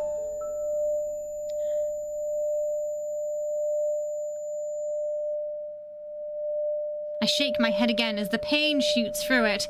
A warm hand rests on my head and starts gently stroking my Your hair. head hurts again? Every time she gets close to remembering, it's like she blacks out. What was that? You have And nothing she hears to that say. bell. Did I hide too much from you? Yes. Are you upset? A little. The dull pain fades and my thoughts reappear. If I have to answer, maybe I'm slightly upset. Slightly, though. Oh, you're thinking maybe put a block on her or something. But if I were you, I wouldn't have said anything either. You've always protected me, and I can't bear the thought of you being hurt. Oh, that's true. She does the same thing to him, doesn't she? Like, you know, when she took the chip. Yeah. You've always protected me, and I can't bear the thought of you being hurt. Pull Caleb and sit up with him. Caleb, there's more you wanted to tell me, yes? Why else would you reveal what's buried under Mount Dingshu? I sealed the Hesperion Reach and all the ghosts Yeah, you told us under that. Mount Dingshu. But they aren't enough to maintain the array and restrain the yin energy. Yeah, it's temporary. I need more ghosts. Stronger ones. Is that a good idea? No worries, Bob. See you later. Have a good one. The array was only repaired recently. It's not stable. Someone must remain in Nether Falls in case something happens. My eyes light up. Caleb needs my help. Let me handle this. I'll bring you those ghosts. I want you to stay in Nether Falls and watch over Mount Dingshu.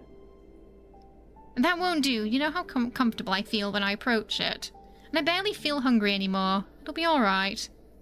Caleb's always been the one to leave the Nether Falls. He kills ghosts and brings back soul beads for me. But I'll help him this time. Oh, she doesn't know. She doesn't know. There are ghosts hiding in a distant valley filled with a poisonous mist and ferocious beasts. You can't be there by yourself. Do you think I'm weak then, so I can't help you? Of course not. Then let me go. I can do it. No, you can't. I promise I can. And I promise I won't let you.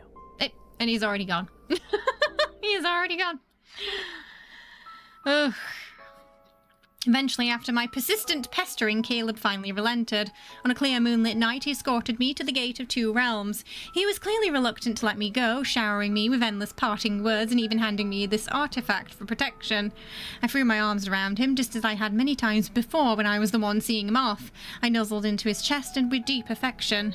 Be good, Caleb. I'll be back in no time. He gave a soft smile and promised he would. It all felt so ordinary, a moment indistinguishable from any other day we had shared. There was no omen, no shadow of what was to come. That is why for a long time afterward I simply refused to believe that this was the last time I would ever see him. Uh-oh. Oh no. Oh, what a way to end that chapter. Knife in the heart. It was the last time she'd ever see him. Okay. Are we ready for the finale?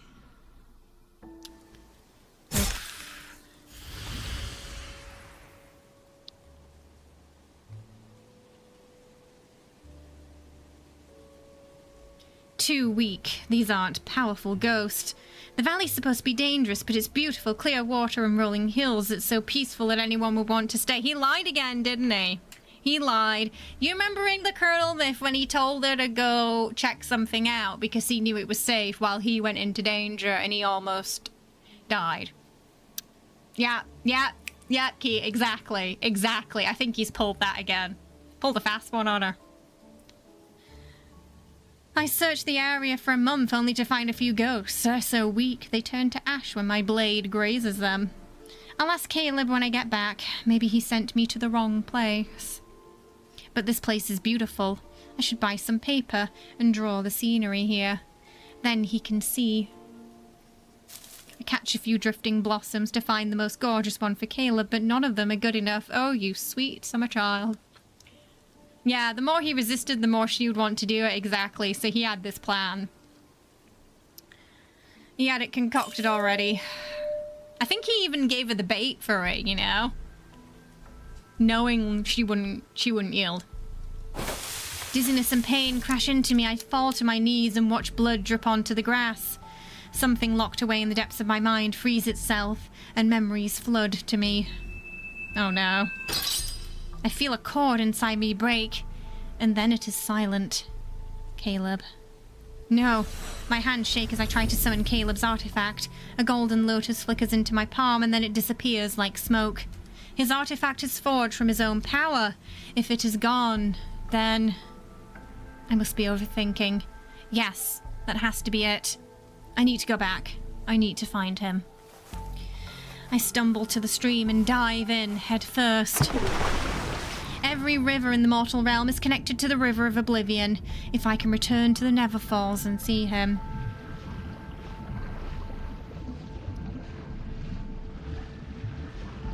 The icy water dulls the pain as I swim towards the Never Falls with the strength I can muster. I forget how long the journey is. As the currents ripple around me, fragments of memory rise and sink. They carry distant, faint echoes. Oh, the drum. Dong. Dong. Dong. The drum of the heavenly decrees.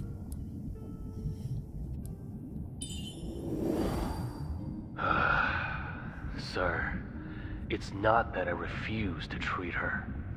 You must be well aware of it, too. She was sick, like in the multi. It's not an illness that eats away at her soul. It's the calamity. Did he only save the world to try and save her? The mortal realm is destined to collapse, and she must fall with it. How absurd. Yeah, she's the sacrifice.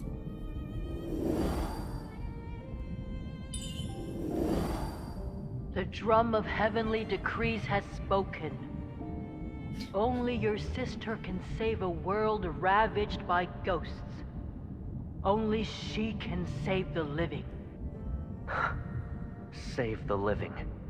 She's also a part of the living. Do you think that was the other spirit master, maybe? The old lady? Why? Why does it have to be her? Why must she sacrifice her life? Watching it now.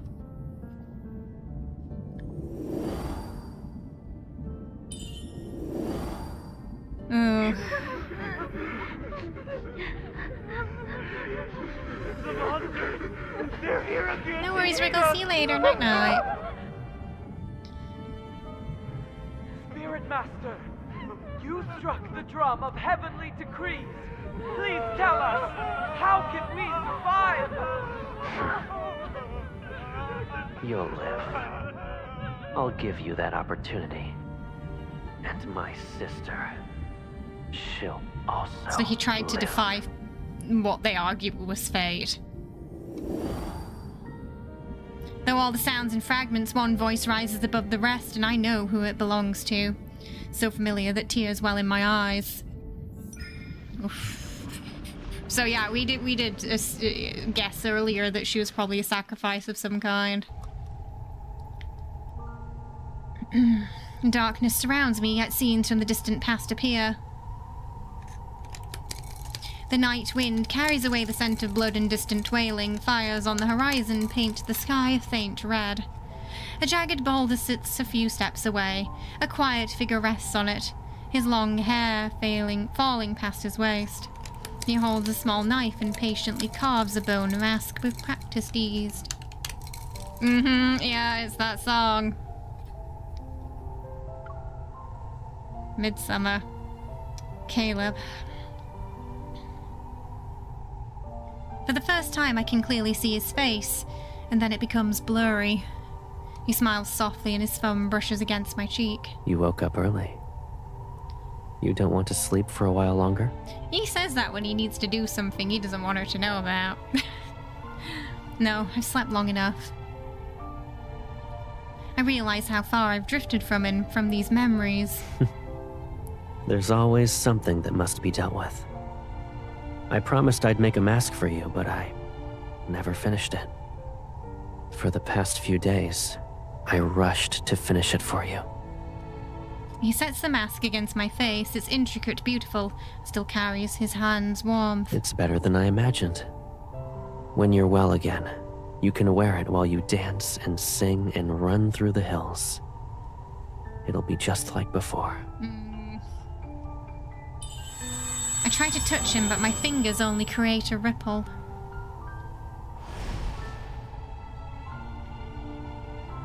He's gone, and the truth I had buried in the depths of my mind returned. Yeah, there's a reason for it, because it's obviously set in that time period, this memory that we're seeing. Caleb.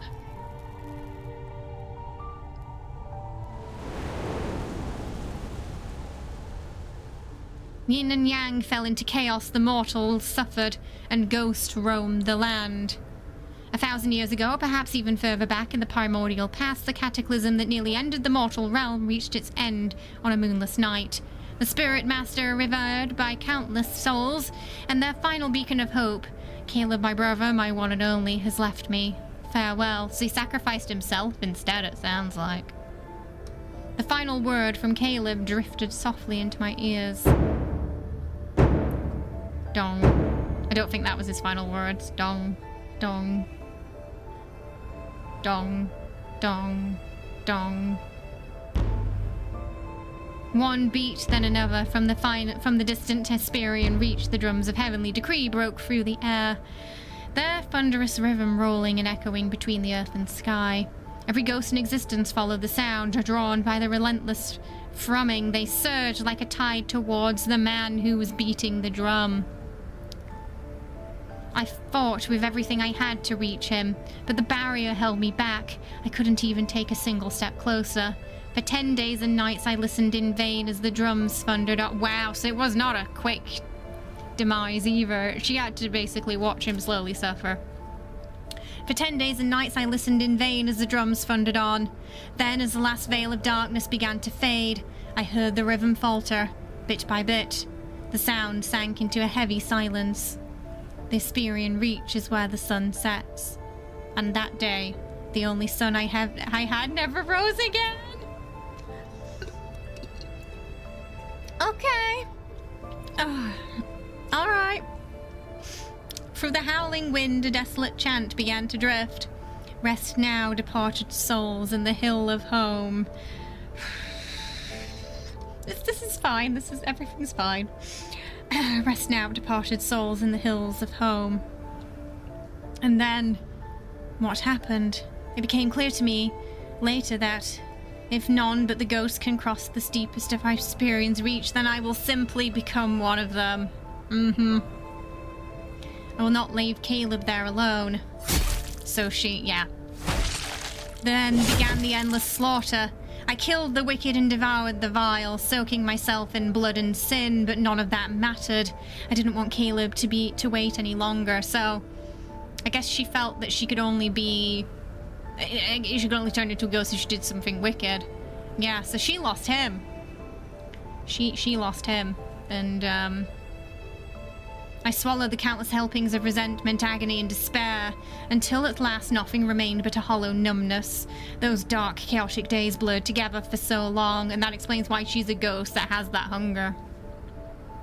So long that I forgot who I was. I forgot why I even had begun to kill, but there is even a single thought that remained. I will find Caleb. Ugh. He did all that to save her, and she just couldn't bear it. Several hundred years ago. Driven mad by the grief of losing him. A dying ghost drags its broken body towards me. Spite fills its gaze.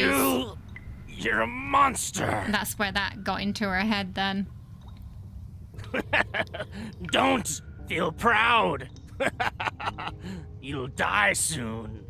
I bet you didn't know that to the west of the Netherrealm, at the Hesperion Reach, there's an immortal who roams and slays ghosts like us. That's gotta be Caleb, right? He'll find you and tear... Yeah, it'll be Caleb. Die already. Filth splatters all over me. I toss its head aside and lean in to feed.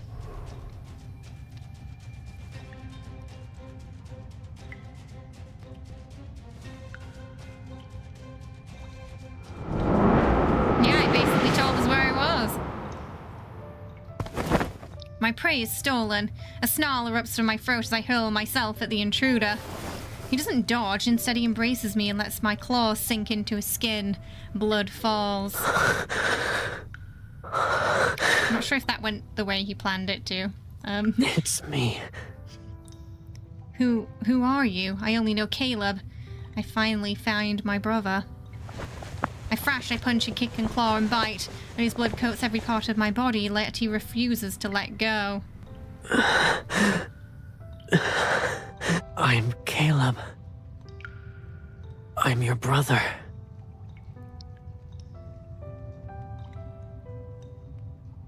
He gently wipes the blood from my face. Come with me. Yes. So he's probably been looking for her too, I think. These you know. ghosts taste awful.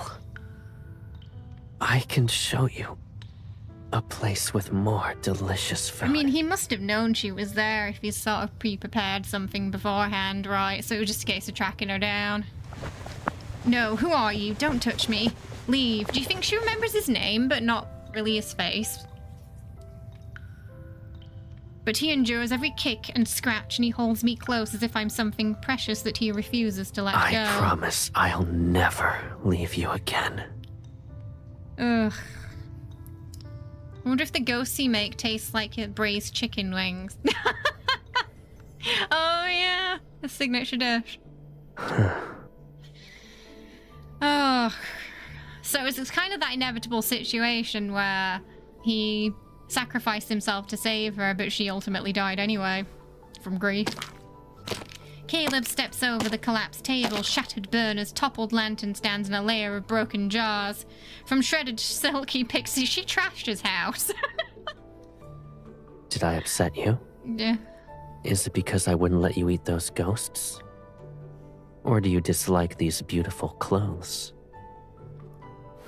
He hugs me and I snarl as I bare my fangs. He strokes my nape while fixing my disheveled clothes. She is just like a rabid dog. I know it's uncomfortable, but you can't keep eating ghosts. We must break that habit. So I guess when she stops eating them, she starts to kind of revert back to normal. Behave. It'll only be a few years. Oh, only a few years. I bite his arm, my teeth piercing his skin. I suppose biting me is better than biting a ghost. Yeah, she took a chunk. Oh. I mean, to be fair, you know, she kind of... She punched him a bit in the Colonel story. Or she's trying to teach his name. K-A. Caleb. This would be an awkward moment for her to say one of the other guys' names, wouldn't it? Leb. Maybe names are too difficult at the moment.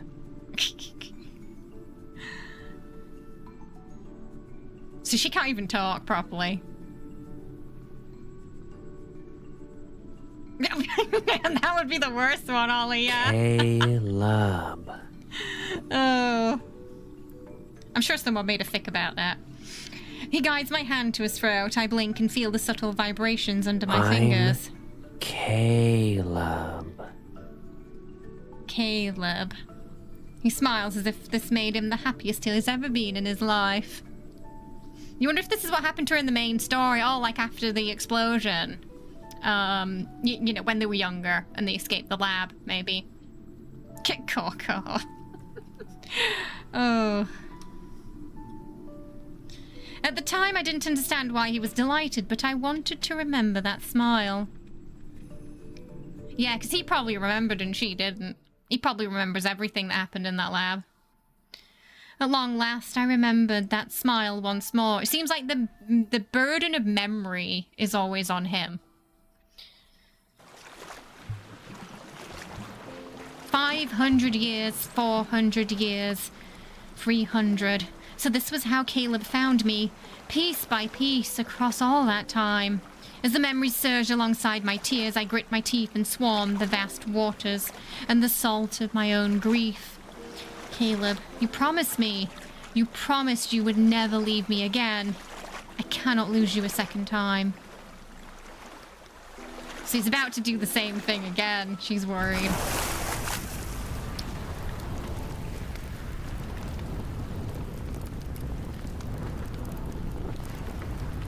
But when I return to the Never Falls and reach Mount Dingshu, there are only ruins. Light blue ghostly flames burn from the depths and touch the heavens. This is the aftermath of a calamity. The colossal array that anchors the heavens and the mortal realm floats amongst the crowds like an indifferent, watchful gaze. A shattered bone mask is somewhere buried in the dirt. I pick it up and hold it. He left. My brother left me. The words echo again and again in my mind, but my heart refuses to accept them. You liar. I mean, it's good she's finally come to terms with that, but it's a bit late. I don't know how long I sit on the summit. I stare at the sky, at the sun and the moon as the moon switch places. Then the soft chime of an ancient bronze bell drifts towards me. A light blue dragonfly has carried it. My lord. Oh, it's you! Where's my brother? I heard her voice in my returning memories. A mere mortal couldn't have lived past ancient times to be here in the present. Whoever you are, tell me where he is. He's not here. He thought he could protect you from the calamity and return to your side as always. He succeeded. However, he couldn't come back.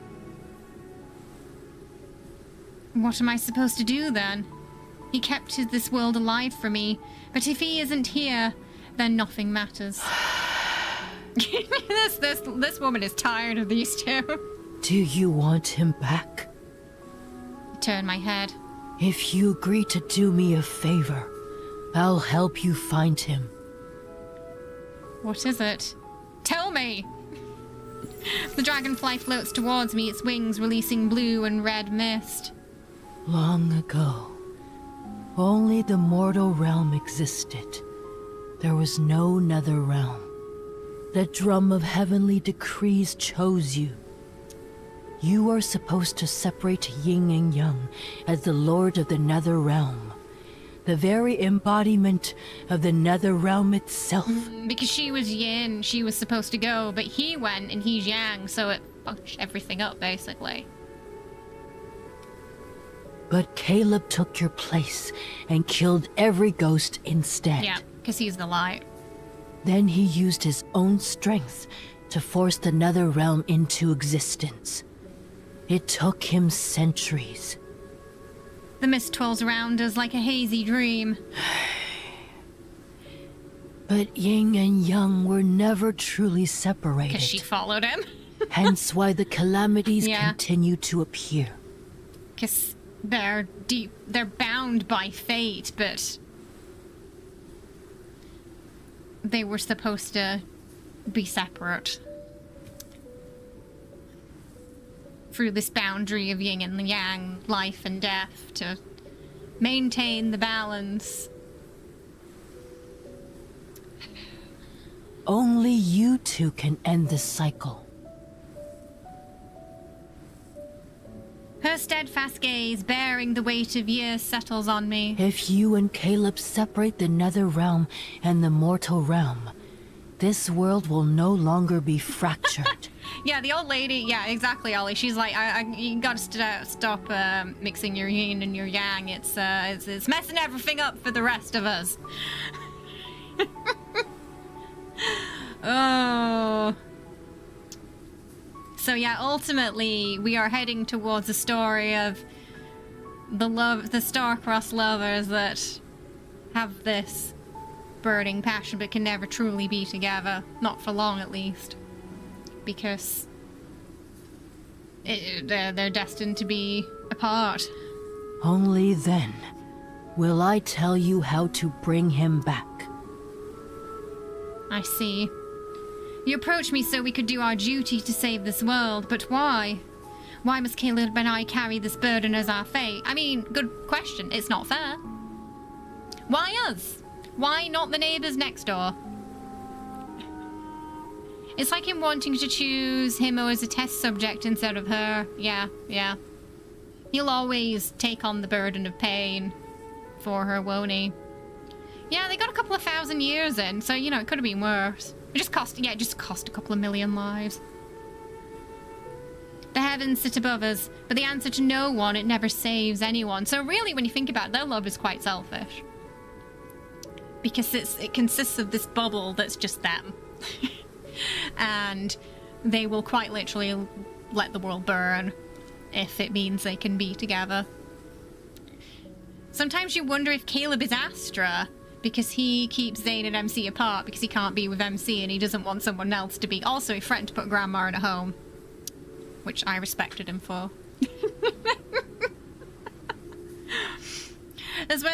We're just supposed to accept that? My lord, you still have a choice, but you are running out of time. A choice? I laugh and wipe away my tears. I'll do it. I'll accept the consequences. I already lost him once. Nothing will be more painful than losing him again. I don't have another choice, but I still have time.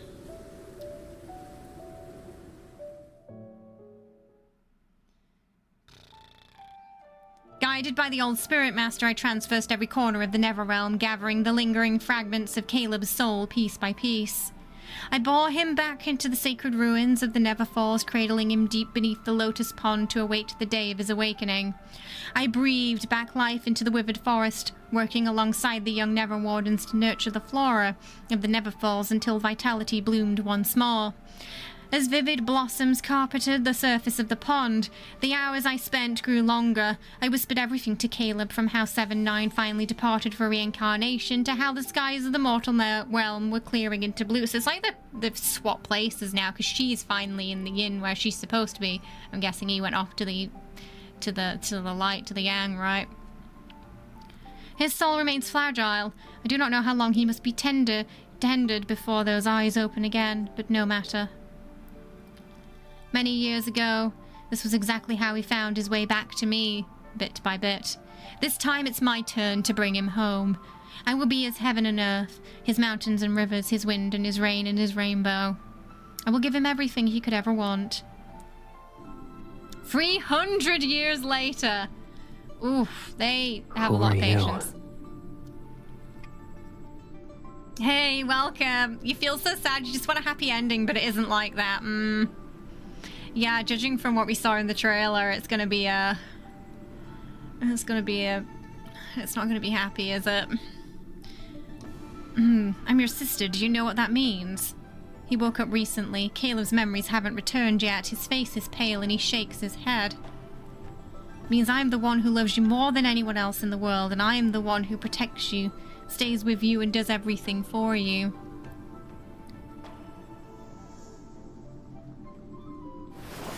When he suddenly hugs me, I stop. Caleb, do you remember me?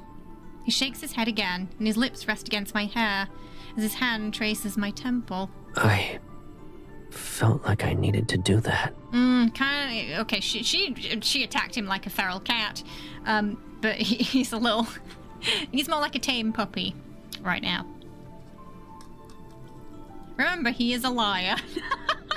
True. He's pretended he forgot his memories before. Yeah, we've done this song and dance before, haven't we? Yeah, His strength returns quickly. He reforges his artifact within half a month. Yeah. Fool me once, fool me twice. His memories still come and go. I tell him stories about our past whenever I can. A long, long time ago. When we were in the Hesperian Reach, you brought me a jar of wine. I didn't realize until much later it was the wine you brewed for me long, long ago. Is that so? Yeah. Fooled me for 1,000 years. Yeah, is that so? Like, oh, I didn't know that. Oh, that's news to me. I've always wondered, was it supposed to be our wedding wine? Isn't that why you said you wouldn't use ordinary wine at our wedding? I don't remember. So it's possible they were already betrothed back then? Why do I feel as though you do remember? Oh, yeah, she clocked him. I honestly don't recall anything. Mm-hmm. A likely story. He tucks a hairpin into my hair. Oh, but you remember the hairpin? I've lost so many memories that I can't tell what's real anymore. But if we get married again, this is maybe a trap. I'll believe This is a trick. Hello, welcome. Yeah, this is... Oh, he's gonna trick her into... Oh, he's gonna trick her into drinking the soup, the Oblivion tea, isn't he? He's gonna trick her into drinking the Oblivion tea. Because he knows unless she forgets, this isn't gonna work. It's a trap and I'd still fall for it. I don't know. I mean...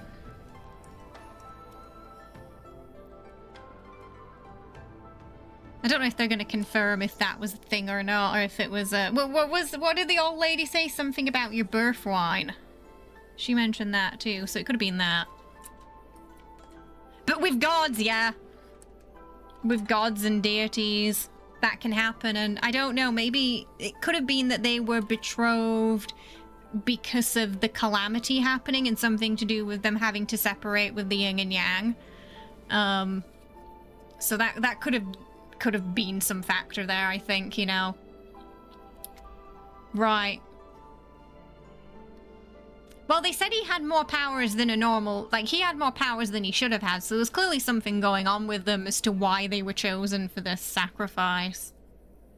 And it did seem that you know, this time there was some grounds to the theory, because when he went instead of her, just disaster happened, didn't it? So I do think they were definitely more than... I get the feeling they were more than human, yeah. I mean, their origins alone are cosmic to begin with, so that probably has something to do with what... So I don't think they were ever truly mortal. Yeah. I think... Because he had more power than he was supposed to have. That old lady said. And she was chosen for a reason, so...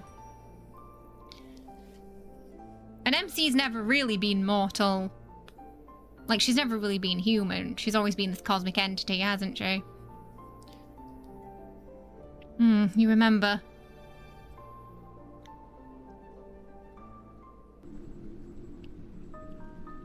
Another 100 years later, since Caleb has recovered, the moment I've been dreading has arrived, but I must keep my word. I do that too, Ollie. Oh. By the Lotus Pond, I tell him about the vow I made to that old spirit master. I do my best to maintain my composure.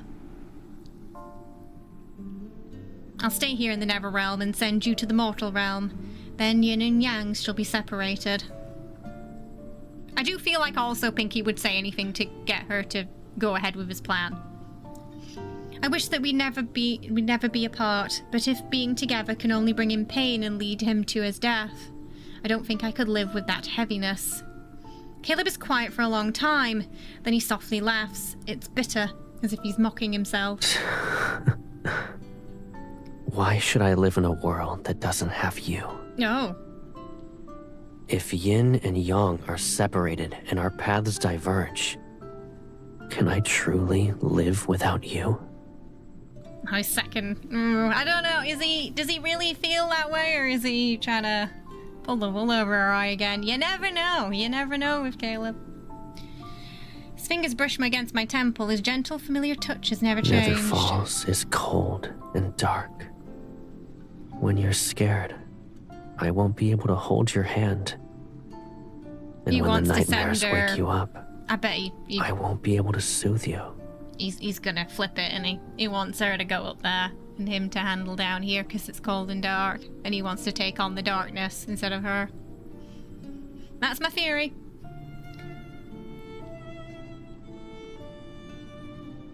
But again, You're is that gonna saying count? I can't be your brother? No, the music! This is an even sadder version of Midsummer. It's got a sad violin. It's got a really sad violin. Yeah, she ran the place for 500 years while he took a nap, though. That's true. She's got friends down here. You'll always be my brother, and that will never change. I lower my head so he won't see how hard it is for me to let go. When the souls arrive, I'll hear about the mortal realm. That's how I'll know whether or not you're well. That's true. Yeah. I think that's what she means, Roria. And every soul that reincarnates will carry my yearning. Oh dear. Yearning on the souls. Time became a fleeting luxury. We traversed every corner of the Neverfalls once more and took every sight. In every sight, as if there were no tomorrow, we mended every past regret and cherished every single moment we spent together. Until at last. Our time to part has come. Okay. Yep, are we ready? It's happening.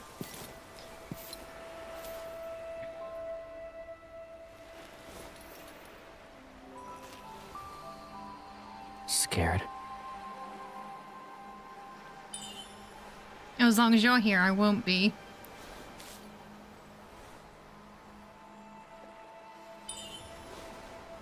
Oh, she's trembling.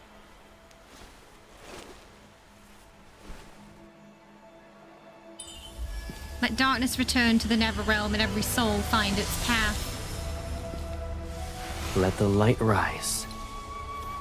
The world shall shine again.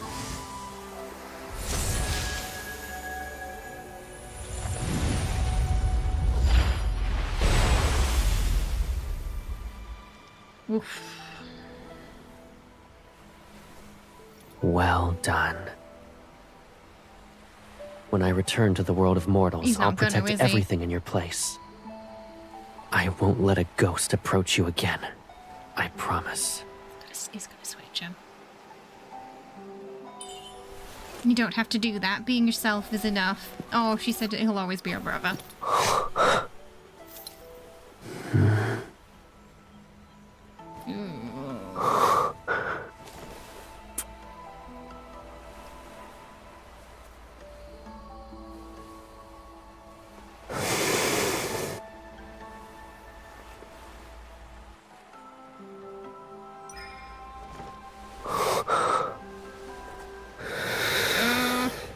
You wish there was a middle ground for yin and yang. Hello, welcome. Anyone who leaves the Netherrealm must drink the Oblivion Dewdrops. It washes away every memory and bond. Even the threads of fate shall disappear. Yeah, removes the memory so you can reincarnate without regret. Drink it and forget me. Forget everything that binds us together.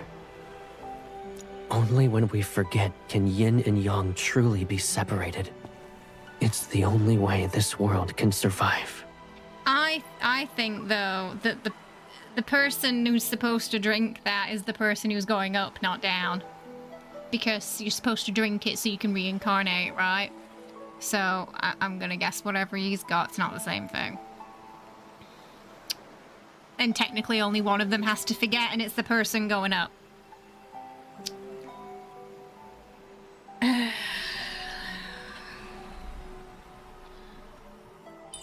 I won't forget you. Girl! I can't let you carry our memories alone. I said I'd free you. As the Lord of the Netherrealm, you shouldn't be bound to any burdens for that matter. He's gonna keep the burden. So before I leave, fulfill my one last wish. And he knows she can't say Won't no you to grant that. it for me? Mm-hmm. Yeah. Oh, I don't think I've ever seen a tremble like that before.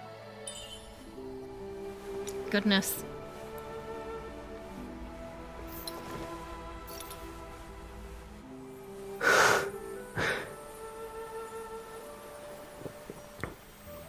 Ugh.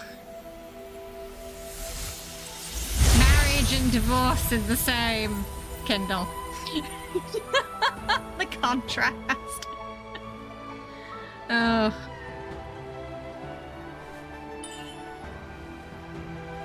Farewell.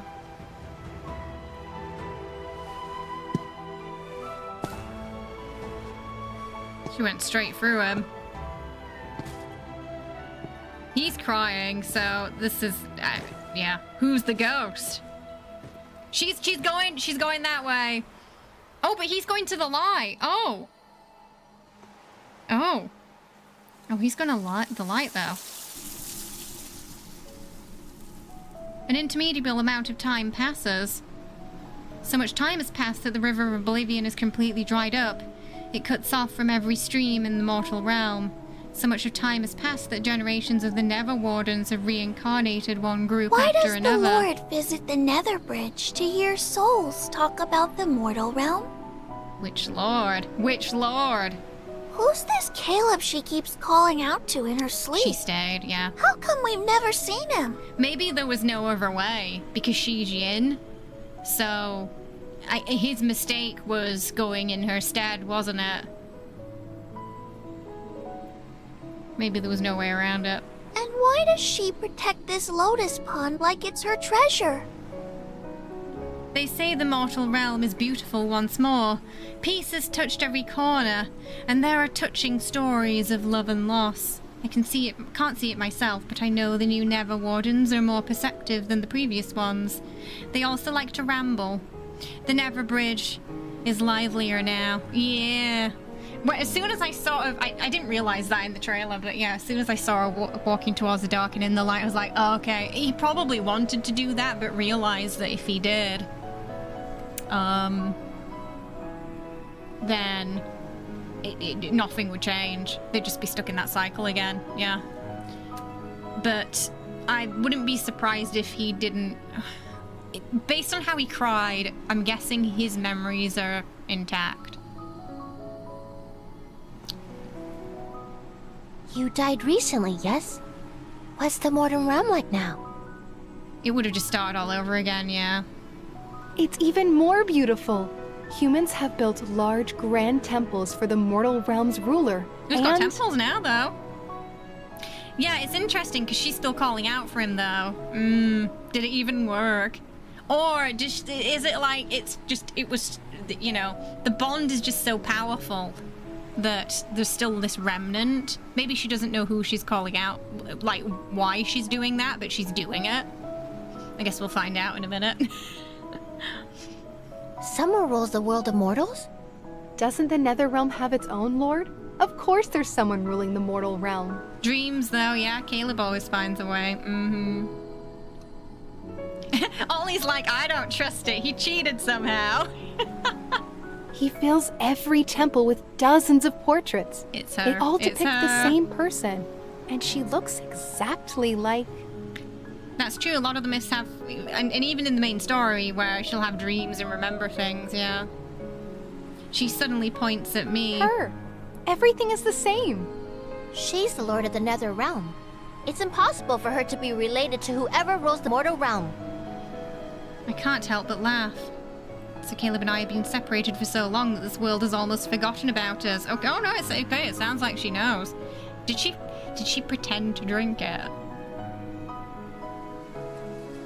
Maybe she fooled him this time. More time passes. One day, rain from the mortal realm reaches the Nether realm. They both didn't drink it, right? Rain shall fall wherever that person is. They just couldn't bring themselves to do it, maybe.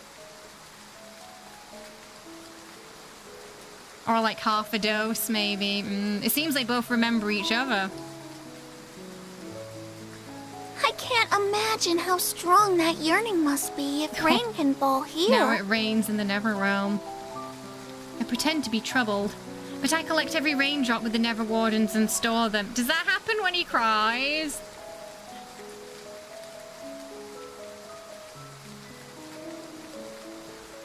Caleb and rain again, yeah. Midsummer rain.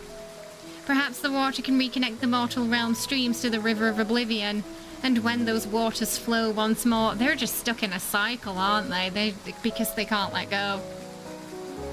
I'll be able to cross over and see my Caleb again. So he was right. If she remembered, she wouldn't let go. I promise to give you everything. I know that I'm your most beloved, so please wait for me just a while longer. The day will come when both our wishes are fulfilled. Oh.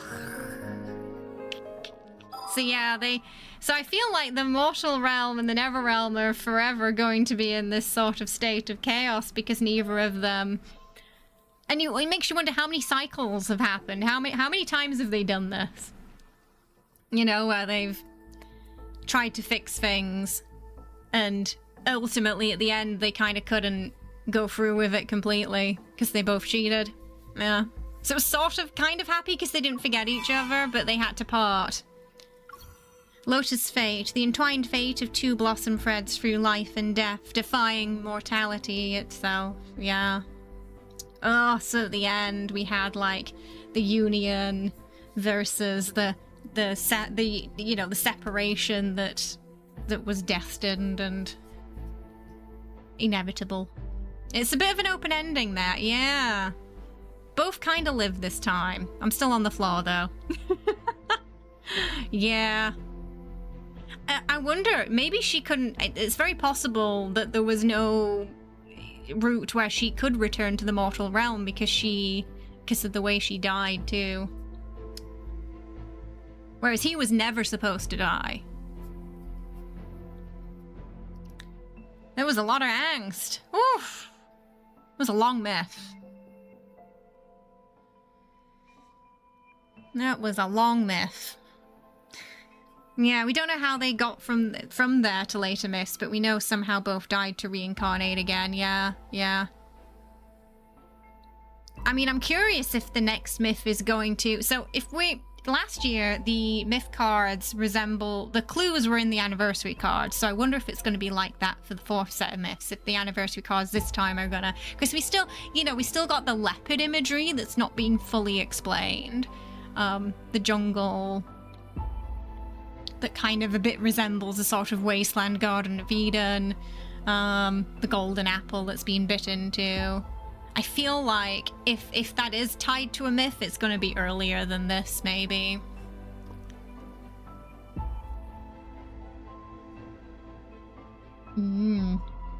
But very possible we'll get, I assume Caleb's story update must be soonish, because it's been like, what, a year since he had one? So maybe it's going to tie to this myth a little bit, or we're going to get some ties to this in the next card or two. They are, and they've been going really all out with the leopard, so the leopard has to come into place. I'd be really surprised if it doesn't come into place with the fourth. Yeah. As we had like a ghost this time. Yeah, a lot of the leads they have wing imagery as well. Yeah, Caleb being a pilot, Raphael with being a deity. Yeah, so I think they've probably kept the story update for because they want the myth to come out first, because there's probably going to be some ties. Yeah, that's what I'm thinking, Pink. Yeah, because knowing info, the leopard means something. It's not just like, oh, he's a cute little leopard. It means something. It always means something.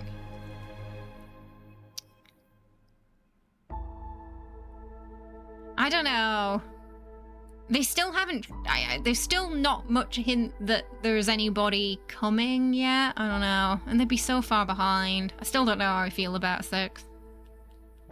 Hello, welcome. Have you been... You've been busy. We're doing a myth today. Oh, I'm happy to. I love watching these with everybody. Oh, it's better to be miserable together than alone. Caleb he's quite feral at times. It was in this myth, he was quite feral, yeah. 100% Caleb of the jungle, watch out for the apple tree. Yeah, that's what we were originally thinking for this one, weren't we? We were sort of musing about George of the Jungle Caleb in a sort of wasteland Garden of Eden. Yeah. This is, yeah, I think they'd be a pain to main because of that pink, for sure.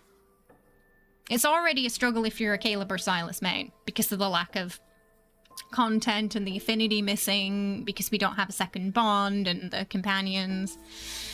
So, yeah. Yeah, personally, I'd be fine if they're like, you know what, 5's good, we're gonna just focus on them. I'd be fine with that. Oh, no worries, Ollie. I'm glad you were able to stick around and watch it with us. Oh, so how, yeah, what, did we enjoy the myth, everybody? Let's see what the with him room thing is like. Oh, what did it say that, what was that, oh, it's disappeared now. The title.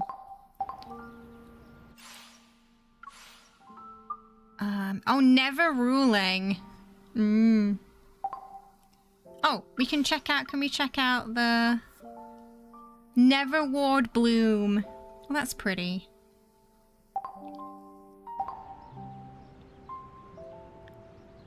Okay, let's check out the with him room. You laugh more than you thought. Right, I thought we'd just be crying the whole way through, but there were some genuinely funny moments. Slurpy McSlurpface NPC was a pretty golden moment, I think. She was funny. Won't forget her anytime soon.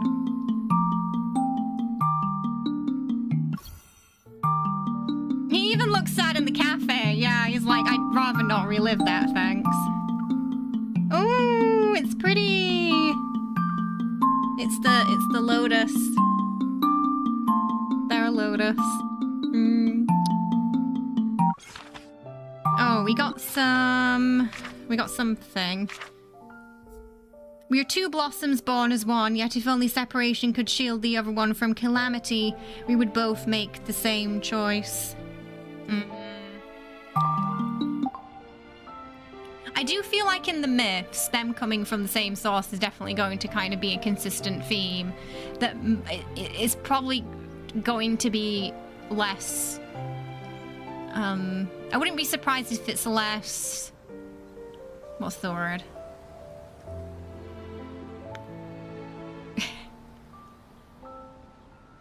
More metaphorical than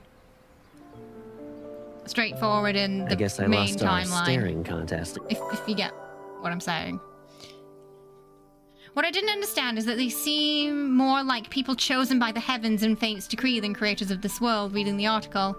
You thought they might have gone down a different path. Yeah. I mean, they're... I think the best way to see them is definitely they're like two sort of cosmic beings, aren't there, that have been sort of brought into this mortal realm and are trying to navigate it. They really did, though, yeah, in the myth. And I think if they're gonna do that, a myth is where it makes sense.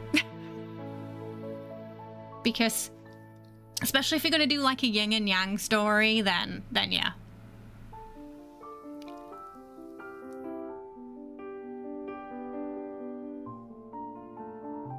Yeah, you know, it could have been that they... Yeah, exactly, Fancy. It could have been that they drank it, but the mutual yearning was just so strong it overpowered the Oblivion soup. Yeah. It was definitely banished in this one. Yeah, I do think Chronoveros was trying to ease people into this, in at least the English localization, because the Korean and CN localizations, I'm assuming the Japanese as well, was already here. It was already on this path.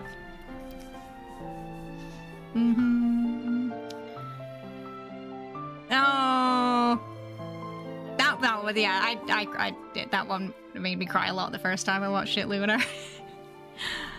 So I do think, you know, the translations on the English side are probably partially to blame for some of the confusion on the sort of global side, for sure. Because I don't know, the Korean version at least isn't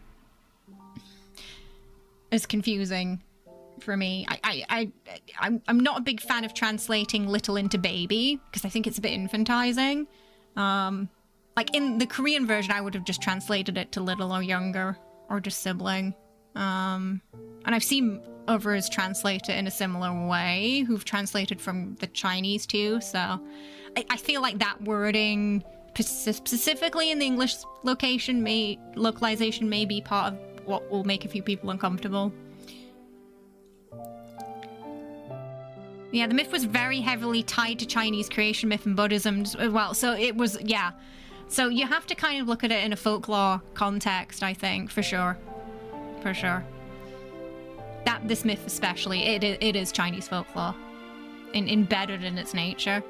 Yin and yang, so.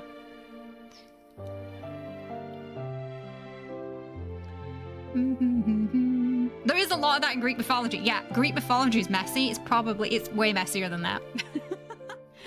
The things Zeus will do to get some are honestly awful. Zeus alone is, yeah, he's a bit of a nasty bugger, isn't he?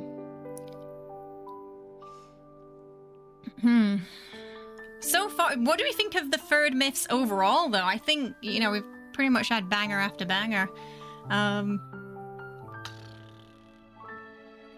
Like, the quality, the Kindles, the outfits. I really enjoyed the battle companions, too. The battle companions being great. I'm glad I upgraded my iPad because it would not survive this one. As a dark romance fan, Caleb doesn't even faze me. One of the nice things about this game is it does cater towards sort of like different sort of romance stories as well. Like, I do feel like Xavier is probably the most green flag you're gonna get out of all of them. His thing is like possessiveness, so he can get a little scary at times with that. But generally, he's very law-abiding, morality-focused kind of character, I think. While, you know, he's not completely vanilla.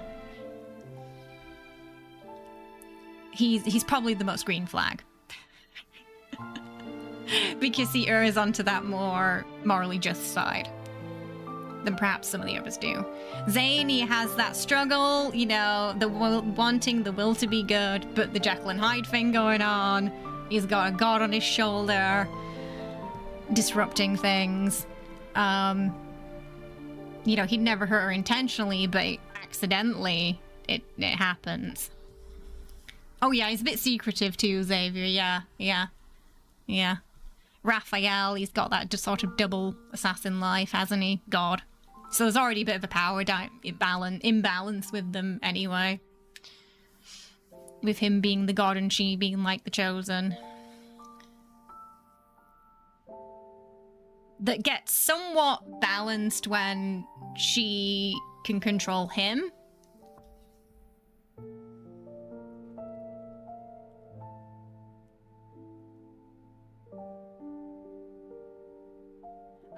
Well, they've all had the marriage, at least 3 of them I can think of now have had the marriage trope. With Silas, it keeps popping up. Like, in his eyes, they are married. You know, he's not human. He doesn't abide by the laws of the human realm. So in his eyes, they are married. In every life. Like, that is his wife. Raph and MC, obviously marriage is a huge part of their story. And then Caleb in this. Yeah, it's sort of started to come into his story now, I would say. And technically they went through the ritual, so they're married. If there's anything in Zane's and Xavier's that, you know, alludes to that too, let me know. I feel like, I mean, Zane's already, he's a bit of a house husband anyway, isn't he? He's like, he's that guy your grandmother wants you to bring home. So he's already husband in grandma's eyes. Yeah. I feel like personality-wise with her is a bit of a green flag, but yeah, a bit of a grey flag as a character for sure. Yeah, I think you described it perfectly there, Luda. Oh yeah, Hades and Persephone, yeah. So I feel like we've had a little bit of that with both Caleb and Silas's stories. Hades and Persephone, yeah. Xavier, he technically made her a queen. Oh, that's true. He technically, yeah. So, you could say that, yeah, that it's been in, yeah. Because to become queen, they'd have to elope somehow. They even had a witness on their marriage night. Yes, they did. Yes. Yes, the ghost in the rug, the man in the rug. It happened twice now. Chat in the rug. We were in the rug with the ghost. There's a point where it was slightly uncomfortable because I felt like a third party viewing them. Like, should I, like, do I need to turn around, close my eyes? Do you two want, like, some time alone? That's happened twice now, yeah. Caleb is more yearning, Silas is more devotion, because he's sort of extra with his affection. And we had a lot of yearning in this card, yeah. A lot of themes of yearning, but also the effects that yearning has on everyone around them. And I know I keep going back to Kathy and Heathcliff, but there's something there that reminds me of Kathy and Heathcliff. But they're like, I would say they're slightly more, like they're not... You know, at least they get together. They are committed to getting together, unlike Kathy and Heathcliff, but they will make everybody else around them miserable to be together because they only see each other. Yeah. Anakin and Padme. Next card he was saying he doesn't like sand. Rugman is the sixthly. Oh, that'd be funny. Personally, I think Caleb has much less of a moral compass, but is part of that due to the chip? In the main timeline, at least. But yeah, this myth, we definitely saw a darker, sort of more brooding, possessive side of him, didn't we? That I think amplified his darkness a little bit more. So you could argue that, like, underneath, the sweet boy next door is a bit of a beast of the night. Yeah.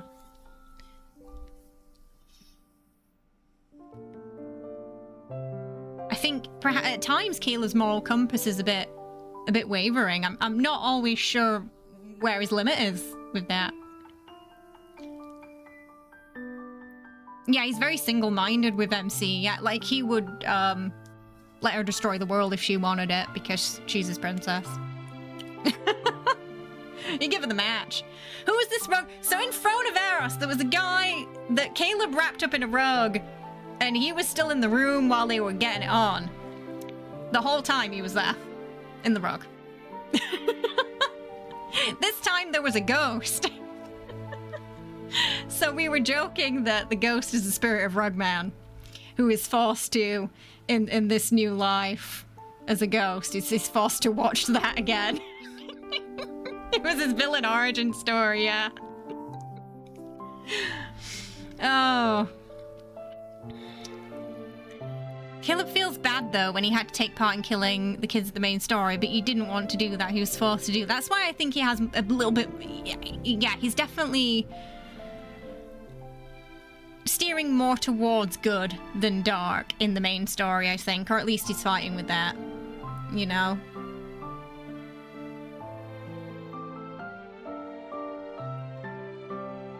But in this myth, he was unleashed.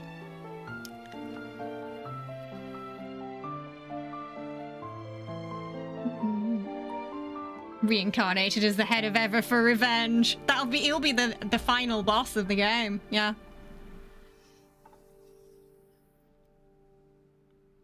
I don't think he would, I don't think Silas would be too into too much heavy petting in public. He definitely seems to prefer it privately, whereas Zane and Caleb, I think Zane I think he gets a bit of a thrill from misbehaving and the idea of getting caught, but doesn't want to get caught. And Caleb doesn't give a shit. Caleb wants to parade her. He wants everyone to know and to see it. They're freaky. They are the freakiest. Caleb and MC, they are the freakiest pair out of all of them. And yeah, I feel like his birthday card was the catalyst of the freak increasing. Like, the restraint was gone. The apple was bitten into. They went whoosh. They went full freak mode after that. Yeah. Zane is with the controlled loss of control. Yeah, exactly. You think Caleb is a pure love from MC always. Sometimes he's a little toxic, but all of us have a little toxicity in our body. You know what you mean. They all have red flags and green flags. But that's part of what makes characters interesting. If they were all just morally sort of good and vanilla, you wouldn't want to go to the diner. You want different flavors. It's what makes the diner appealing.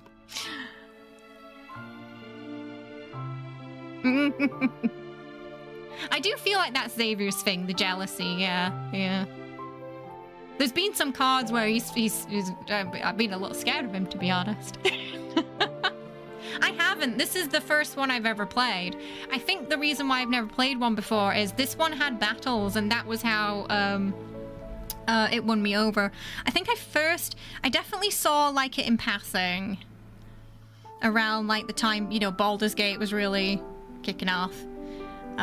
Because there was some crossover with like people who are interested in the story and playing this game.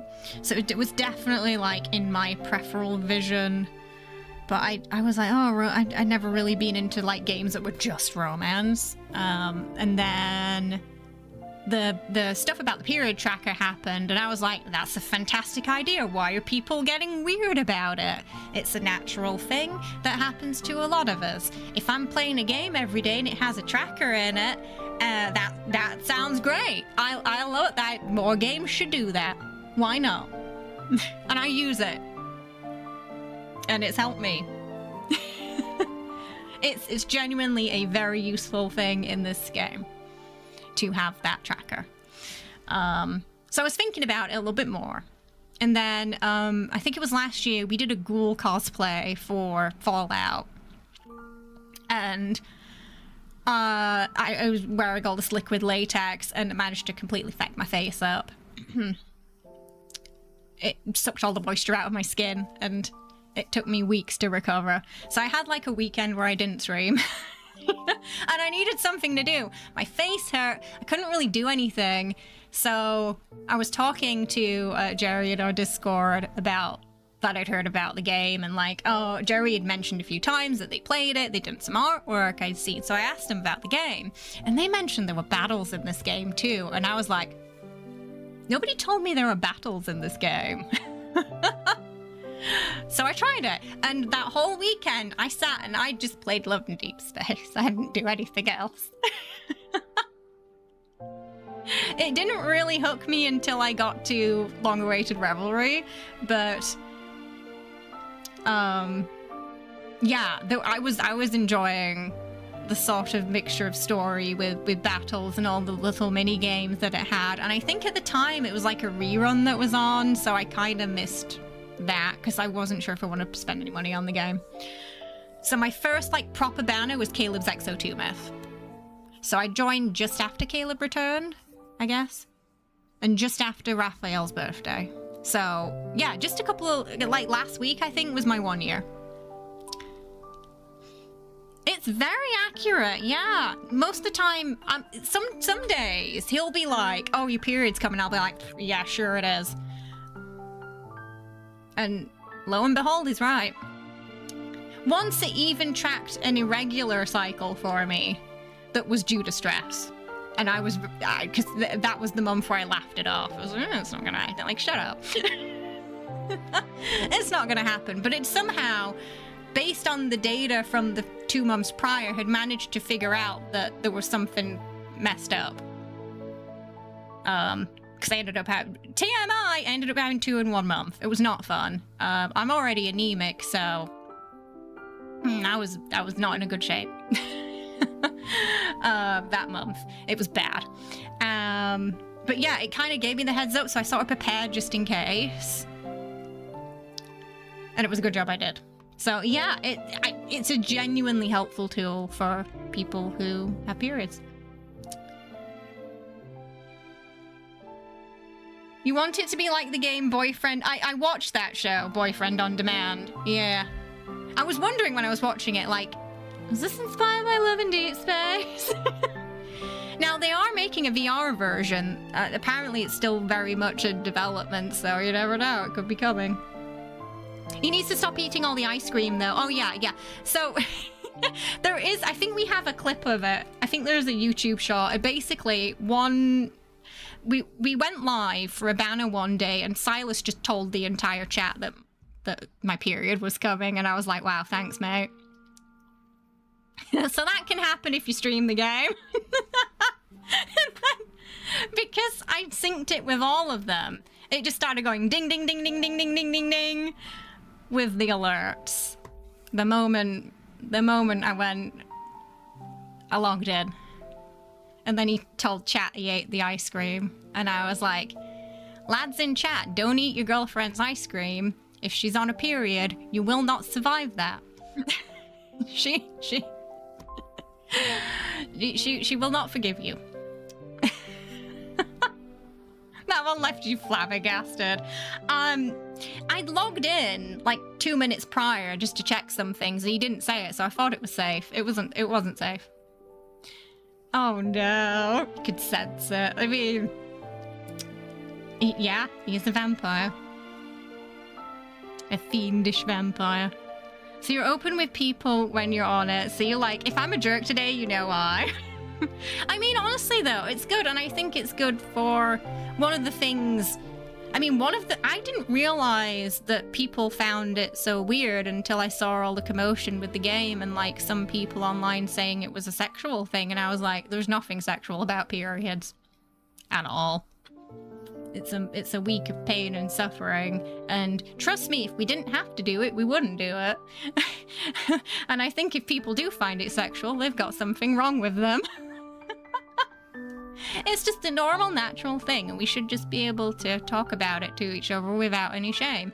And it's good for everybody to understand it, regardless of gender. Because if you're not going through it, someone you know probably is, or your partner. And the more you understand, the more you can help. The more you'll be understanding of what they're going through, too. The more empathy you'll have. So, yeah. People could learn a thing or two from the way the boys behave when you're on it, for sure. I do sometimes think it's partly that, yeah. Yeah, we had a similar thing during Baldur's Gate, whenever we were playing as Astarion, there'd always be someone who'd pop up into chat and they just had to tell me that I killed that character straight as soon as I saw them. Okay, good for you. Do you want a medal? Like, I don't know what you want from me. I'm fine. I'm good. I'm having a blast. Just, playing this. I'm gonna keep him alive. Thanks. You do you. You joined the game for work and study body doubling, combined with being very socially isolated at the time and needing it to mitigate some of that remote work from ADHD. Aww.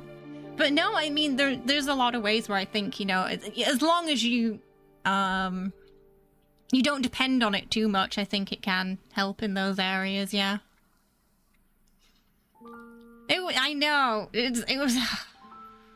Or they try to argue with you, you're morally corrupt as a person in real life because you enjoy this character. My dude, it is fiction. These characters are not real.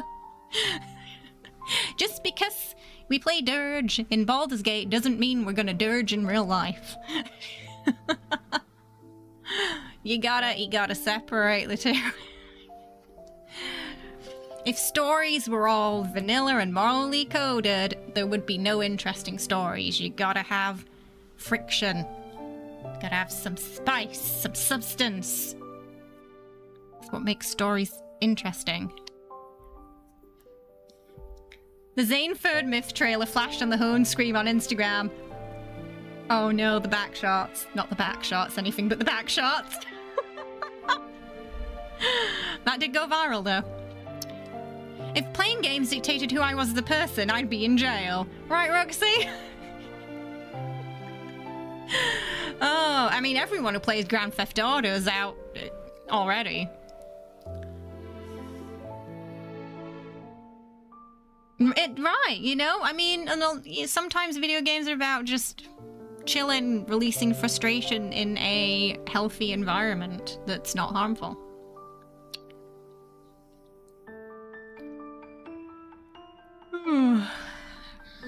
Enjoying, you can enjoy stories, like, you can enjoy a story, it doesn't mean you want it to happen to you.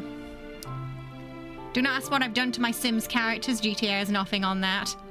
It's okay, we've all put them in the pool and taken the ladder away when we wanted to get rid of a Sim, we've all done it. And people who say they haven't are liars. There were days that I only made it through without snapping because you spent your time wiping out Murlocs, and wow, like, yeah, a lot of, you know, I think video games can be a nice escape for just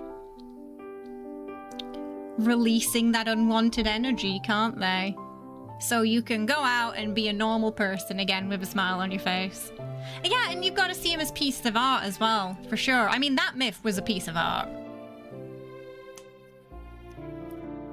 I learned a lot about Chinese folklore, yin and yang.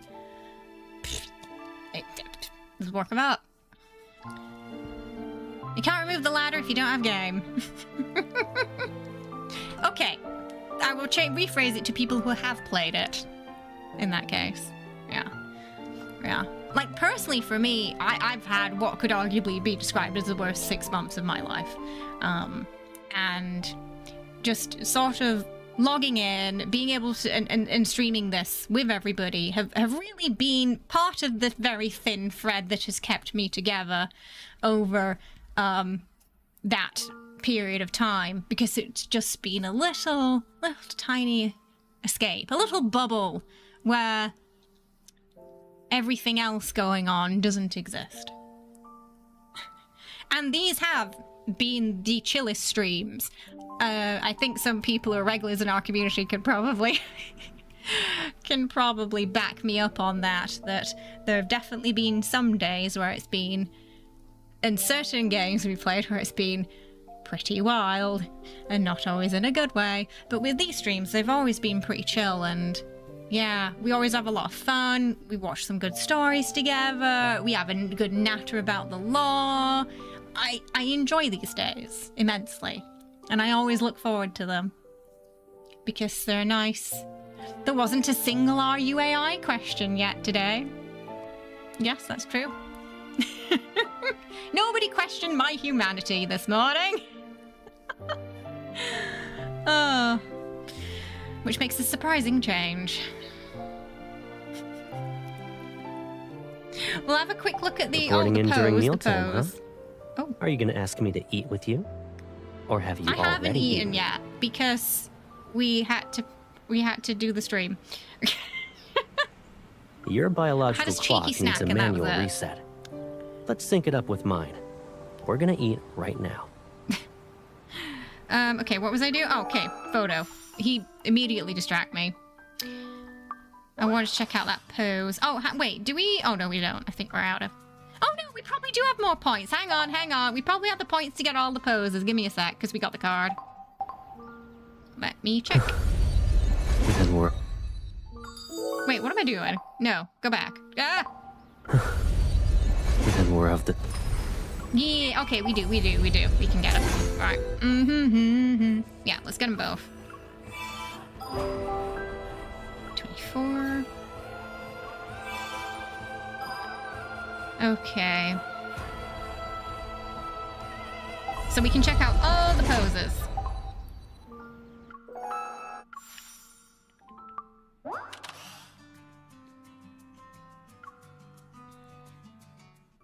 He's so glad he's got good hair.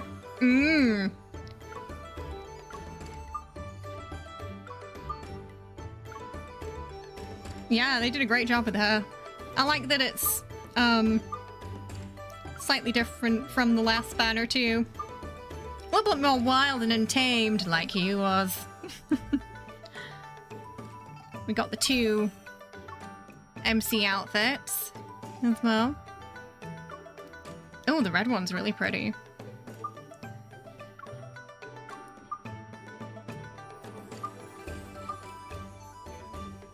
I feel like you could probably mix the last banner's hair nicely with this outfit too.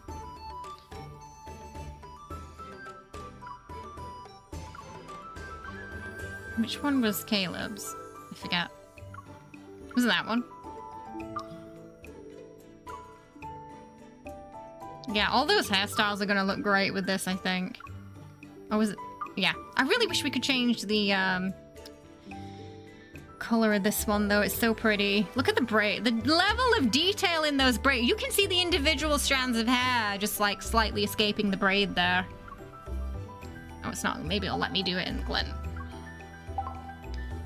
But can you see that? You see the little individual strands of hair there? There's a crazy attention to detail. And they're all... hang on.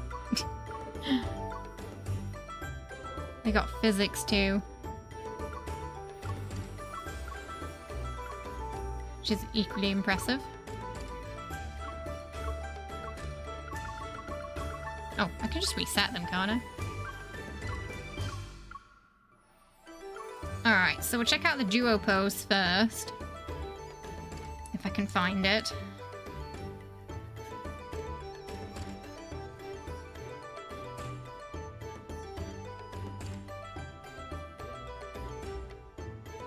Oh, that was XO2. Was it? No, I don't think it was that one.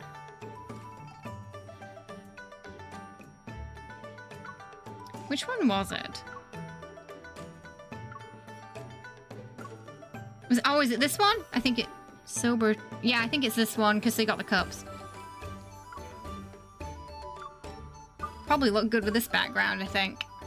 It is very Mei coded hair, yeah.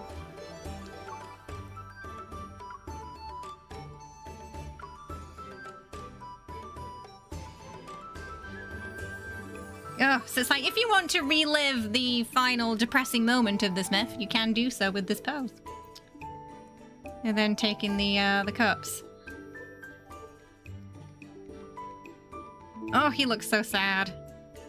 Oof. Yes. Yeah, on her cheek there, the lotus. So then we also have two of Caleb's.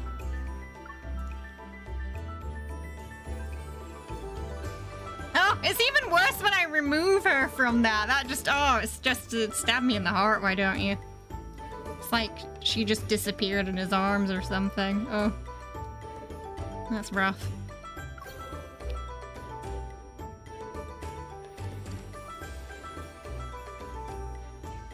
Ah, it's these two. He's got the lotus in both of them.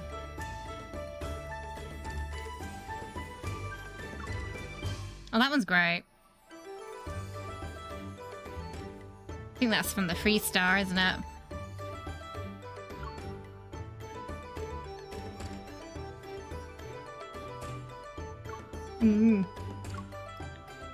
You can't decide if you think they both cheated or if the yearning was so much it overrode the drink. Yeah, it kind of left it a bit ambiguous there, didn't it? Either way, they remembered. I really love this glint background. Just like even the way the reflections are rippling the water there. So beautiful.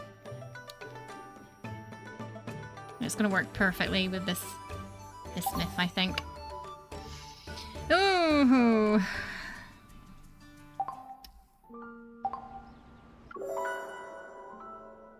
So we got, we did manage to get 2 in about 90, so yeah, not too bad. Not too bad. I'll probably try and R1 it off stream. Oh, I completely forgot to get that today. Oh, goodness me.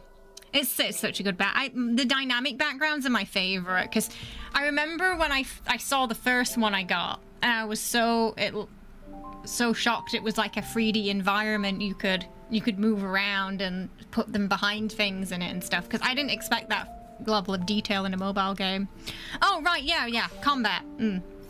So. Okay.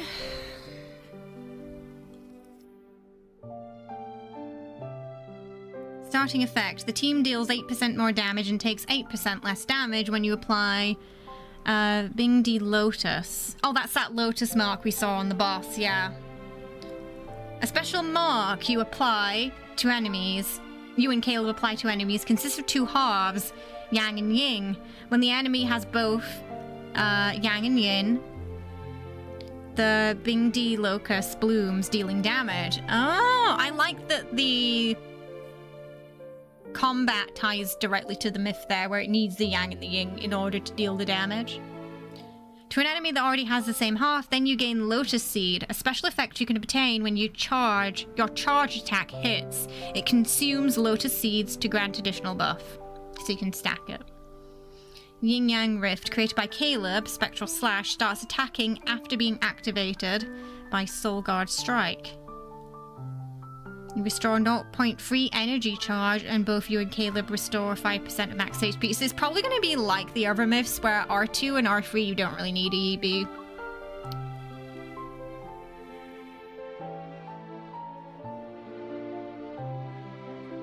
Duo rank 1 increases Ardent Oath charge by 20.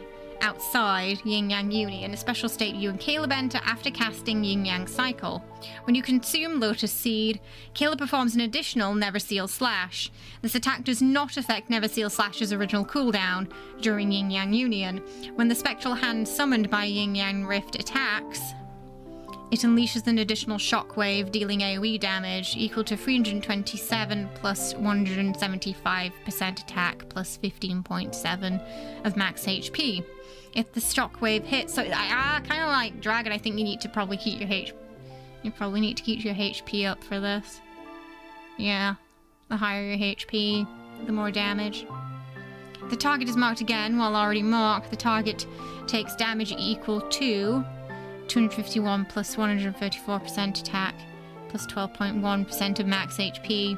When Yin Yang Rift is activated, enemies marked as Ghost are marked again. When the Yin Yang Union ends, the mark is removed. So 2 is just your energy charge limit, basically. Yeah. Okay, but it does increase damage dealt when Ghost is marked again, does increase by 10% though. But your big damage buffs are rank 1 and 2, as usual. But you do get a little bonus there. In weakened state, it says.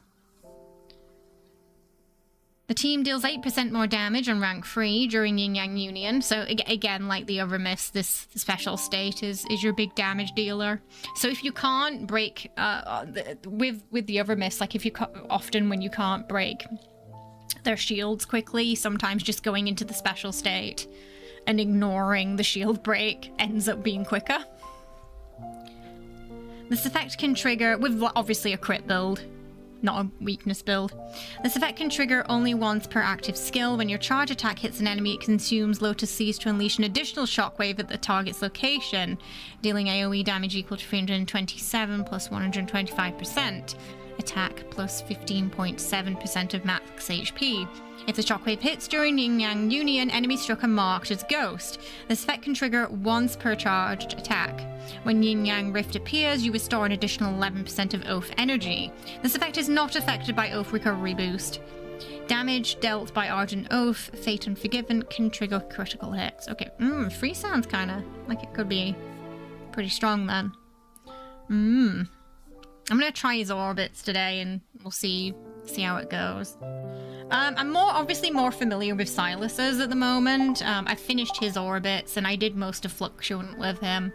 So I'm a little more attuned to his playstyle, and he's the one that I've ranked up the most, with then Raphael and Caleb coming sort of second.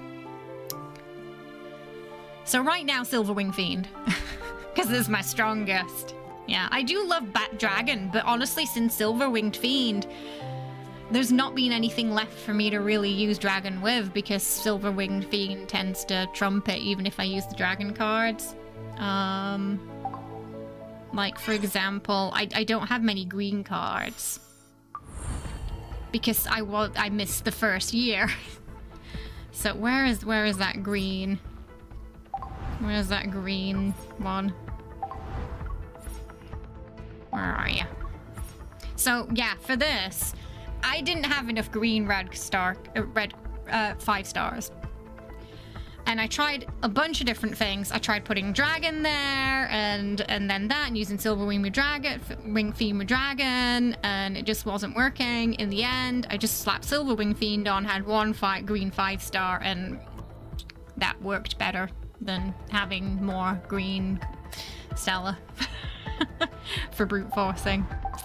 Because I think the R3 of silver wing fiend was just that strong. Yeah. So besides that, I like Caleb's XO2, probably because it was my first. So that might be my second, and then maybe Raphael's. The Mermaid Boys LSG, the mermaid one. I like that one too. Because it plays similar to Silver Wing Fiend, so it's, if you've mastered one, it's easier to master the other, I find. Because they play quite... They're not that different in terms of how you play them. And XO2 just has great crowd control. It just sucks everything up. Because I haven't leveled them much, I haven't played with them often. But GOA is so strong, I got much higher in Zane's. Like, it's only level 50. And with minimal effort, you know, we pushed it to 60. I took the protocols off and took a break, though. So I feel like it could push higher without me ranking that up, to be fair. Same with KOD and Xavier. It just breezed there, even though all the cards for them are under-leveled. They're like 50-40. But breezed through. Yeah, XO2 is so strong that it's stronger than some of the third myths. And I'm assuming one of the reasons is because for Fluctuant, you know, for that final Fluctuant, this is a problem for Silas. We got purple. Purple here. But I don't think we had a purple third myth. So, but, you know, obviously this one was more attuned to Raphael. So I'm having to figure out how to do all this with Silas.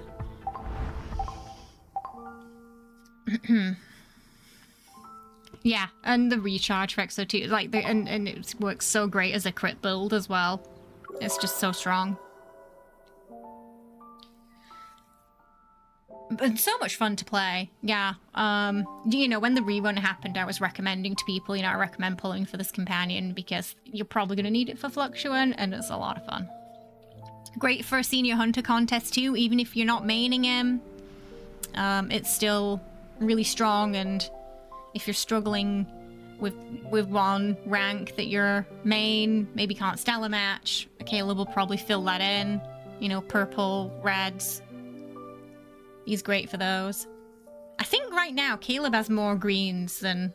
I have more green 5 stars for Caleb than I do for Silas, and it's his main bloody Stella.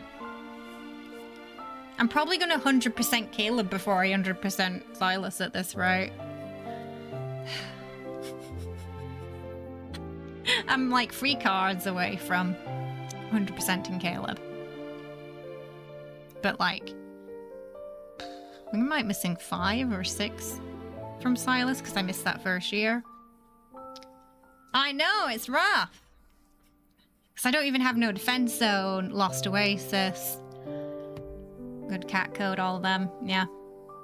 For Caleb, I'm just missing Birthday. Catch 22. That one, where she finds out about his arm. Yeah. Those are the only 3 I'm missing.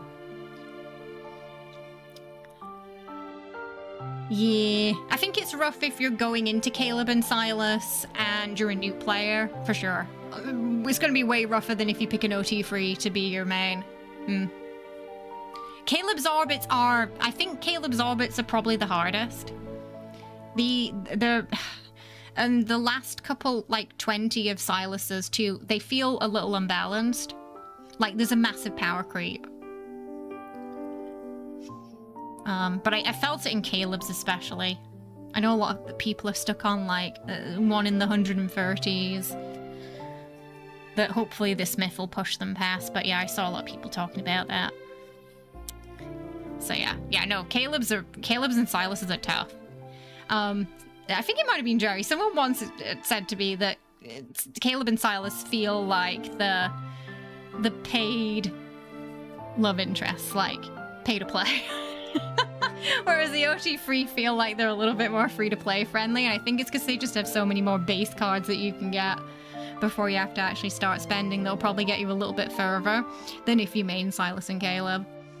They're like the danger zone, I think, for especially late players coming in. Yeah, late players coming into the game, yeah. You're going to have a harder time because they have less cards. And if you miss the reruns, you don't have any greens. And you have like a handful of pinks, but you don't have a full set of 5-star pinks. Yeah. I still think I'm like one away from a full set of pinks. I think they're great characters, but the struggle with the challenge of filling them out to catch up. Yeah, and I've like hit a bit of a point with Silas where the only way I can really get affinity, and I'm sure I'll hit this for Caleb soon, is basically if they add new badges and plushies or the reruns. The gap between where I am now and 190 is the reruns, I think.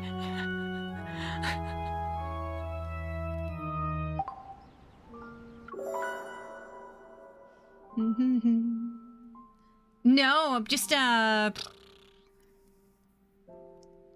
like 6 months and a year, I think, Rory, yeah. Yeah.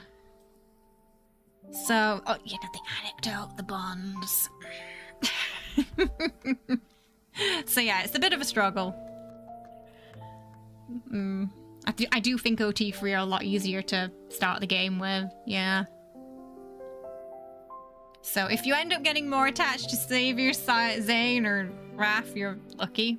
You're gonna have an easier time, I think, for sure. Oh, overall though, enjoyed the myth card. Again, I do think, you know, some people are gonna love it, some people are gonna hate it. There probably is gonna be a little bit of... it's gonna be a bit controversial, I think, but the best way to really look at it is in a myth context. There's 2 cosmic beings. It's telling the story of yin and yang. And I think if you approach it from a folktale angle, you'll get a lot more from it, yeah. Caleb's orbit was increased. Yeah, I think him and Silas are on the 180 now, I think. If I'm not mistaken. Yeah. And then I think there's no way he's past 180. Yeah, 180. Yeah. So they're both on 180 now. OT3 are 200 and something, is it 10? I mean, I do think the signs were there. Yeah, they've said from the same source a few times, haven't they? I don't think it'll be this explicit in the main story. I do think they'll probably go more of a, like, sort of... either a cosmical approach or a more adopted kind of approach, yeah. We don't know what happened in that lab yet. Though XO2 myth does suggest that he came from some part of her. In Frodoveros it said something, you know, he did joke about coming from her rib. And the age discrepancy between them could very much be argued that, you know, she keeps... we know early on in the lab she kept dying and coming back. So if they took something from her to create Caleb, it's very possible that the age discrepancy between them is because they could stabilize him, but they could not stabilize her. So only when she sort of stabilized, you know, obviously did she start growing up, so to speak.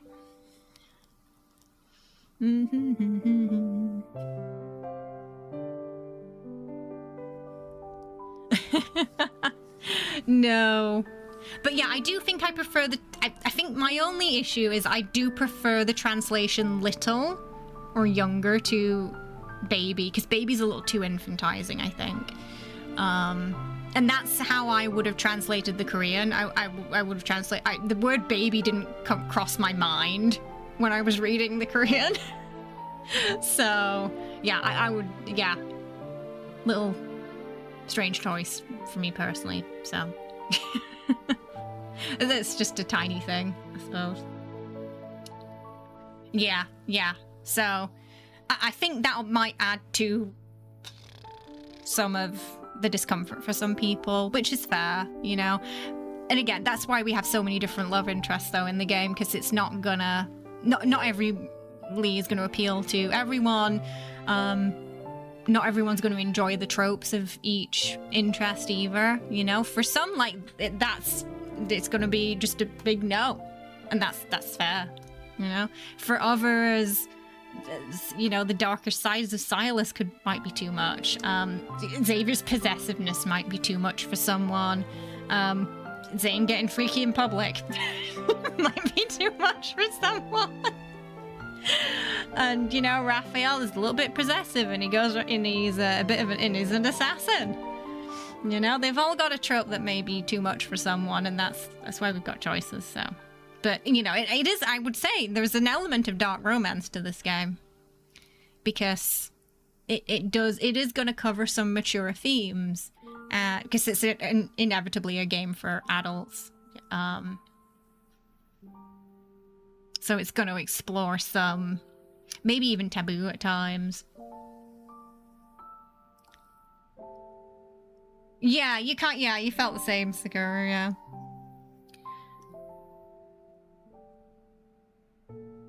Oh, is it? Is that more of an American thing than calling them baby instead of little? Maybe that's where it came, that's how the translation happened then. When does Zane get freaky outside? Nobody ever says which cards. I'm sure there was like a time in a car where you're like almost dead. In his Throne of Eros, wasn't it like just like people were here and they were here behind a door? Wasn't it like that? Like, you know, one unsuppressed sound and I think they might have heard them. But Sakura could probably give a better example than me, because Sakura collects all of Zane's stuff. And then Gio, yeah, and just straight up outside, weren't they?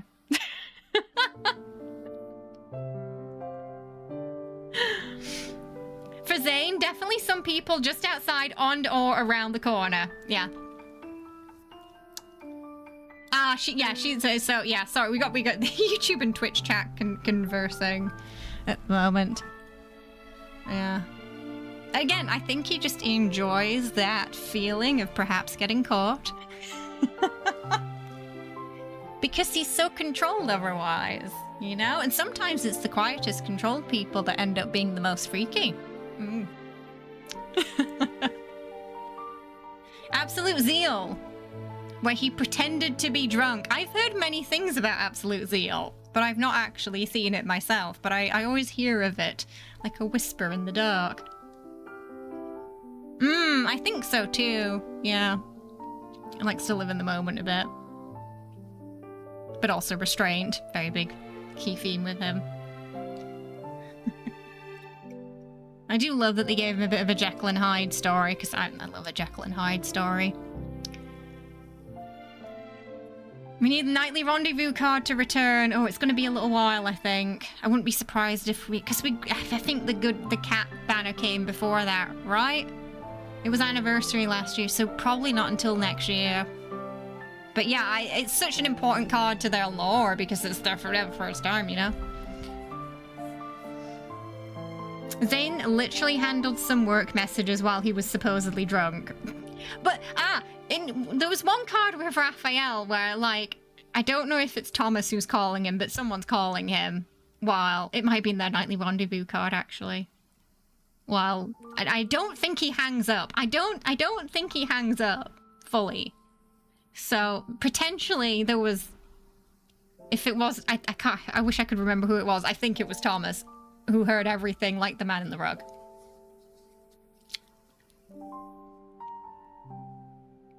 Oh yeah, where the belt removal had to be changed to a bracelet. Okay, yeah, so that's the one where he was on the call. Oh, so they've all got their freak on in different ways. Oh, it was just some dude with a stereotypical Southern Cali accent. You know what? I'm glad for Thomas that it wasn't him, because I feel like Thomas has suffered enough. So I'm glad it wasn't him. Oh, you know, he's already gone through a lot, hasn't he? Oh dear. Oh my god. Well, it is 3 p.m. here. It is time for my lunch. Well, actually, it's technically 4. It is time for my lunch, but it was a long myth. They've been chunky. I've enjoyed the 3rd myth cycles. I'm looking forward to the 4th, but I hope it's not too soon. Please, with all the reruns and my diamonds are in danger. So I'm hoping that, yes, it will be maybe even next year. So many reruns I have to do. And Silverwing Theme did not treat me well, but thankfully, this myth, we got it in 90, and we still have a crate, so couldn't have gone better, really. Thank you, Caleb, for coming home swiftly. And the hilarious Silas card popping up in that double 5-star as well. So we could get Caleb on the next one. Oh. I mean, he did have that the free 5-star Raphael recently. It's a little spicy, but very important to their whole ebb and flow story. Yeah, highly recommend watching. I saw it the other night. It was a good one. Short but good. Oh. Nightly Rendezvous and Catch 22 are the only ones that could tempt you to break your rerun boycott. Well, not even Wonder in Wonder. The outfits, though, Sakura. The outfits for Wonder in Wonder. Good cat code. Oh, well, you probably have good cat code, right? Maybe? Oh, America server gets the myth in 5 hours. You guys have to wait so long. I don't know how you do it. Catch 22 Zane for Freaky. Oh. All right, everyone. So we'll wrap it up for today. Again, thank you so much for joining me, for musing with me, for sharing the myth.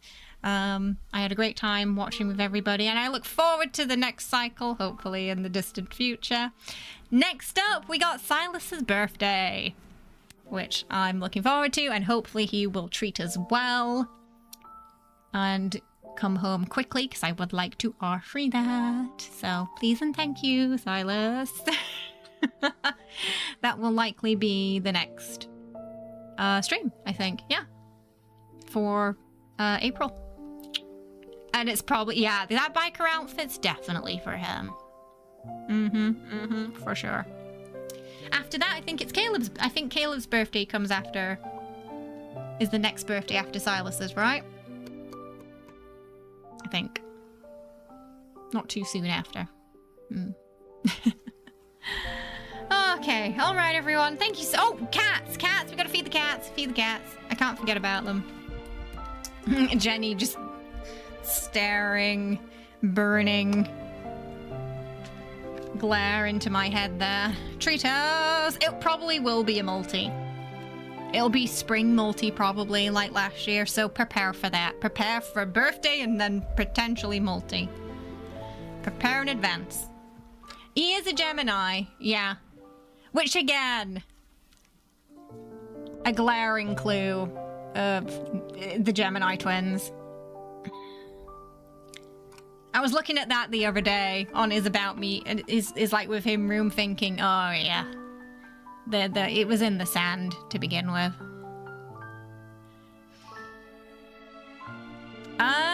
maybe, I think the chat bubble we've been getting in the previous solo has been giving us a hint as to who solo's next. And I don't think it's Silas next. He might be after, he might be 2 solos away. We'll have to wait and see. But that's kind of the theory right now, that the chat bubble color we've been getting has been hinting at the next Lee for the solo card. Alright, I'll be right back. I'm gonna get the kitty cat treat.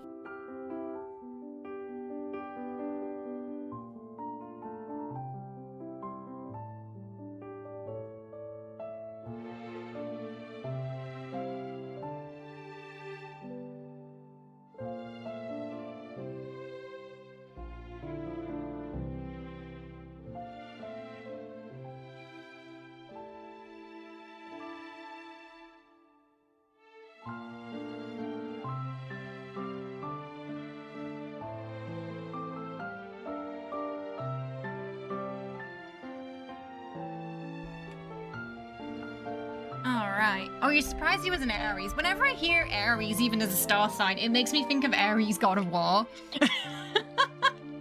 And when I thought about it that way, I was like, oh yeah, I guess it kind of suits him then. Oi! Okay. Alright, I guess, okay, we're gonna do that today then. We're just...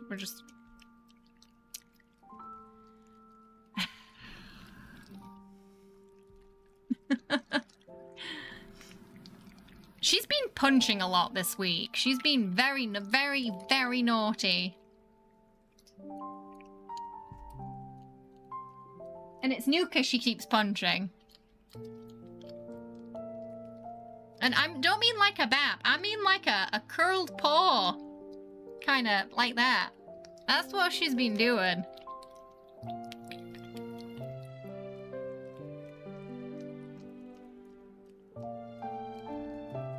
Here you go, Jesse. These are my 2 best boys. Oh. Because they're well behaved. Zane being a Virgo made complete sense. As a Raph being a Pisces. Yeah, of course. Right, of course. Yeah, they definitely thought about it.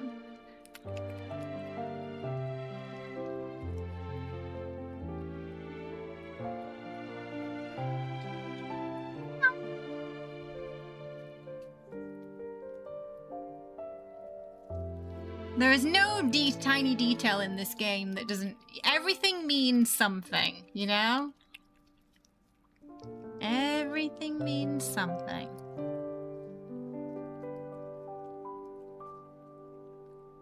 Come on. Meow. So tomorrow, we've got some community... It's Community Games Day, so we'll be playing some Fallout. And then Sunday, we got Fatal Frame. We'll be checking out that Silent Hill F collab, which brings Hinako's outfit plus the Fox Mask. So I'm excited to check that out. Where's he gone? He's gone.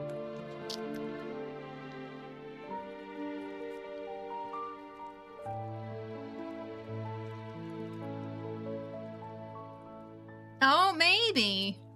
I think they'll probably parallel Raphael in some way. Because we have Zane and who's Kolob? Zane and Caleb. Sorry, my brain's melting. Zane and Caleb. And then we have Xavier and Silas. So yeah, I feel like if there is a 6th, they'll probably parallel Raph in some way.